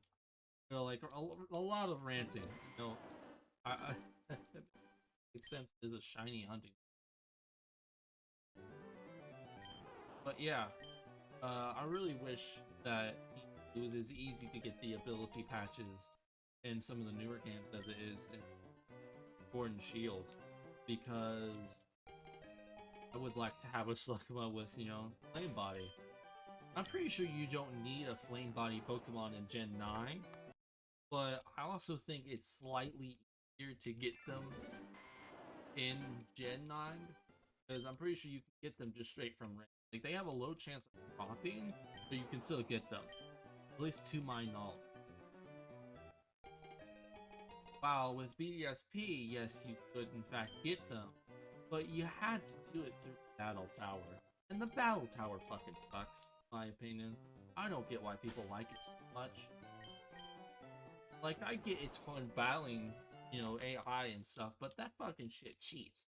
Like, this isn't me, you know, over-exaggerating or something like that. This is a very well-known fact that it cheats.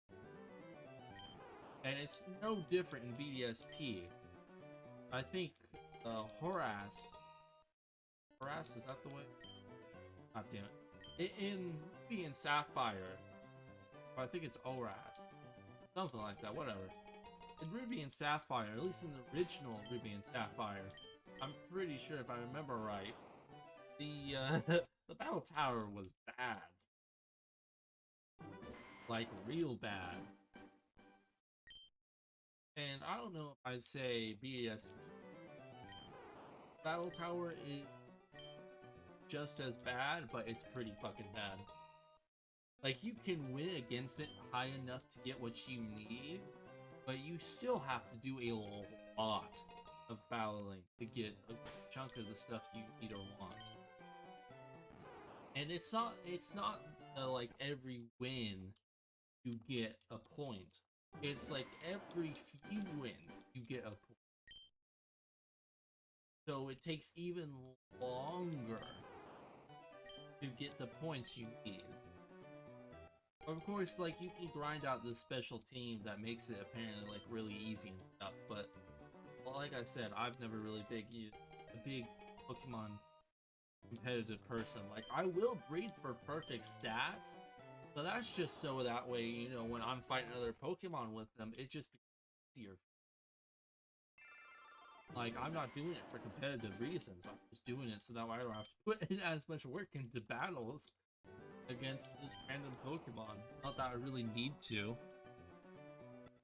I don't think there's ever really been an area with, you know, super high level Pokemon, which sucks. It would be neat to kind of just go against level 100 Pokemon. At least not to my knowledge, and anything like that.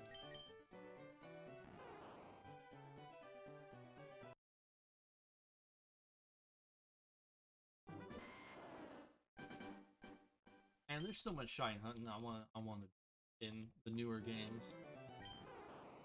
In Arceus, I want to do a bunch of those because it's so easy to get shinies in that game.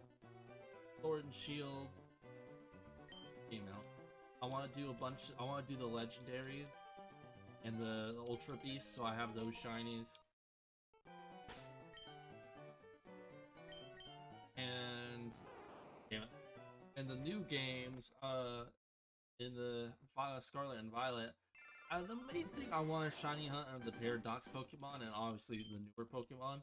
But most everything, unless it hasn't been in any of the other games, probably something I'd rather just shiny hunt in the other game. Like, especially if I ever get my hands on Let's Go, like either version. Oh, hello, third person. Whether you are just a friend or someone lurking, I appreciate you being here. I hope you have fun watching me slowly, but really lose my mind. But anyways, what was I talking about? Oh yeah, shiny hunting. Oh, okay. Fuck, what? Oh, yeah, I'd rather just shiny hunt them in the older generation. Because how painful shiny hunting in Scarlet and Violet is. Like, if it wasn't for the fact that, you know, there was absolutely no signal of, hey, there's a shiny nearby. Like, nothing at all to tell you that there's a shiny right next to you, then I'd probably just shiny hunt in Scarlet and Violet. But because there isn't one, no, it's just, it doesn't feel as fun. Because I can, it just feels more stressful than anything. But you know, shiny hunting can be really stressful and intense, but no, it still feels fun. But when there's the chance that I can pass by a shiny and not even know it, that's not fun to me. That's just stressful and irritating. So I think probably most of the shiny hunting I'll do, unless it's a really special Pokemon, is probably going to be through breeding. Because I do think breeding is probably going to be a lot better in Scarlet and Violet than any of the other games. Because you basically just sit there and let them fuck. That's just basically it, at least based on what I've seen. So that's probably what I'll do. What was it? There we go. Check. Like, ooh.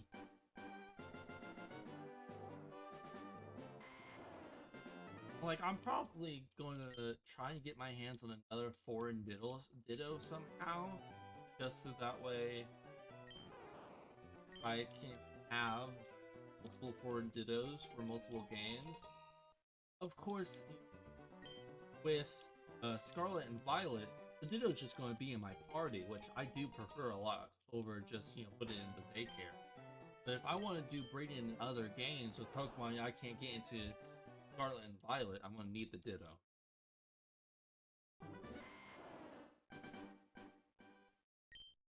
I also have to get Destiny. That's not what it's Destiny not.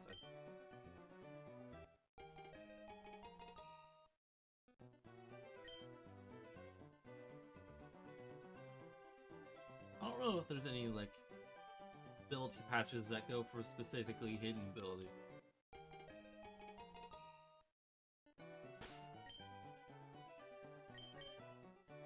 Okay. I don't know if that's a thing in Scarlet and Violet. I mean, I know it's a thing in the other games. Well, in ESP and Sword and Shield, but I don't know Scarlet and Violet. I wouldn't be surprised.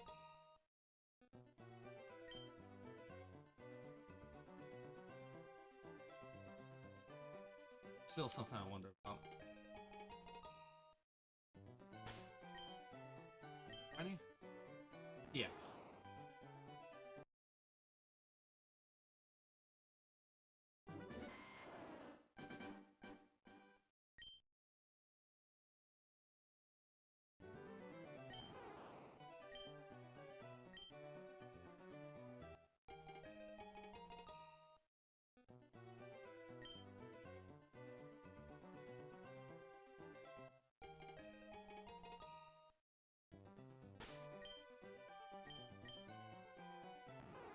Damn it.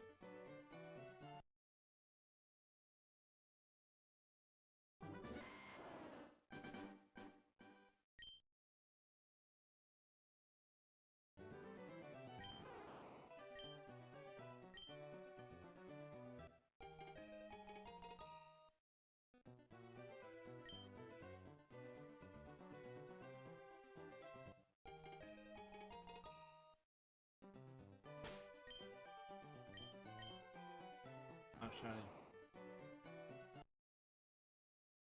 I'm thinking about making a second shiny counter account or stream in.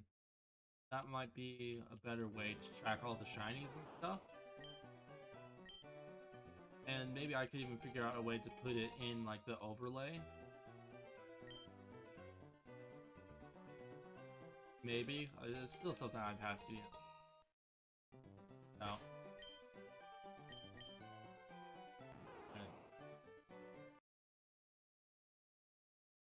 Because I think it'd be nice to, you know, keep track of all the Pokemon, you know, shiny hunt. But I don't want to put it on my main account, because my main account's for once I get in the main games. In the real game. On emulated games. Hunger Games.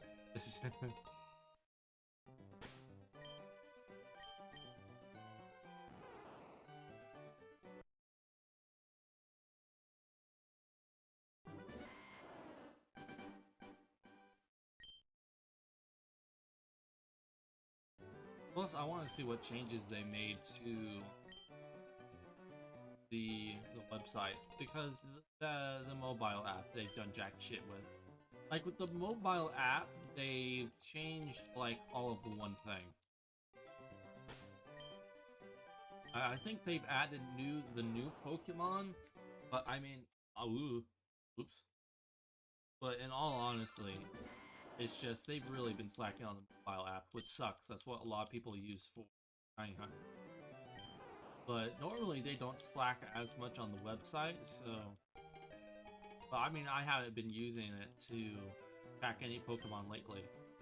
Because, I mean, the last two Pokemon I got that were shiny were in Scarlet and Violet, which was Magikarp and the new Pokemon, Dolphin Pokemon. I didn't even check.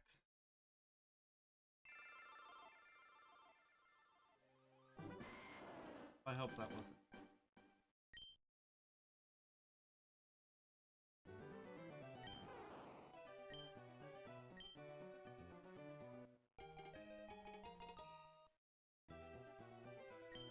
But yeah, the latest Pokemon I've got have been through the outbreak method in Scarlet and Violet, which, you know, is really hard to count the numbers of outbreaks,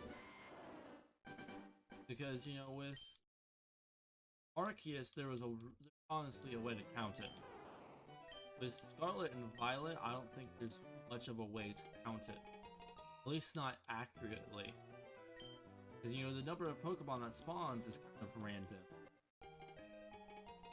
They don't, like, disappear unless you kill a bunch of them. I don't know. It doesn't feel like something you can track nearly as easily.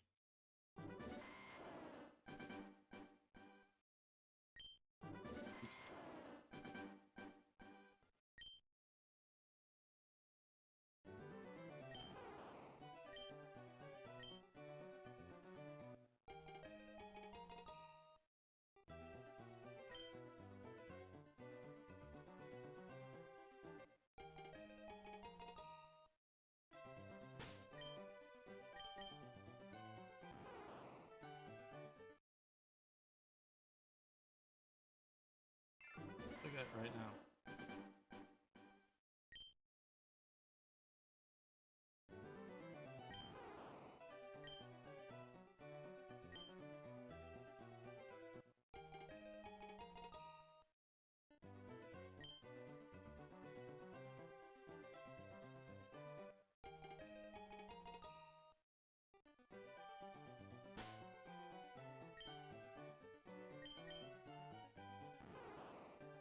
Not shiny.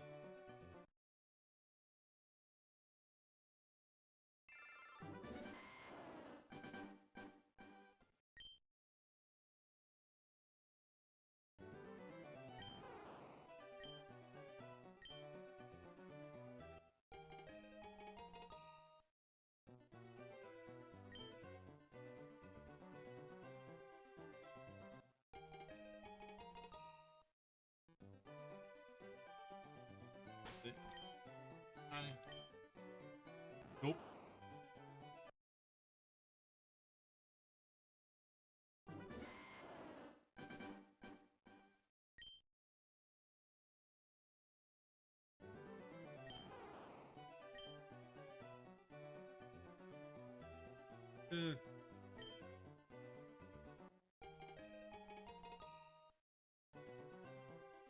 Ah, damn it.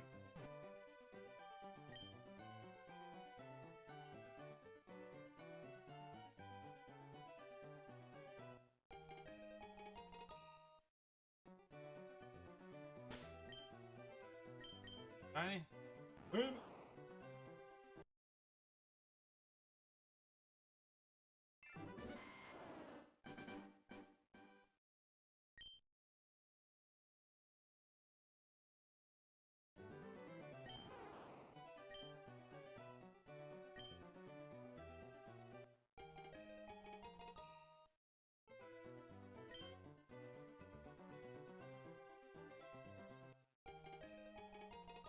sign me out of the fucking.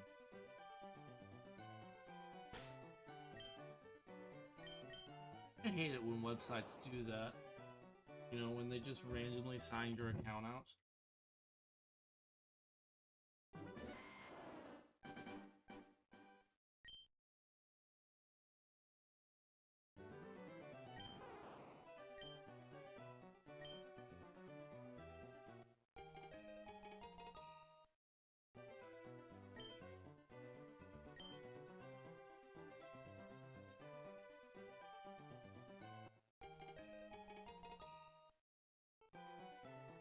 It's not even.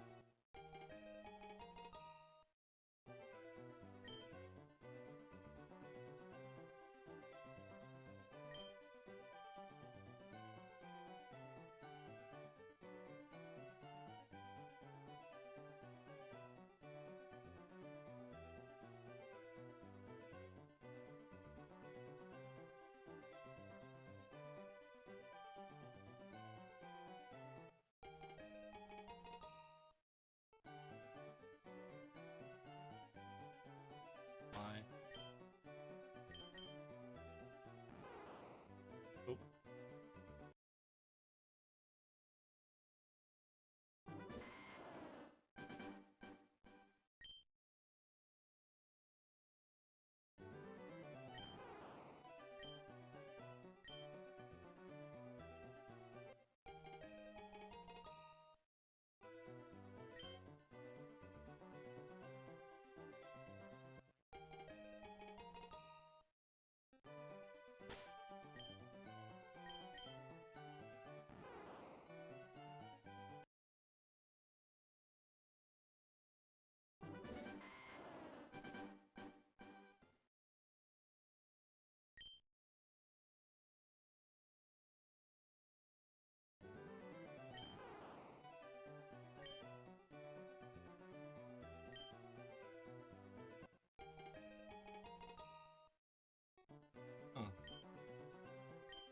Huh.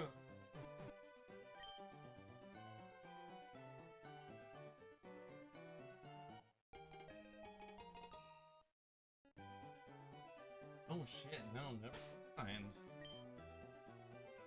Apparently they didn't update the site.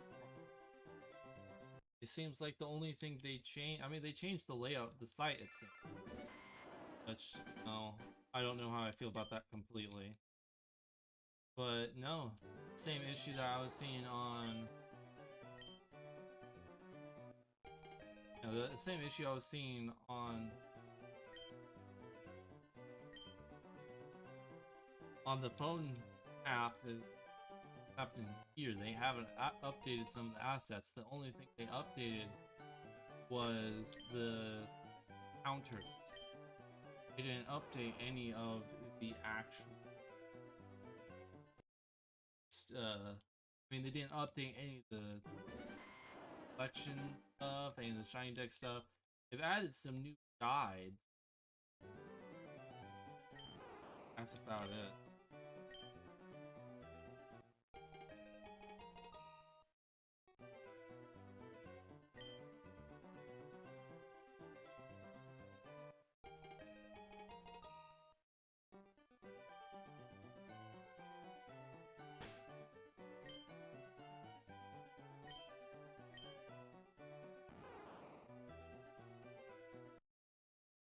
Looks like they've updated with some of the new Pokemon though. That's good.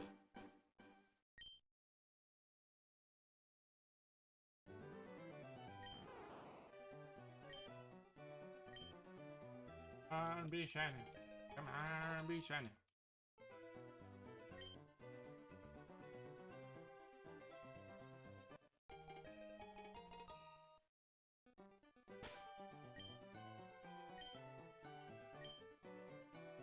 Damn it. Maybe it wants to be named. Maybe if we name one Greg. Let's try Gregory. Gregory's a bit.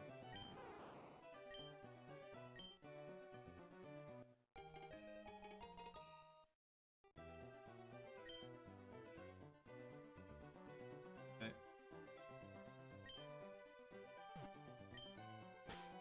Name it Gregory. That happens.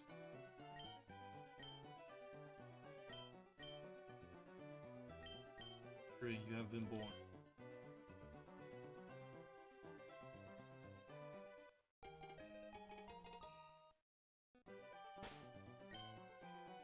Please, Gregory, don't disappoint us. Gregory, you disappointed us.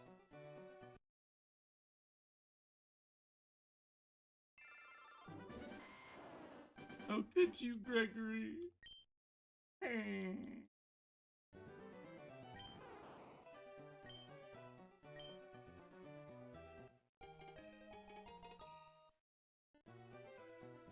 And I'm glad those old big box monitors aren't a thing anymore. I'm glad, you know, have, you know, at least mostly thin monitors now. We're trying to lug those fuckers all over the place. You know, in case you were helping with school stuff, or trying to help a friend or something. Or especially the big box TVs. Fuck me, those heavy.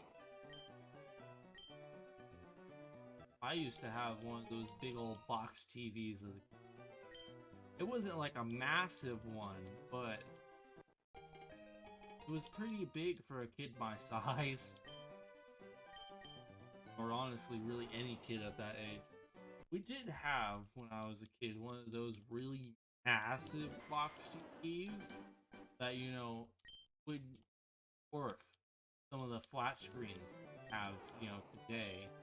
Like, the flat screen I have as a TV right now not be terrible in size or thickness. Like, you could fit 6 flat screen TVs at the least in that motherfucker that we had.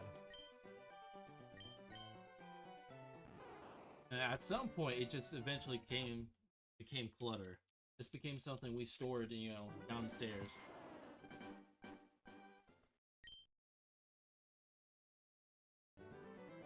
But who the fuck's going to buy a giant TV like that and then come and get it? Like, you need industrial-sized equipment to move that fucker. Like, you need a whole ass move-in truck. No one's going to be paying that much money for a TV like that.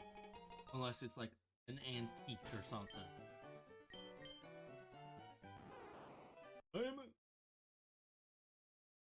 Like, I wouldn't buy a TV that big. Like, I like collecting shit, but that's just excessive. Something that big?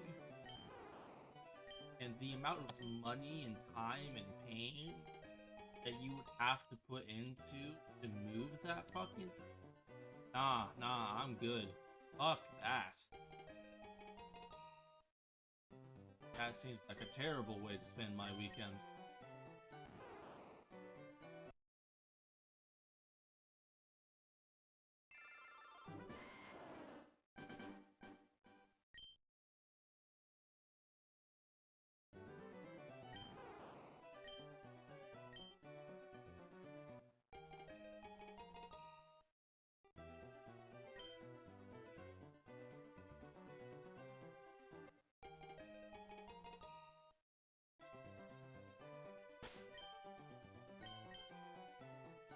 Nope. Let me pull back up that old shiny hunt counter. Well,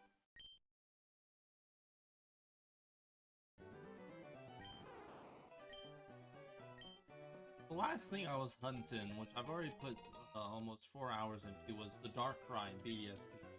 Before that was Heatran, which I've almost put 300 hours into. Before that was Turt Twig, which I've put almost 7 hours into. For fuck's sakes. Slugma, that was just one I put down. I don't really even know why it's that low on the list. That was a fairly freak. I wanted to re-hunt the Slugma so I could get body on. Before that was Circuitry, which it says I put 31 minutes into. but I only ever counted the times that I ever actually fought it because I was doing the Dynamax adventure.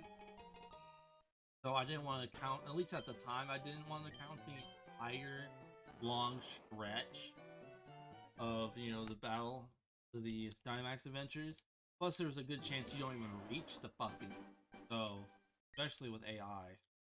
And before that was Golett, which I put a little less than 2.5 hours into, which I put a decent amount of encounters in. And before that was Zoroark, which I put a little less than 2 hours into, with 104 encounters. Which, you know, kind of...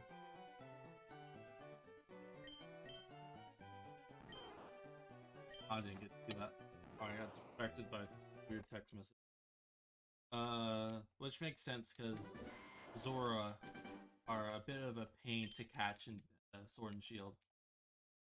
And the last Pokemon I got shiny, at least that I recorded on here, was a Shroomish, which is what I wanted to use for catching other Pokemon in BDSP because it had Spore and could learn False Swipe.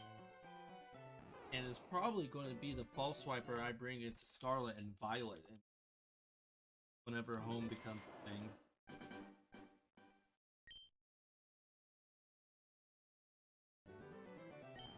And then before that was a Machoke, which was from Pokemon Let's Go. Before that was another Let's Go, which was Numel, which I didn't get on a community day. Which, you know, is when I wanted to get it, because like a month or two before I got this shiny Numel, there was a community day, or at least a spotlight hour, I think. But I didn't get it then, but I did get it later. Assy fuck. Then, before that was the Alolan Geodude day. Damn it. Which I got a bunch of Alolan Geodude shinies, along with a few of its, you know, evolutions. I evolved them. But there's no games those can currently go in, at least not right now, that I own. Then there was a Yogmega from not Sword and Shield, but from Pokemon Arceus, which I was very happy to get. I like the Yogmega thing. Though to be honest, I don't even remember hunting it. Then there was an Oddish from Let's Go. Another Stuffle, a Stuffle, which fuck me, that was from a community day for Stuffle. I got like over 14 fucking shinies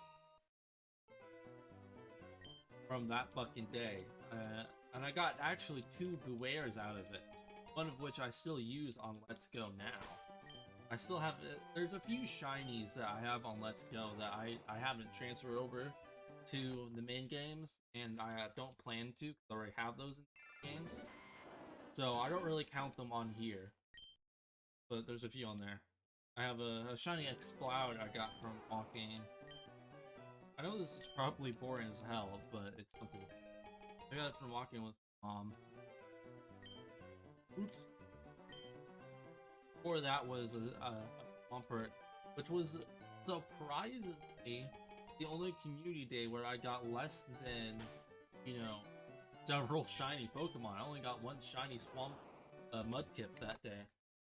And then there's Slugma Nips, the Slugma I got.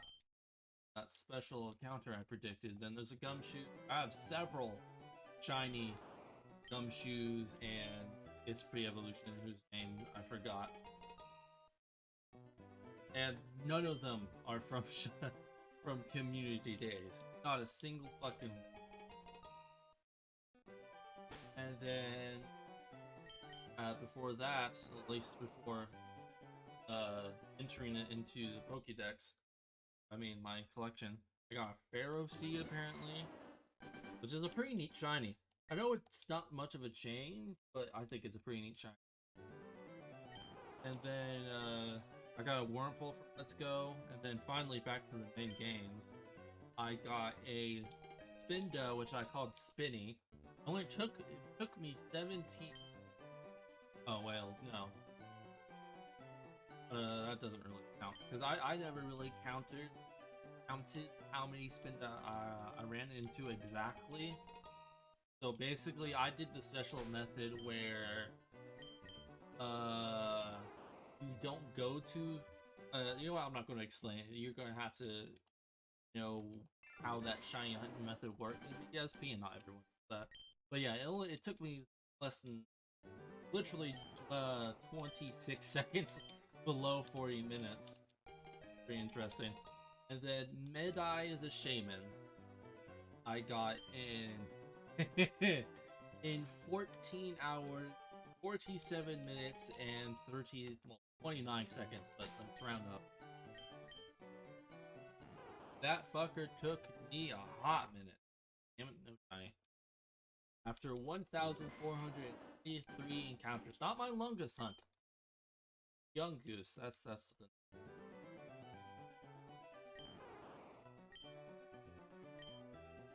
So then, next 3 I got after that are more Pokemon Go ones. Is the Gleamgar, the Talonflame, which I'm pretty sure I didn't get the Talonflame. I'm pretty sure I got its pre-evolution, but still.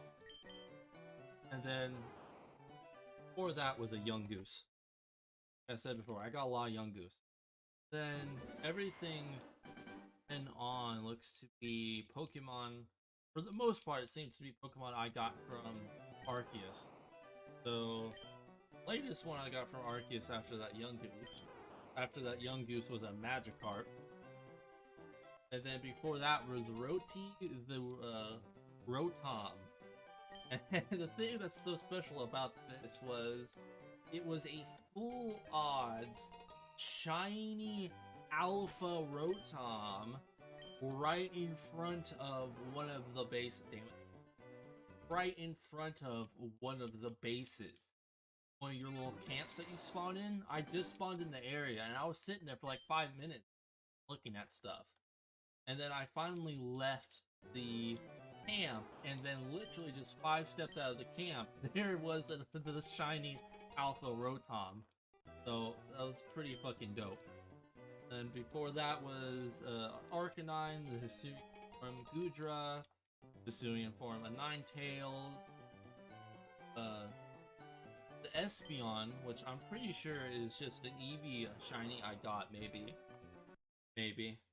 Sneasler, which I liked Sneasler. I like Sneasler. I know some people didn't like Sneasler, but I like Sneasler. I also like its shiny. I got Zaps, the Hisuian Voltorb. I love the Voltorb from Hisui. I just think they're so cute. I think its evolution isn't as good, but that's just because it's not as cute, mostly. And then before that was a Luxray, and then before that was a Kricktoon, then Licky, then Ursaluna. A lot of these I didn't record because at the time I wasn't recording them on the Arceus hunts. But then before that was an Empoleon, and then the hunts I did name, not counted but named, was Joey Jr. and Joey. So the reason these ones are so special, other than the fact that they're Hisuian Zoroarks, and not only is Hisuian, that's my favorite Pokemon. I was asking about that. That's my favorite. Not only are the Hisuian Zoroarks just so well made, they look phenomenal. I made some fan art of them. They're just so fucking cool. But their shinies are just as good. They're fucking gorgeous. If there's one hunt I implore you to do in Arceus, it's for a Hisuian Zoroark. They just look gorgeous. Both the Zora and Zoroark look gorgeous. But the thing about these was I was doing the special outbreak hunt, and the reason it's so special is because I got 2 shinies in the same outbreak. They were literally right next to each other. It's something just super rare and super cool, and I'm so glad it happened with those 2, because it's just a phenomenal Pokemon, man. Both with its shiny or just non-shiny, gorgeous Pokemon. It's just so cool with its backstory, the way it's designed, and the Pokemon, you know, the regional form is based off of is still just a really good, solid Pokemon. But the Hisui form takes it to a new level, man. Man, this is a really good way to just randomly talk about shit. But, the Pokemon I got before that was a Skiploon. I'm pretty sure I got that from Pokemon Go. I think that was one of my first shinies, Pokemon Go. If not my first shiny. And sadly I evolved it, which I shouldn't have done because then I don't have it, its pre-evolution shiny. At least not in any of my decks. I just have its second evolution. I even check. I'll be honest, I was really distracted. Okay, it looks like it did. Oops.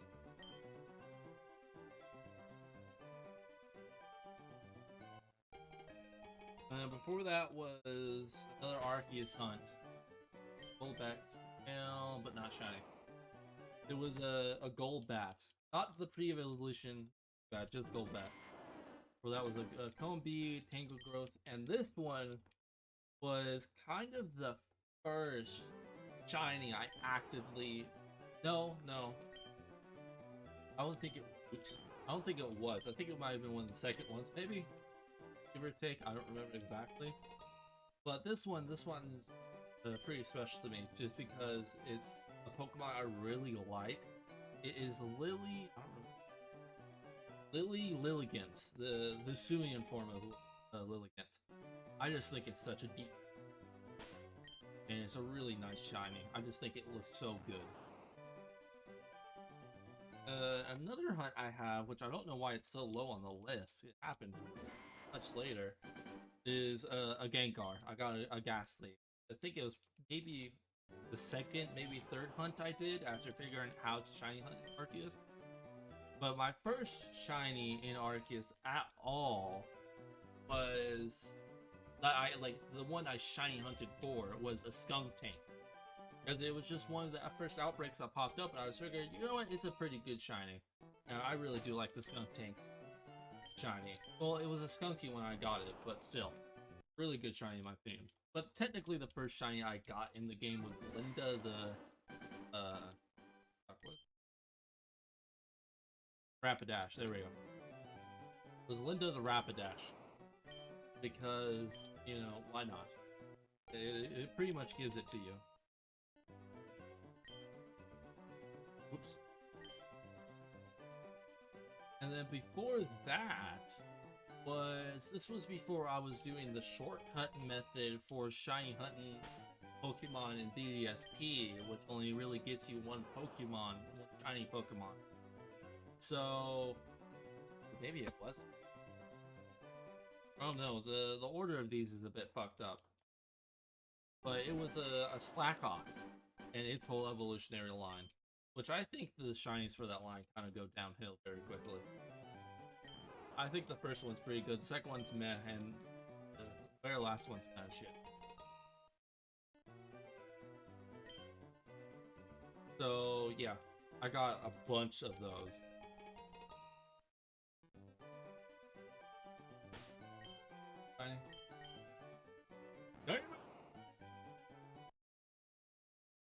Yeah, so I got a bunch of Slackoth. I don't know how many exactly. Also, for some reason, the three I have, like I have one for each evolution. I have Slackoth, Vigoroth, and then I forgot the last one. But for some reason, only one of them is named, which I'm pretty sure is not correct. But I mean, either way, whatever. We got Slojo, then, you know, Vigoroth and Slackoth. Oh, it's female. Nope. Damn it. Well, I'm getting low Pokemon to talk about that no one cares about. But before that is Midas, the Meowth. I like its first evolution shiny, you know, it's a subtle change, but it's not awful change. But then when it evolves, it's just a terrible shiny. There's like nothing to it. And then before that was Ariana the Jigglypuff. Yeah, I'm very original with my name. But yeah, that's another shiny I don't like. It's the only difference is the eyes and like a slight skin change. But yeah, whatever. The one before that, which is actually one I'm very happy I got, is Dunsparce the Sparse Dune.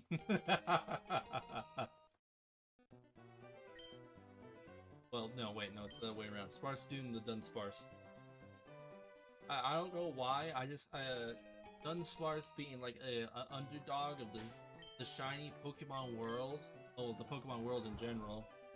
I don't know, I like it. I'm very glad it got evolution in games. Can't wait to bring Sparse Dune to the new games. Also, I think it's just a neat shiny. It's not the best, but it's certainly far from the worst.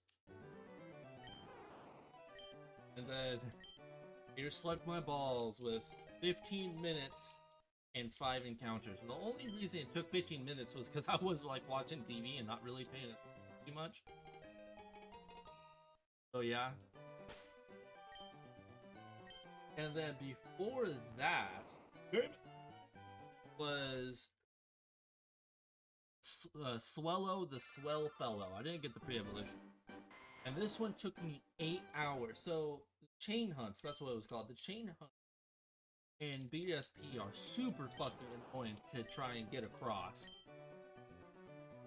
You know, you have to get up to a certain point before you get to the maximum shiny odds, even though it was found later that there's just a much earlier point you could reach that has basically better odds because of how easy it is to break a chain.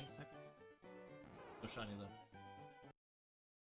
But this was before I figured that out, so I was still trying to, you know, get the maximum odds.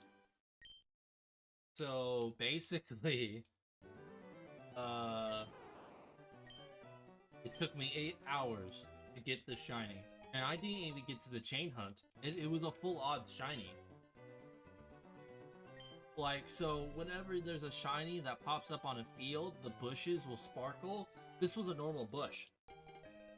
This was essentially a full odd shiny that I found the Swellow in. And you know I was one happy motherfucker, because I didn't care at that rate. I just wanted my shiny. And then the ones before that were a Ralts, because I wanted a Gallade, so that way I'd have a False Swiper who could like knock dudes out and rain dance and stuff like that. So, this was my first chain hunt, I'm pretty sure. So, the reason this one's pretty special is because, well, one, damn it, is that like the third female?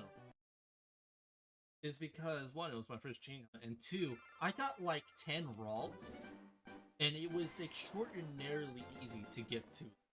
Like, I think I broke a chain once. Like, after 38 minutes, I had 10 shiny Ralts. So, yeah. That ended up with me having Miss Gavar and Sir Knight. And then before that, I can't really see it too well. His big head's blocking it.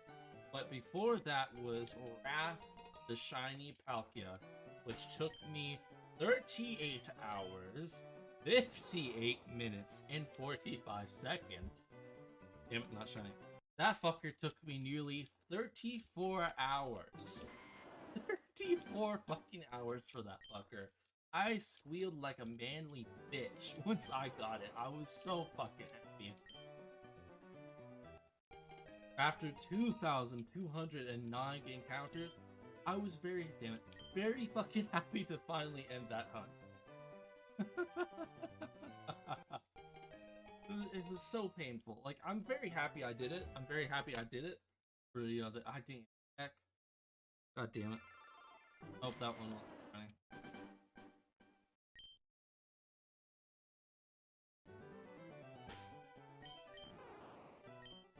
But yeah, I was very happy to finally get that fucker after so long shiny hunting.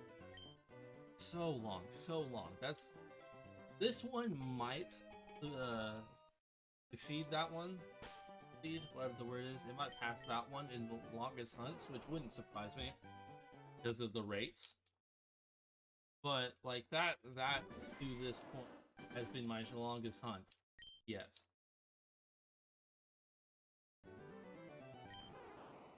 And then the shiny I got before that was actually a fully random shiny Kakuna. Full odds. I was in that forest where you have to go and basically run around with that lady with like the green dress and hair. And it just popped up.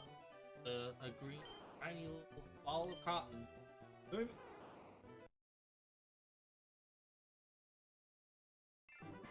So yeah, Cassie was hot, and I'm very happy with her. I think that was kind of one of my first, you know, just random odds, random full odds shiny encounter. I was pretty happy because it was extraordinarily early into my playthrough of BDSP. So she was with me throughout my entire playthrough of BDSP, pretty much. And you know it's very nice having a shiny Pokemon on your team throughout an entire play.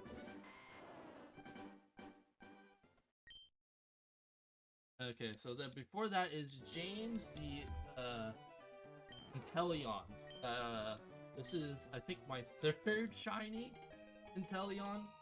The first one, maybe fourth. Yeah, actually it was my fourth.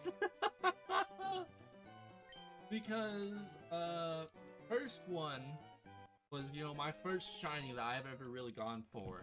You know, my first shiny was technically a Magikarp from event, but I don't really count that as like the first one I really went for because it was from raids and it had increased chances.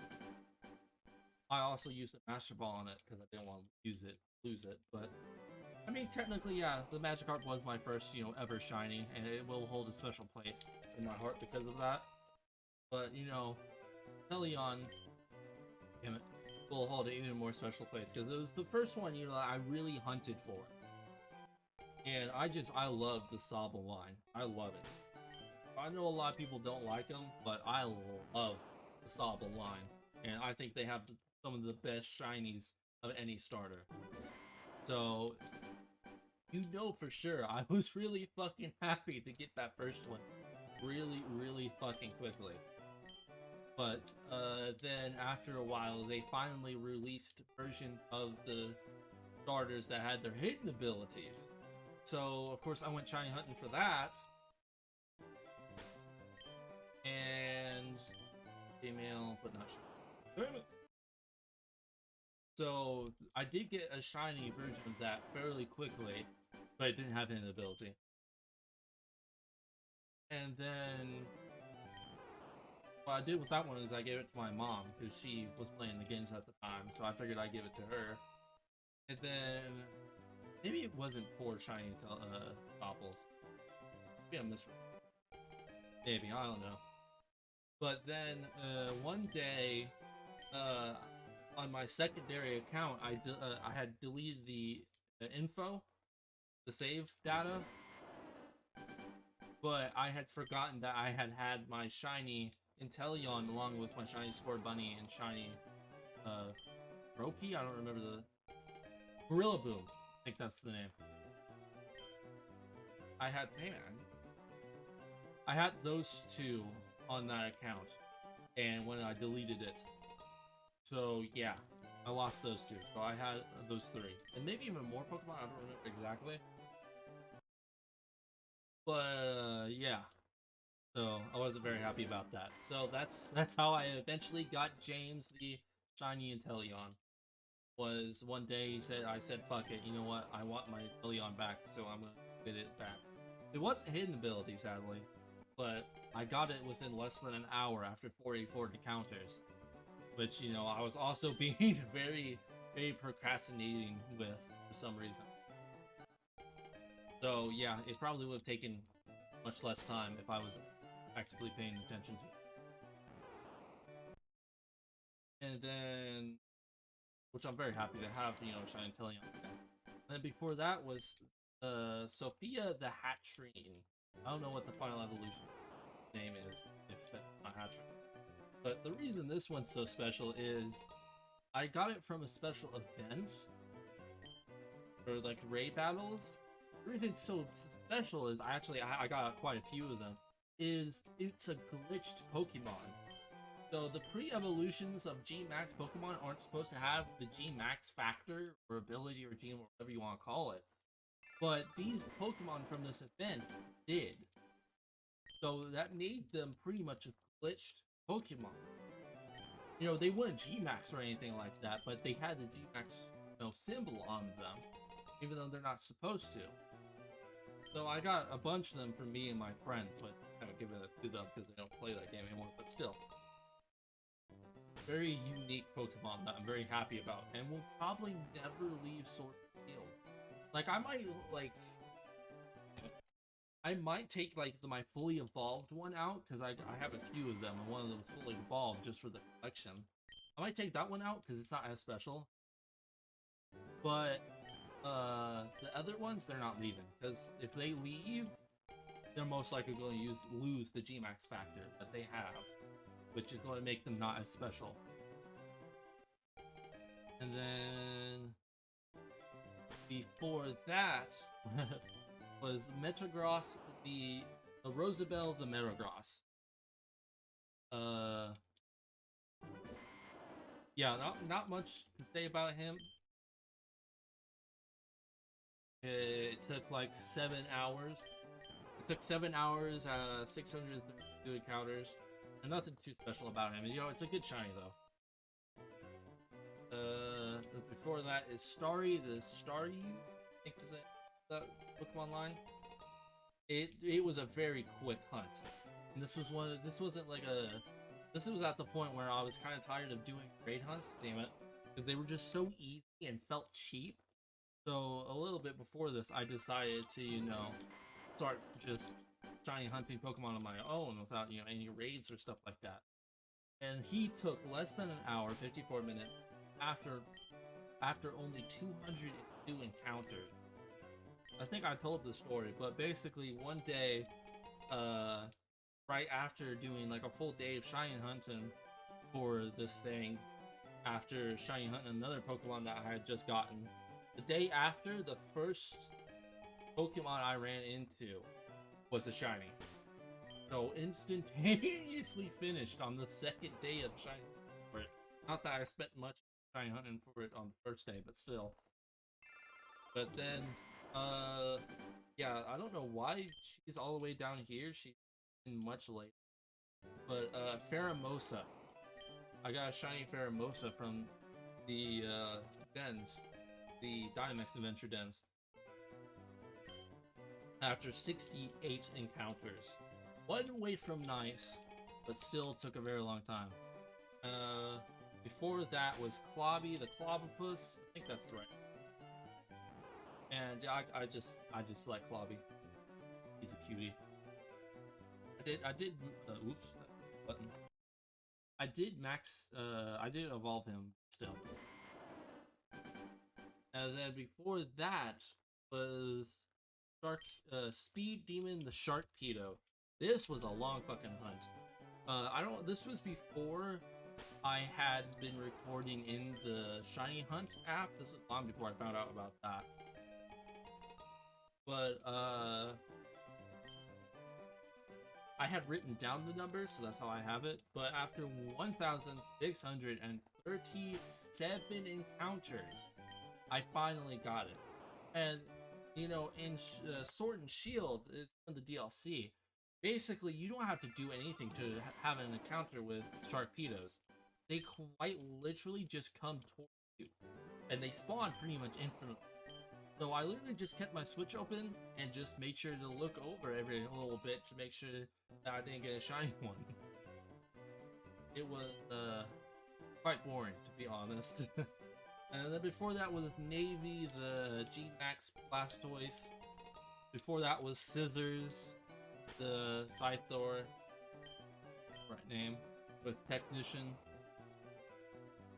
I was very happy getting Rogbert, I don't have a idea what, Polytoad. I really like the shiny. He's just so cute, and he's named, so he's kind of. I got him from a raids den. It's the last two Scissors and Navy. I got from a raids den as well, but Frogbert and Navy are the only. No, I think I'm gonna bring Scissors just because he's so good. Pretty much anything named are the only ones I'm bringing with me into the other games. Oh. Well, before that was Pinky the Heracross. I don't know if it was female, but still, I like Pinky. Pinky's fun. And then after that, before that was Spoons. Spoons! Damn it. That's how I say his name. I just say it with a voice crack because it entertains me. Just saying Spoons. Because, you know, he's got spoons. And that special connection alone is why he's coming with me into the foreseeable future. And then before that was Bulbs. The Bulbasaur. Well, the Venusaur, G-Max one. But, yeah, I got him through a raid. And then Sanders, I don't know why he's so on the list compared to these others. But Sanders was the first Pokemon that I legitimately shiny hunted for on my own. He's a Sandygast. It took me 757 encounters. So not actually that bad, but it still took a while because it was my first time. That sucks. So it wasn't as interesting as it is for me now, shiny hunting. Like, I liked it more than doing the raid dens, but, you know, the feeling of getting a shiny constantly is kind of hard to replicate when you have to, you know, hunt it yourself. But, of course, that feeling kind of went away very quickly because I was getting shiny after shiny. Which kind of sucked. Female, but no shiny. EX! And then before that was just a onslaught of G-Max Pokemon. So, before that was Noodle, the Centiskorch, Bowser, the Dreadnought, Foxy, the Toxicroak, damn it, in a row. Twins, the Meowth. These are all G-Max Pokemon I got from raid dens. Darwin, the Eevee. I hope some of you get that reference. Darwinism. Damn it! Cassie, the Pikachu, another G-Max. Sapphire, Sableye. I don't know why, I just really like Sableye, so I really wanted this. And this one actually has an encounter number with it, which is 43. I still got it through raid dens, but I was purposefully trying to get this one for a very long time, and it took forever. Okay, so back to the Pikachu, which I don't know why Sapphire is before this one, but I actually got two Pikachus. A third female, what the fuck? This has happened so many times. But I got two Pikachus because I had one with Surf, and another one of them had a special ability that you can only get through this event. Like a special move, I mean. I think they both have Surf. But you can only get this Pikachu with this move through this event. Same with the Surf thing, but still. And then the other one was four females. And oh, what the fuck? Okay then. Wonder what the odds of that happening are. And then with Kate, one of them has a hidden ability, and the other one had a special hard to get ability.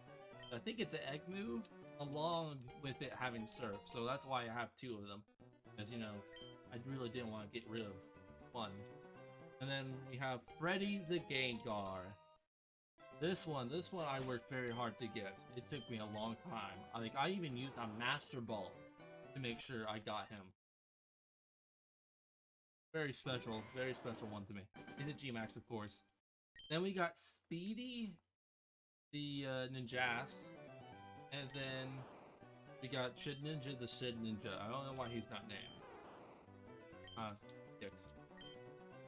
But I got them from a special, I think it might have been an event. I don't know. No, I think it was just normal raid. But then, of course, I got John, the Machop, Og, the, Og the Charmander, who's a G-Max. The G-Max Charizard with hidden ability, which I gave it later. It didn't come with that. Ariel the Crab Brawler? No, that's not right. It's a crab Pokemon. Kingler. Kingler. That's the name. That's the shiny G-Max Snorlax, whose name's Steven. Essie the G-Max Lapras. Which, I'll be honest, very, very good G-Max. And I have Baby Warmer the Chandelure, which is a Pokemon I actually bred for. It took 447 tries. And then I have a shiny Gyarados. I don't know why he's not named, but that's the first shiny Pokemon I ever got. And he lives in a master. And that looks to be everything. That's not all the shinies I've encountered. I know there's some in Pokemon Let's Go. Not Let's Go, just normal Pokemon Go. That I haven't put in here just because I don't plan on putting them in games. Another female. Thanks. And none of them are shiny, come on. And then I have 2 in the newer games, which I haven't put in because I don't. Well, at least I might, but I don't think I'll really put any special number behind them. Oops.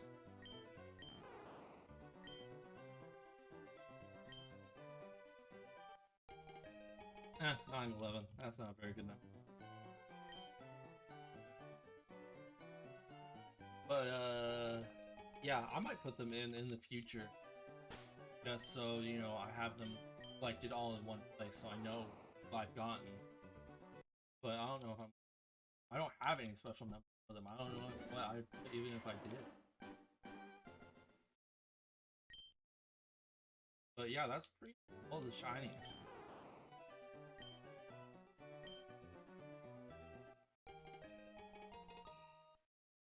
So yeah, I think I'm gonna shut up now. That was a very long time of talking.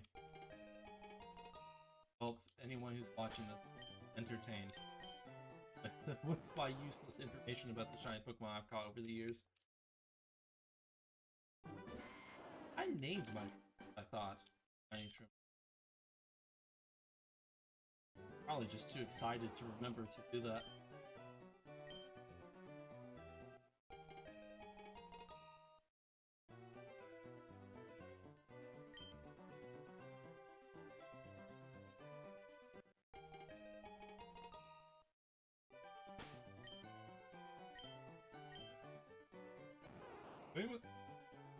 Damn it, Abby.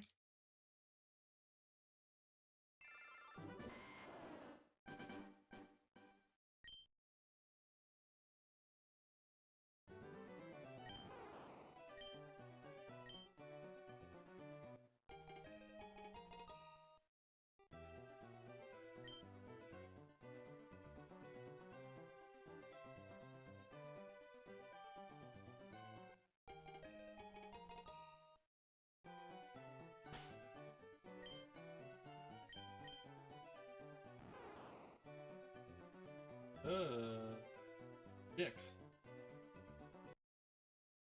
I don't know why. My brain froze for a second there. I don't know why.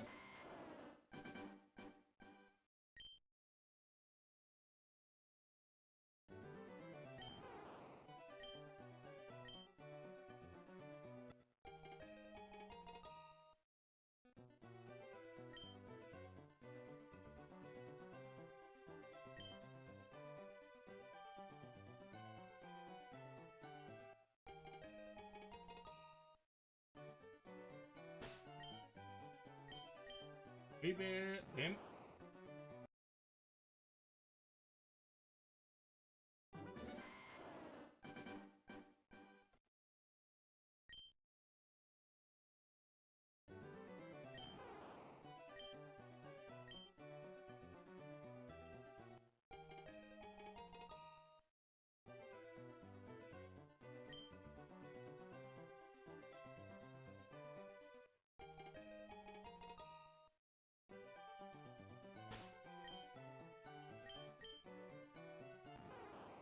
EX.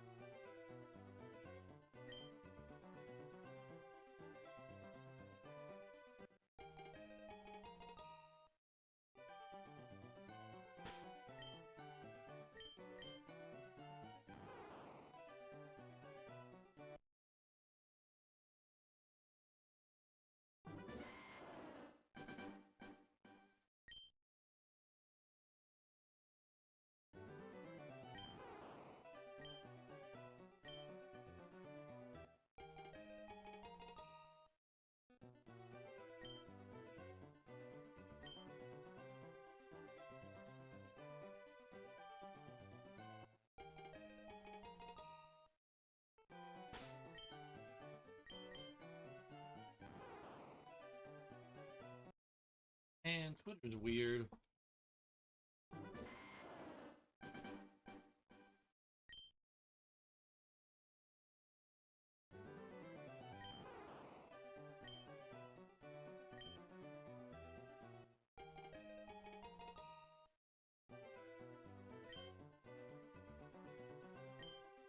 Alright, notification popped up onto my my Twitter feed, which then of course got a notification on my phone, and I just got like a very quick glance at it, and it was concerning, very concerning in fact. So I felt compelled to look a bit deeper into it because yeah. I'm not gonna say anything about it out loud, but it was an interesting post, that's for sure.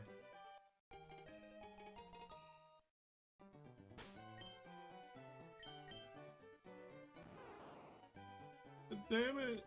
Why can't you be shan?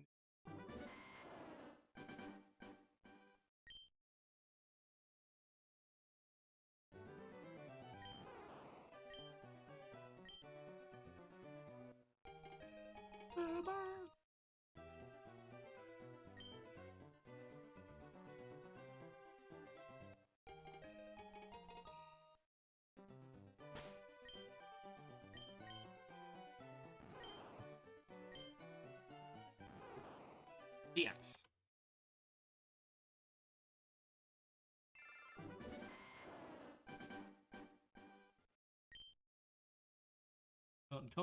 Don't remind me. I don't need the reminder. Thank you very much.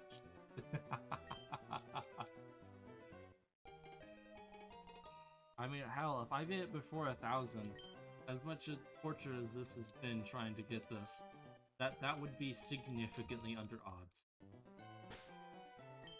Most people who shiny hunt would be, you know, very happy to get it significantly under odds. I'm just impatient. Which probably makes this a very bad idea.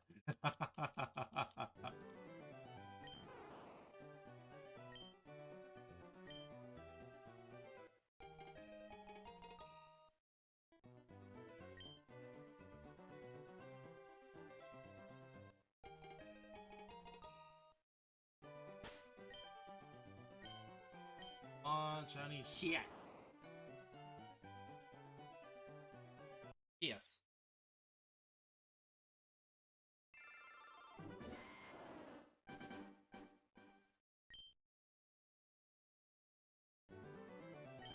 Give me the shiny turtle. Give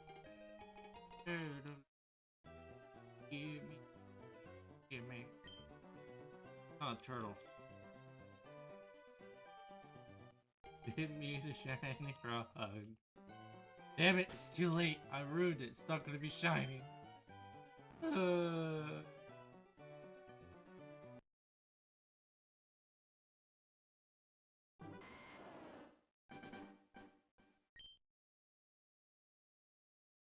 Or I hope I don't have, like, some weird topic being discussed whenever I do find this shiny.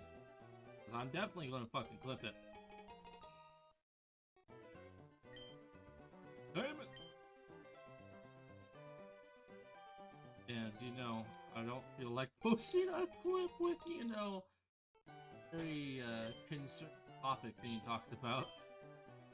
Or just something weird in general.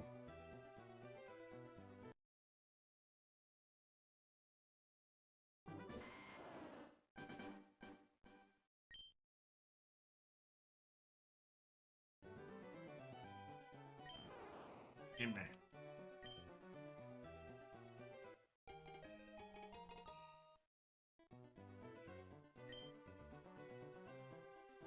But yeah, I mean, I should be able to hit 1,000 encounters by the time, well, at least I'm on track.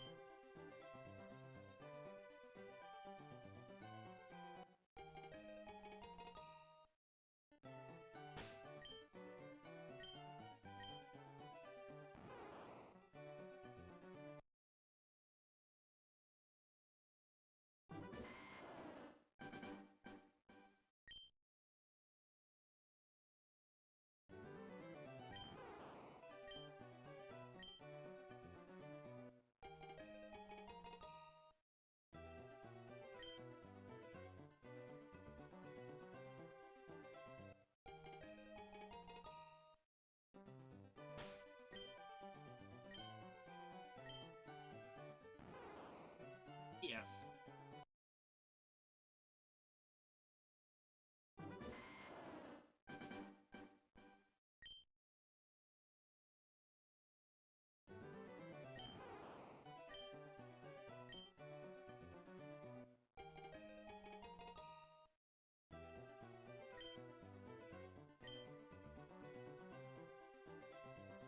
We're so close to 1,000.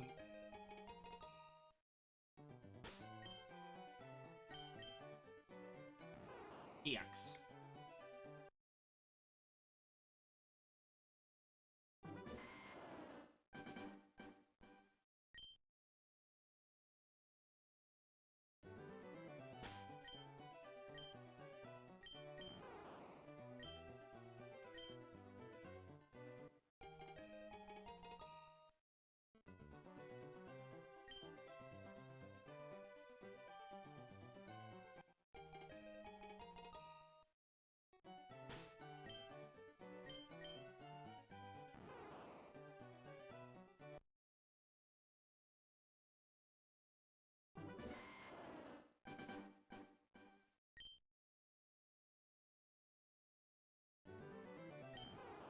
Maybe I should have edited the shiny luck stats to be a bit better.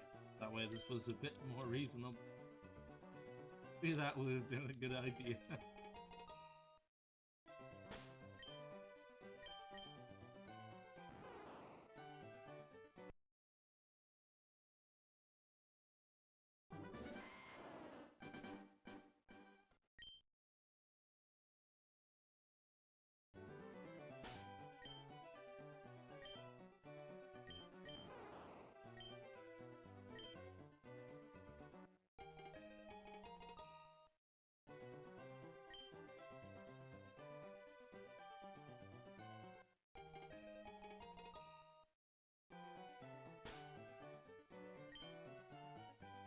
I do like the fact that, you know, in the newer games you can change the name of your Pokemon whenever you want. I just think it kind of makes it feel like a tad bit less special just because, you know, now it's easy to do, but at the same time, like if you misspell something or maybe you want to change the name because, you know, it doesn't fit because you misthought something or misread something, and you have to go all the way to this very specific town just to get a name change. I just.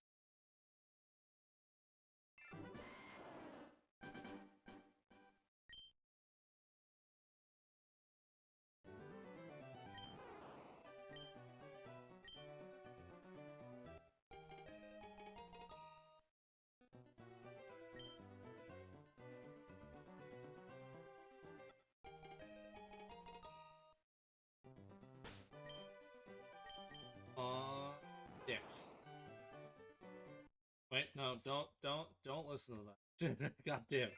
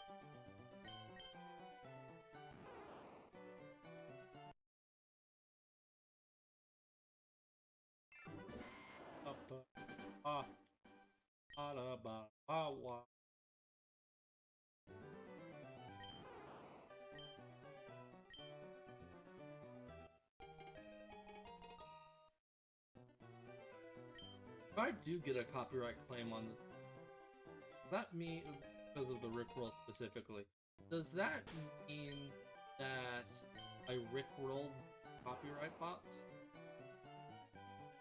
Because if so, I would consider that a victory. I don't know what kind of victory, but a victory of some sort.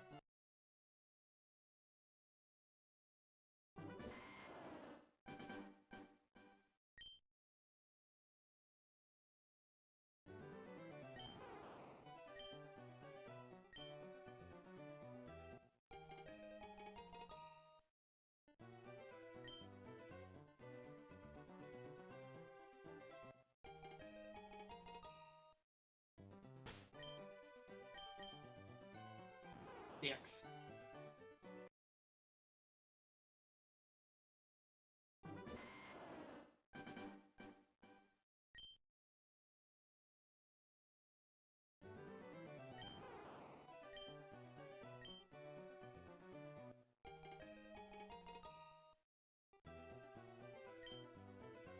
I think this Tiny Hut in the starter should probably be in Emerald, which is the game I play after the eventually, hopefully.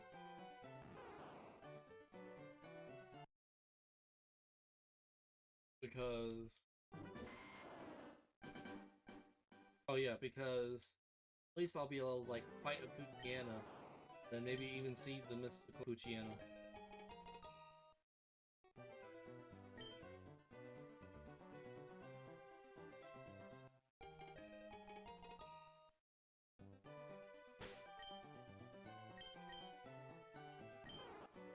That's not shot. I think.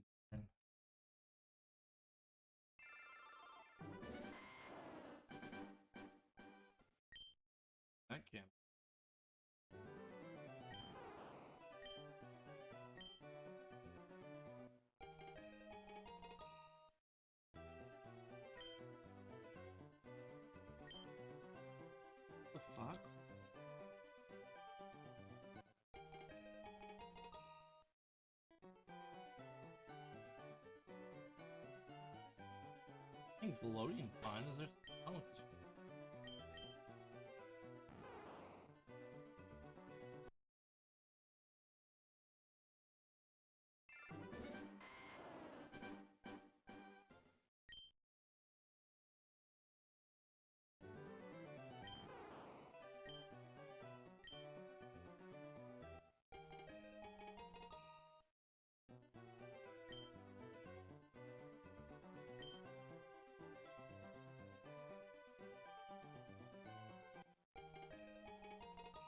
What the fuck?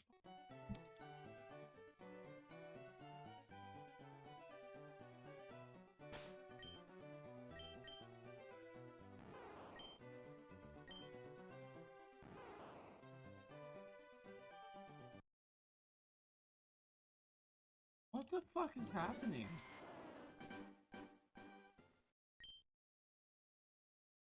Second.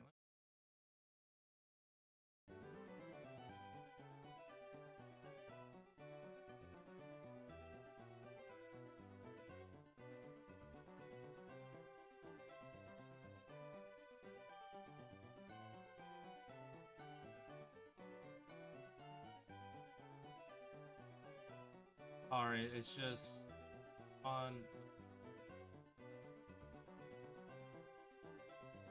some reason on my phone, my stream's lagging super fucking bad.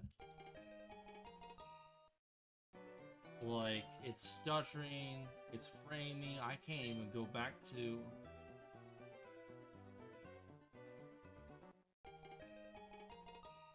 I guess it's fine now. Super fucking... Sorry. I think it was just my phone being weird or something. Because I loaded it up on my PC, and it was going just fine, it seemed. And I was able to load other videos on my phone. I don't know why specifically my stream it was.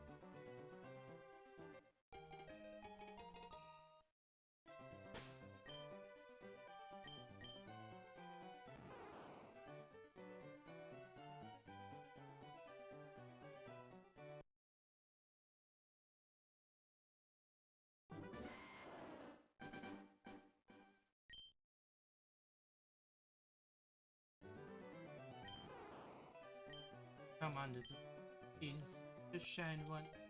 Thought I asked for.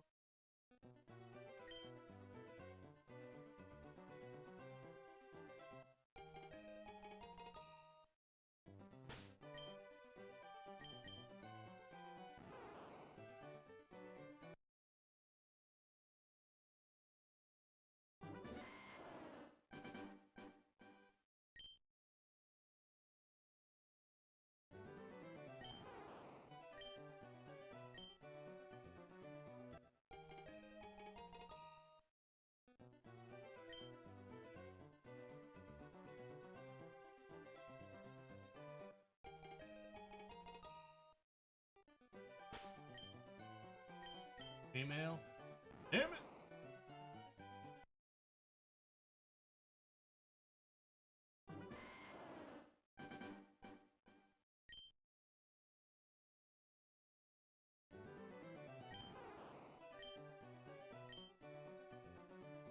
$9.50.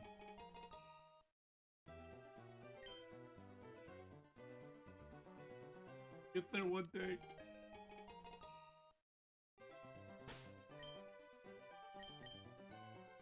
It's the old penis butts.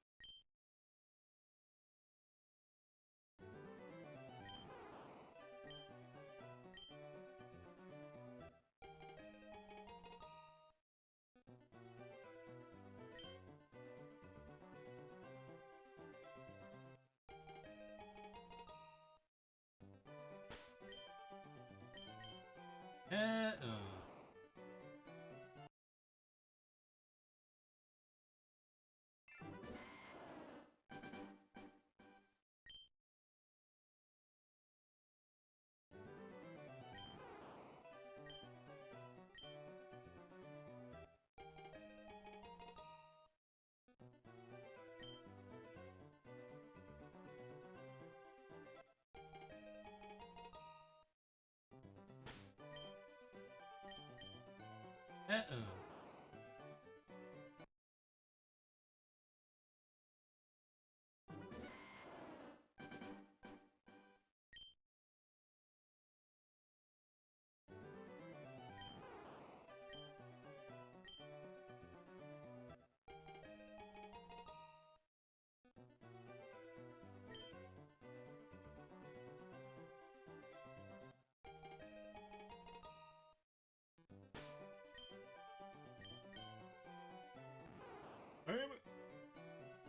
Damn it, Bobby.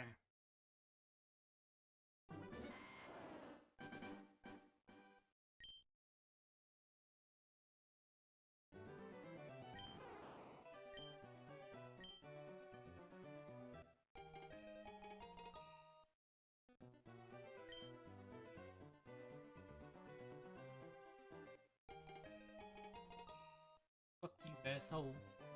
Getting good. I need to reset. Fuck, it wouldn't have mattered.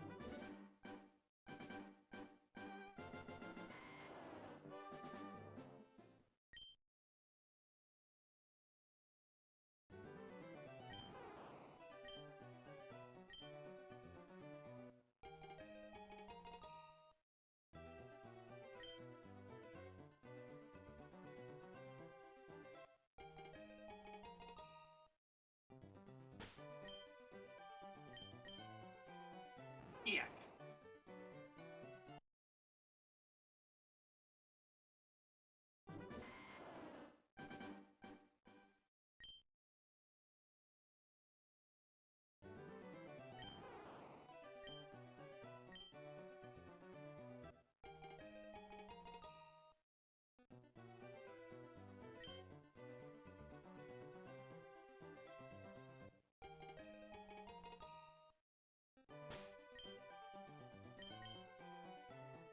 Yuck.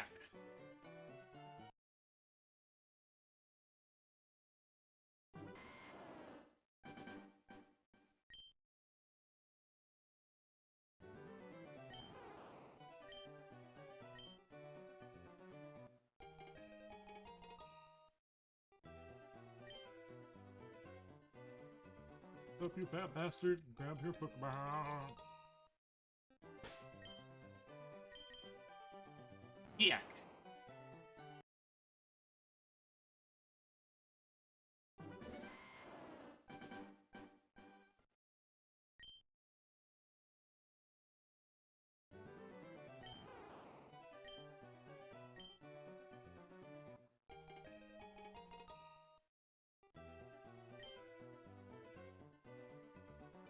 Ah!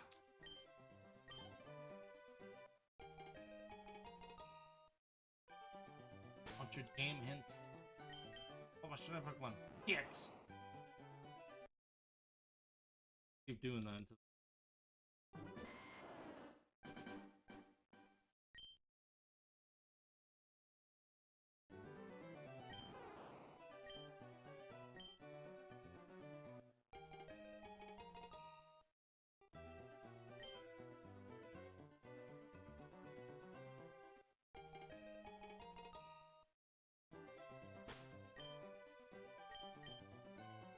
Yikes!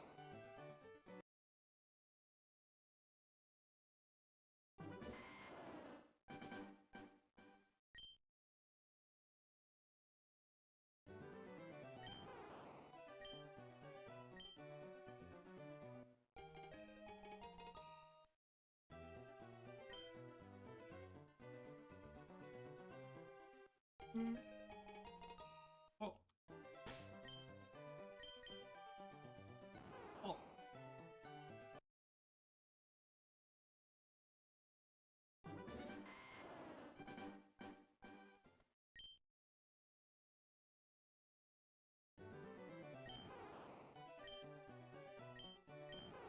That's a recipe.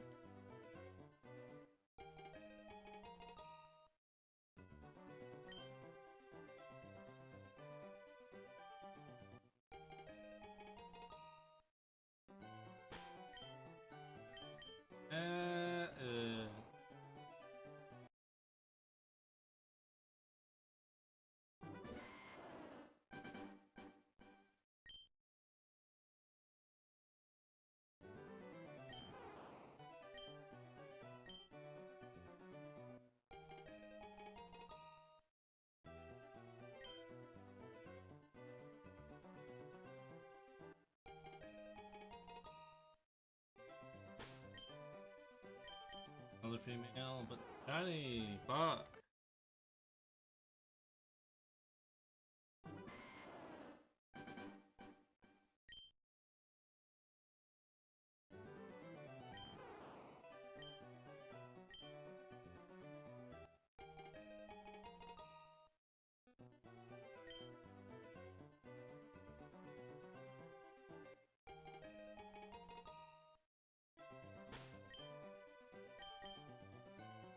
Yeah.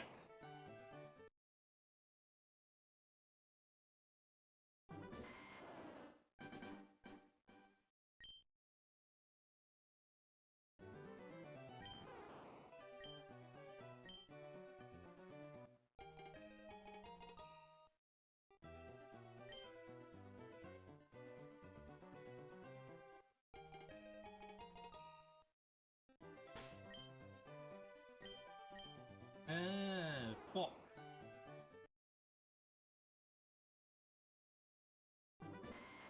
After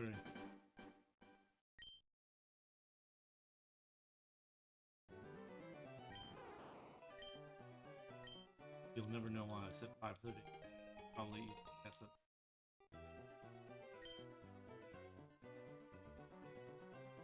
What's your dirty name?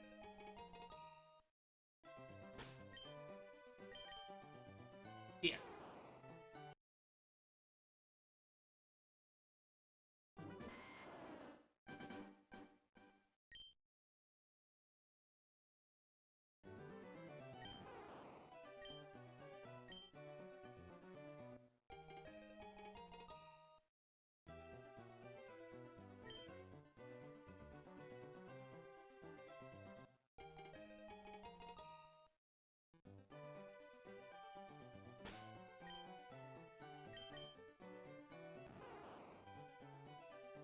Damn it.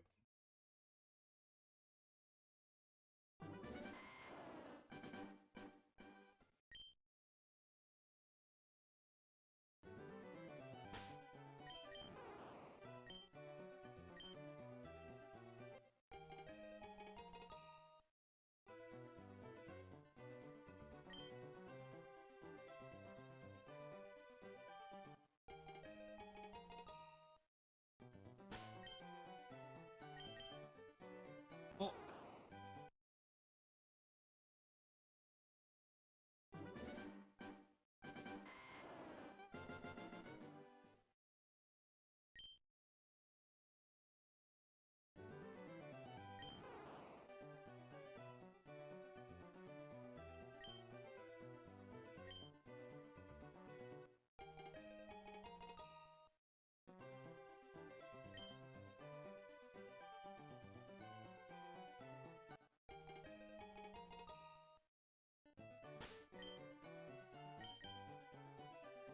Dicks.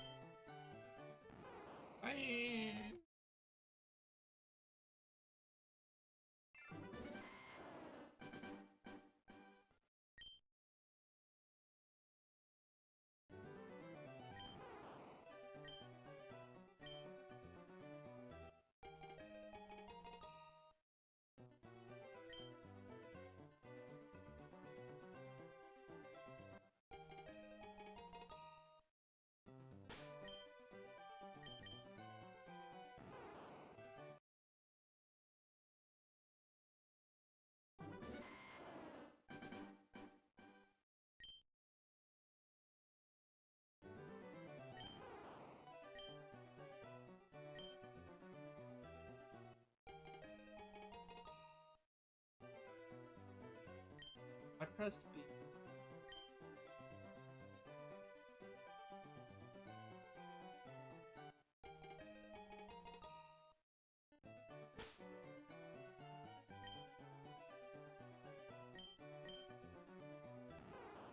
One thing I've noticed is that occasionally, like, it'll just stop taking input.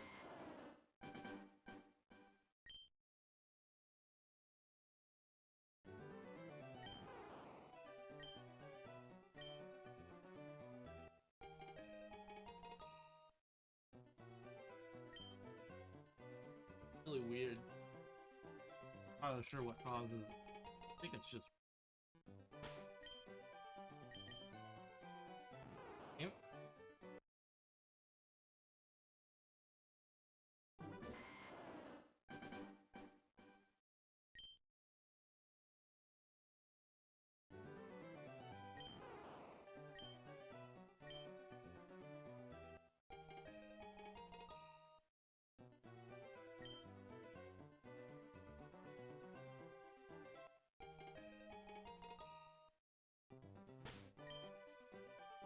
Email.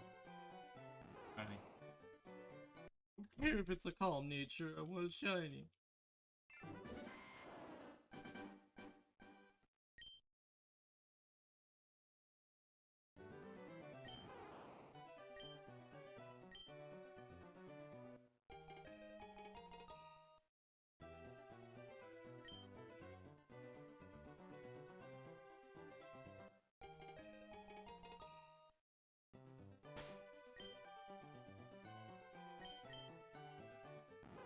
Happens so many times. Yeah, start getting a bunch of emails after another.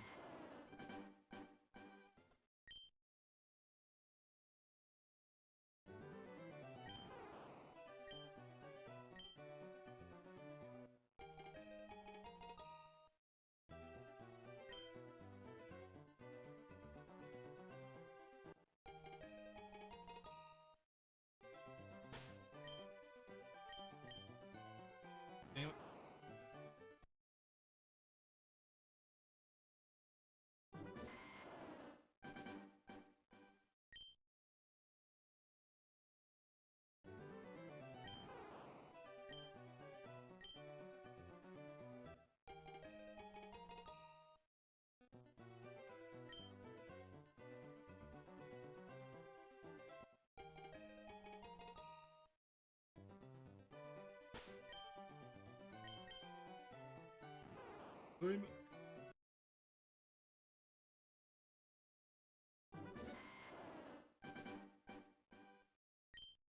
Didn't press B. I don't know why I pressed B there.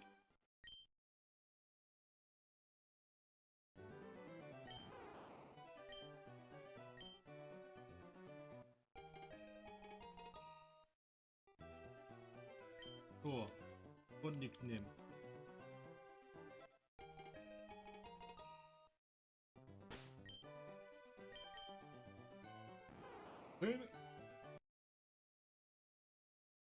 This room, this lab, really, is going to be in my dreams. For I have dreams about Professor Oak's lab. And the almost 1,000 of Bulbasaur. Team.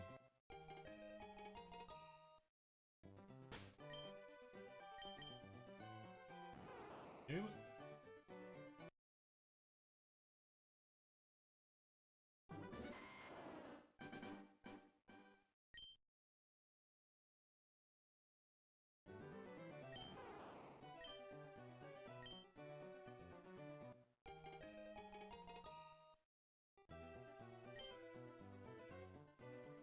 Why does an asshole have a backpack? Plus, maybe he does, he just can't tell.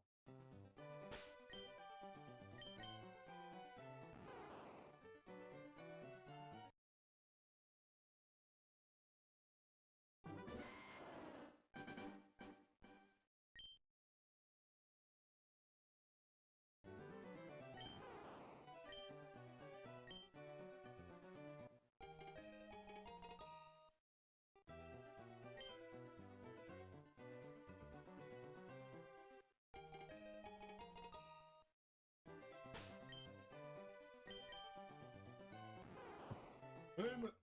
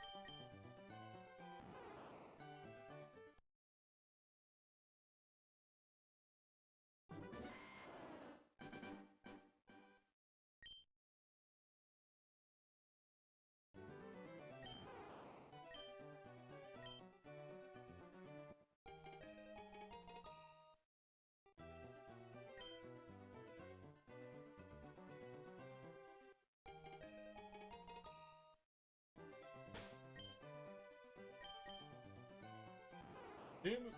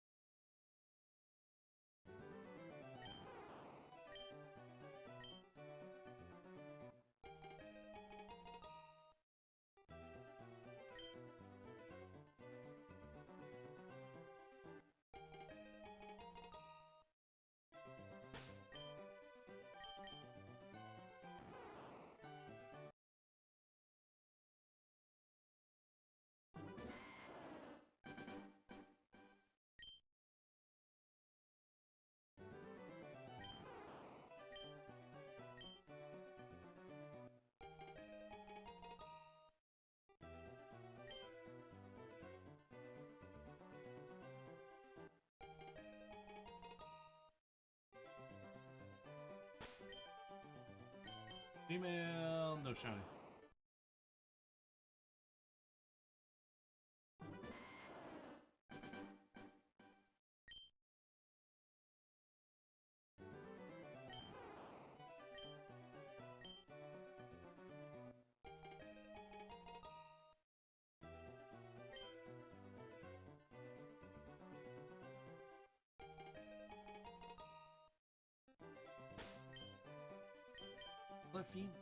What is with this weird hat?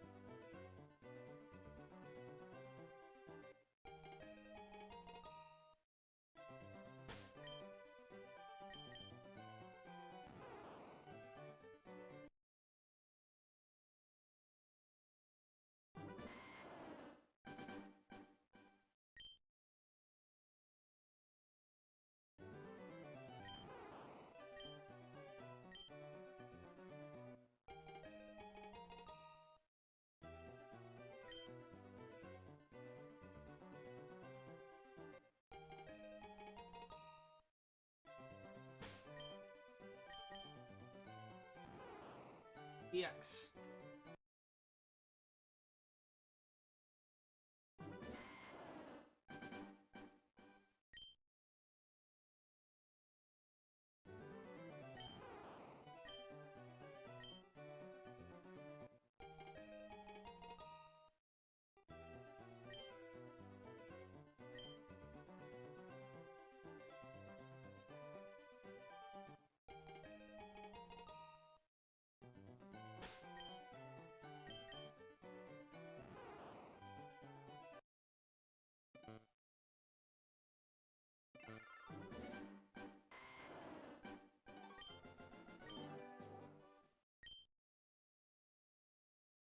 What those two noises. Like it was like a bug or something. Audio bug, I mean.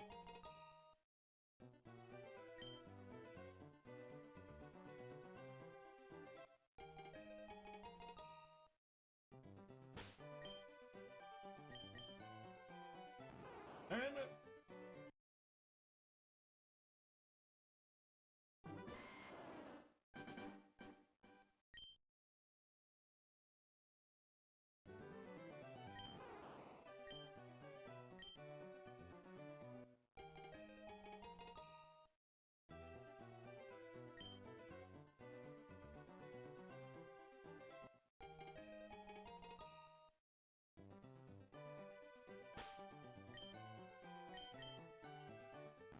Damn it!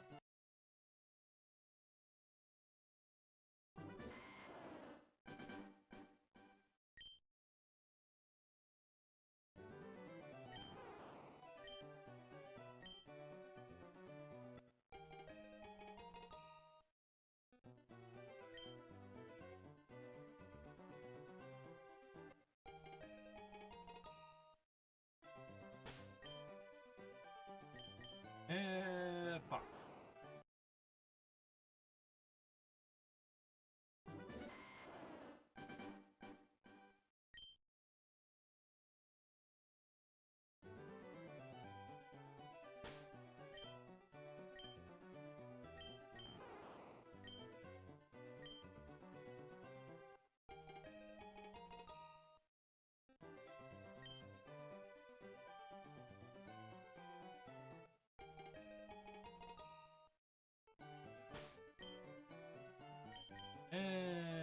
Fuck.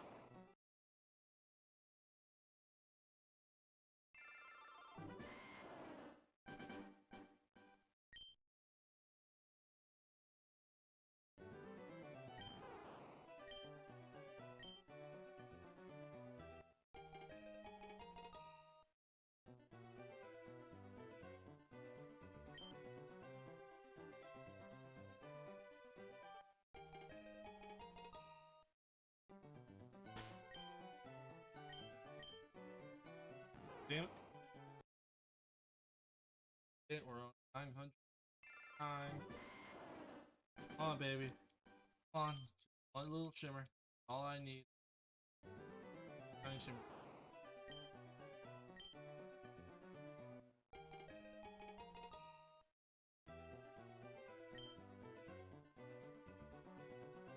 Come on, baby.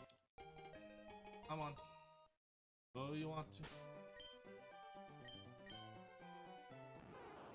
Fuck! Okay. Last one of the Bulbasaurs.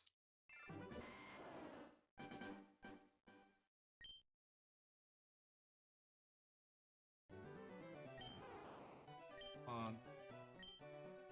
Last Bulbasaur of the stream. But we'll even name it this. Jeff.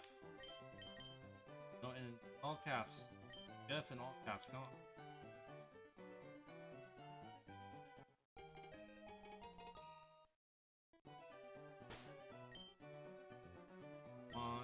Come on, Jeff. Jeff! Oh! Ah! Okay. Well, I guess check in the other two. So, in the stream. Go ahead and stop that. Do this.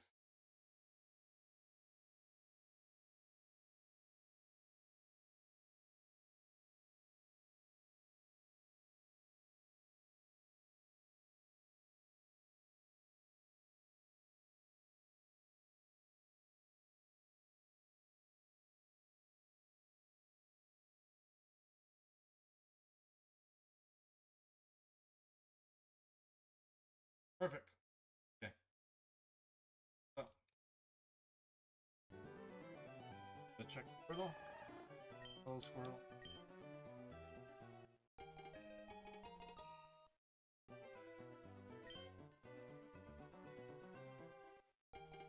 Stand next to me. Look how aggressive it sounds. And shiny.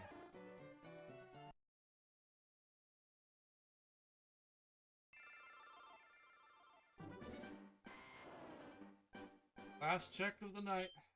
See if I get unlucky in this. I gotta try to go shiny. God.